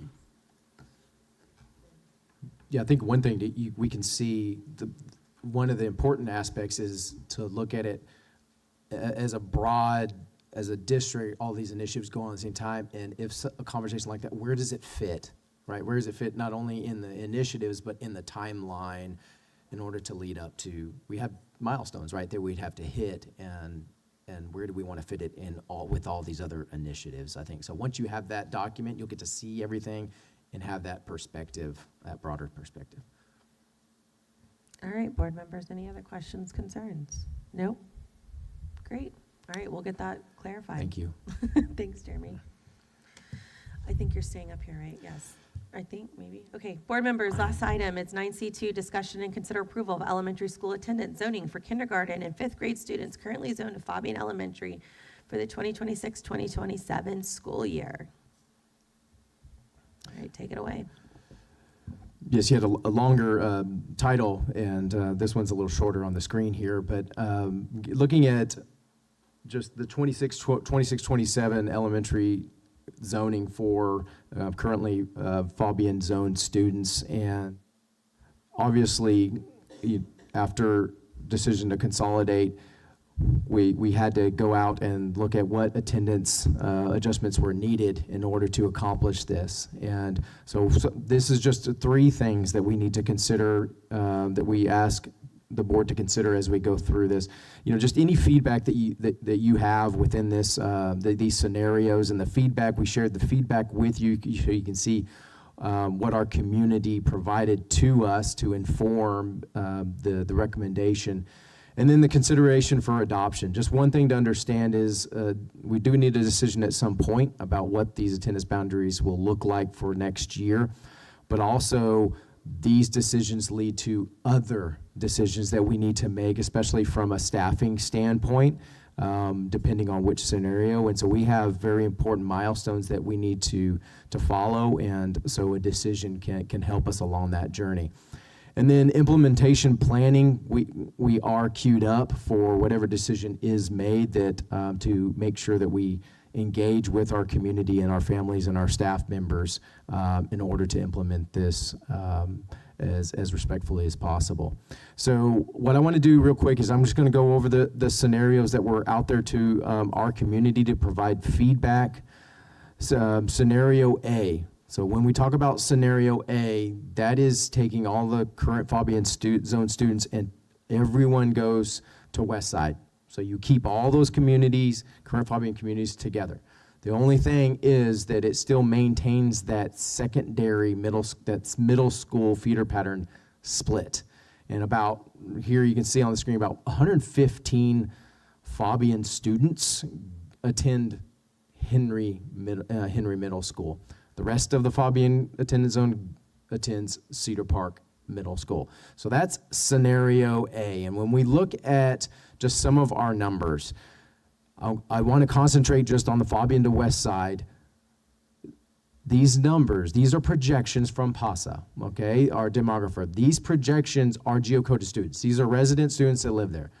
We're not dealing with transfers at this point because you can understand that any changes, transfers could adjust depending on what choices families may make given the circumstances. So this shows you kind of the trend. In scenario A, you can see 711 students would be zoned to West Side now, taking into account both the current West Side communities plus the Fabian communities. It's a little clearer. Scenario B gets a little bit more complicated, but we wanted to represent what this would look like. Obviously, West Side would be at a higher percentage of capacity and utilization. But scenario B is a little bit different. And what scenario B does is it takes the currently zoned Cedar Park Middle School Fabian students, they would attend West Side. And then the current Henry Middle School zone students within Fabian would attend Reed Elementary. So that aligns the middle school feeder patterns, which is kind of a structural stability decision for the district. And it actually allows them that transition to be a little bit smoother from elementary to middle school. So you can see the map we have 3 neighborhood codes that are included here with it on the east side of the Fabian community. So now we're going to break down our enrollments.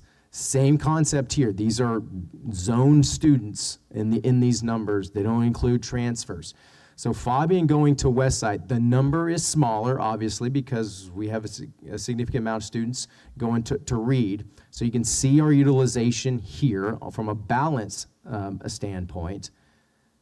And then when we look at Reed Elementary, there's one additional caveat here, is in order to do this, what we're looking at from a pre-K standpoint is included in these numbers that Reed Elementary monolingual pre-K zone students, they would attend Reed. They'd stay at their home campus. And then the bilingual pre-K program would move over to Reed to align the entire dual language program from pre-K all the way through 5 at Reed Elementary to align that. So that's included in here because it's important when we look at the enrollment, because that's an adjustment and a change. So with this, you can see even a better balance here with Reed Elementary. This is zoned. Understand, this is a dual language campus, so we do have students coming in.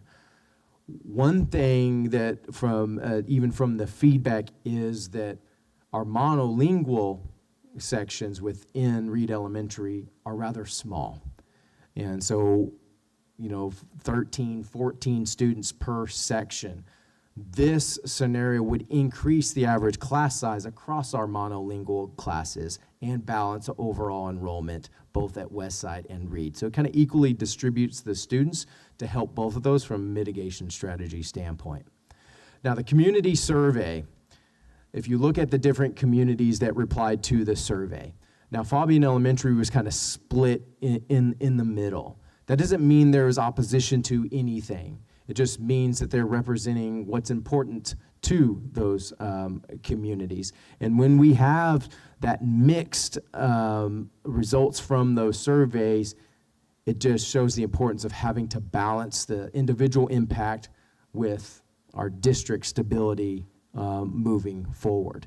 And so looking at common ground, the common ground coming out of the survey was balanced enrollment. We've seen this. Balanced enrollment has been a theme through all of our long-range planning conversations. So we want to make sure that we utilize this opportunity to balance enrollments where we can. But we also know that relationships are very important, and that continuity is incredibly important as well. We heard that from our families. So coming out of this survey, 5 emergent themes came out of here that we want to identify. The first 2 are here. One is peer relationships. We know how important that is from a community standpoint and with the adjustment coming up. And then number 2 is feeder patterns. So you can see both, one is heavily involved scenario A, and then feeder patterns is more to scenario B. And then overcrowding concerns. I mean, obviously, when you hear that you're going to take an entire elementary campus and move into an elementary campus, there's going to be concerns there, not understanding some of the dynamics here. School continuity as well, and then just the school resources, making sure the resources go with our students. And yes, we can commit to all the resources that our students need would be available at either campus. Whatever campus they attend, we're going to have those resources. So when it comes to administrative recommendation, we need to make a recommendation here moving forward, given this feedback. Administrative's recommendation is scenario B. And for many reasons, but what we wanted to do is show the alignment with the actual themes that came out of that. So one thing to understand is with those relationships and how important they are, what we want to do is honor that, and we want to give our families choice. And so with scenario B, with those 3 neighborhood codes being rezoned to Reed Elementary, we already have a mechanism in place, and that's our interdistrict transfer policy, for those students to make a choice. And they can follow their peers to Westside Elementary. They can make that choice to do so. You'll see in a minute that we're going to waive fees. We're going to give those students priority to make a choice there. The only caveat there is that transportation is not provided, but we're allowing that choice. So when you look at scenario B, understanding there could be disruption there, you do have a choice as a family. And then the second one about feeder patterns, that this does support the middle school feeder patterns and aligning that in a more efficient and effective way. This is where we typically want to be. Understand that over the years, we've had to sometimes split middle school feeder patterns, even high school feeder patterns, in order to accomplish what we need to given our enrollments. And the third, the stability here from a long-term standpoint, enrollment balancing is important. We've looked at what these mitigation strategies are so our campuses don't fall below those thresholds. This is intentional here to try to do that at both campuses. We may see that Reed Elementary has a higher enrollment, but if we break that down just to the grade level and especially the monolingual classes, this helps take the average class size from 15 to like 18. And so there's an increase there to Reed Elementary. And then lastly, supports operational program efficiency because we have the supports at both these campuses that our students need. And so we can allow that. We align our pre-K bilingual with our dual language K-5 campus, so we're going to create some efficiencies there as well. So that's what we wanted to do, is the recommendation and how it aligns with the feedback that we did receive from our community. So like I mentioned, intra-district transfers, current Fabian students will receive priority. This priority, really, we want to give them a chance. You can go to Westside or Reed, given whatever scenario. We want to give them a choice on where they apply. We're going to waive that fee, and our goal is to give them, that transfer window is going to remain open through May 29th. We'd like that information rather quickly so we can do appropriate staffing. So our goal right now is we have this ready to send to our communities and our families in order to let them know about this and make sure that we're having that dialogue with them to get their requests. And what we want to do is try to get them all that status update by March 1st. So this is moving at a pretty steady pace because it's really important to continue to engage with our families. Something else that's already in place is our transition team, right? Outside of attendance zoning, we have a transition team. We want to make sure that that focus is not only on transition to Westside, we also want to make sure that transition includes those that would go to Reed Elementary. So it's part of that plan. And then that leads just to communication. There's going to be questions after any attendance boundary adjustments. There's always questions. We want to make sure that we provide those FAQs in order to answer most of those common questions that may come up through this, and get this, whatever scenario is chosen, get it out as soon as possible. So again, next steps. Here to answer questions. It's late at night. I have a lot of numbers up here if you need stuff. But I want to be able to answer the questions that you may have, and then looking at consider adoption, because it would really help us stay on track with some of the other additional decisions that we have coming up. Board members. So, looking at scenario B and Reed Elementary, this is really just the process, so it does not include transfers and the pre-K numbers that we, or is it Pre-K's in here. bilingual pre-K's in there?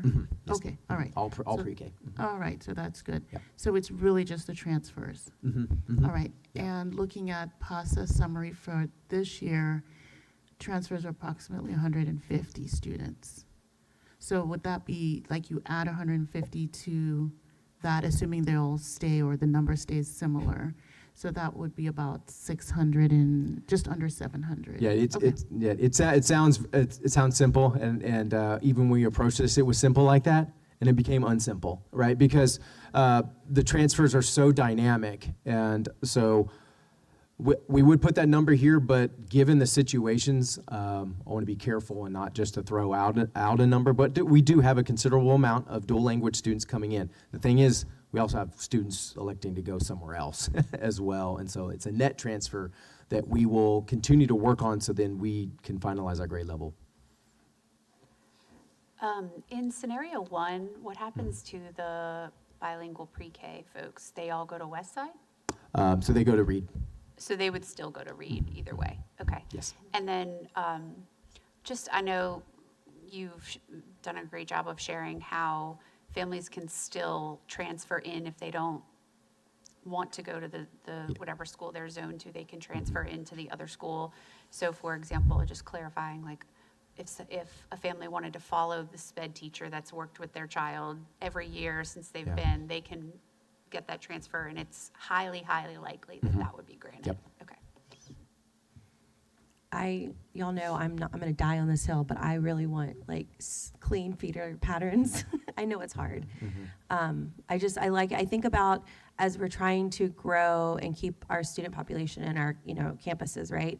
That's where that real work happens. And we've heard from Dustin's department where we're having middle school come down to the elementary, high school come down from the elementary to start setting those seeds for CTE courses, fine arts. And when you've got a campus that's like 10%, 4%, the strain that you're putting on the middle school and high school is just insane. So I thank you for making the feeder pattern. I feel like y'all presented that or whatever. I'm just happy. So I'm curious, I think, this might even go to what we're talking about as far as student outcomes. This really helps enforce kind of increasing student outcomes when you have kind of that consistency and stability. The sad thing is you still have to do the year zero to make the change, but I love that we're still doing the transfers to allow. I am curious about how many students do you think we would not be able to offer transportation to? I mean, is it a significant percentage? Is it what we expect? Yeah, from a transfer standpoint, it's hard to tell. And if we look at total students that are in those neighborhood codes, I think we have about 81 just monolingual K-5, right, that are kind of the ones that are probably making the decision. Your bilingual K-5s are probably going to go to Reed and there currently. And so it's hard to know from a percentage standpoint. We know that if you're familiar with the area, Cluck Creek runs north-south, and so we have Fabian students on one side of the street, and then we have, the other neighborhood goes on the, and then we have some apartment buildings. So it depends on how close you are in those relationships, but I would say the closer to Cluck Creek, possibly those families may decide to still go there. It's very hard, and that's why we get this out to them as soon as possible. We can start gathering that feedback. We're going to honor it. But we just don't know what that impact is.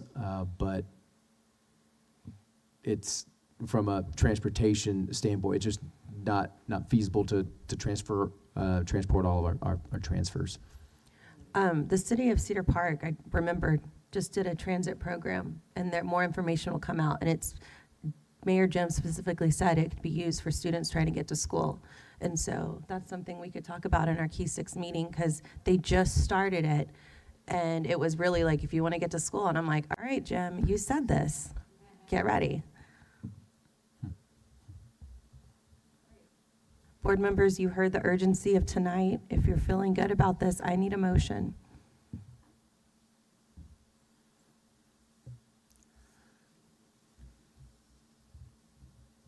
The motion doesn't say the option. Hold on. 9. Yeah. Scenario B, okay. I move that the board adopt the implementation of elementary school attendance zoning for kindergarten through 5th grade students currently zoned to Fabian Elementary for the 2026-2027 school year as presented in scenario B. I second. A motion from Laura, a second from Sade. Any discussion? No discussion. All in favor? 5 ayes. Motion passes. Yay, that was like the easiest rezone conversation ever. Thank you. Knock on wood. Board members and admin, thank you all for a really great meeting. I know it was long, but we got through some really great work tonight. So thank everyone. Thank you for all your hard work for getting this board prepared. Board members, thank you for being prepared. And with that said, it is 11:54 p.m. No further business. This meeting of the Leander ISD Board of Trustees is adjourned.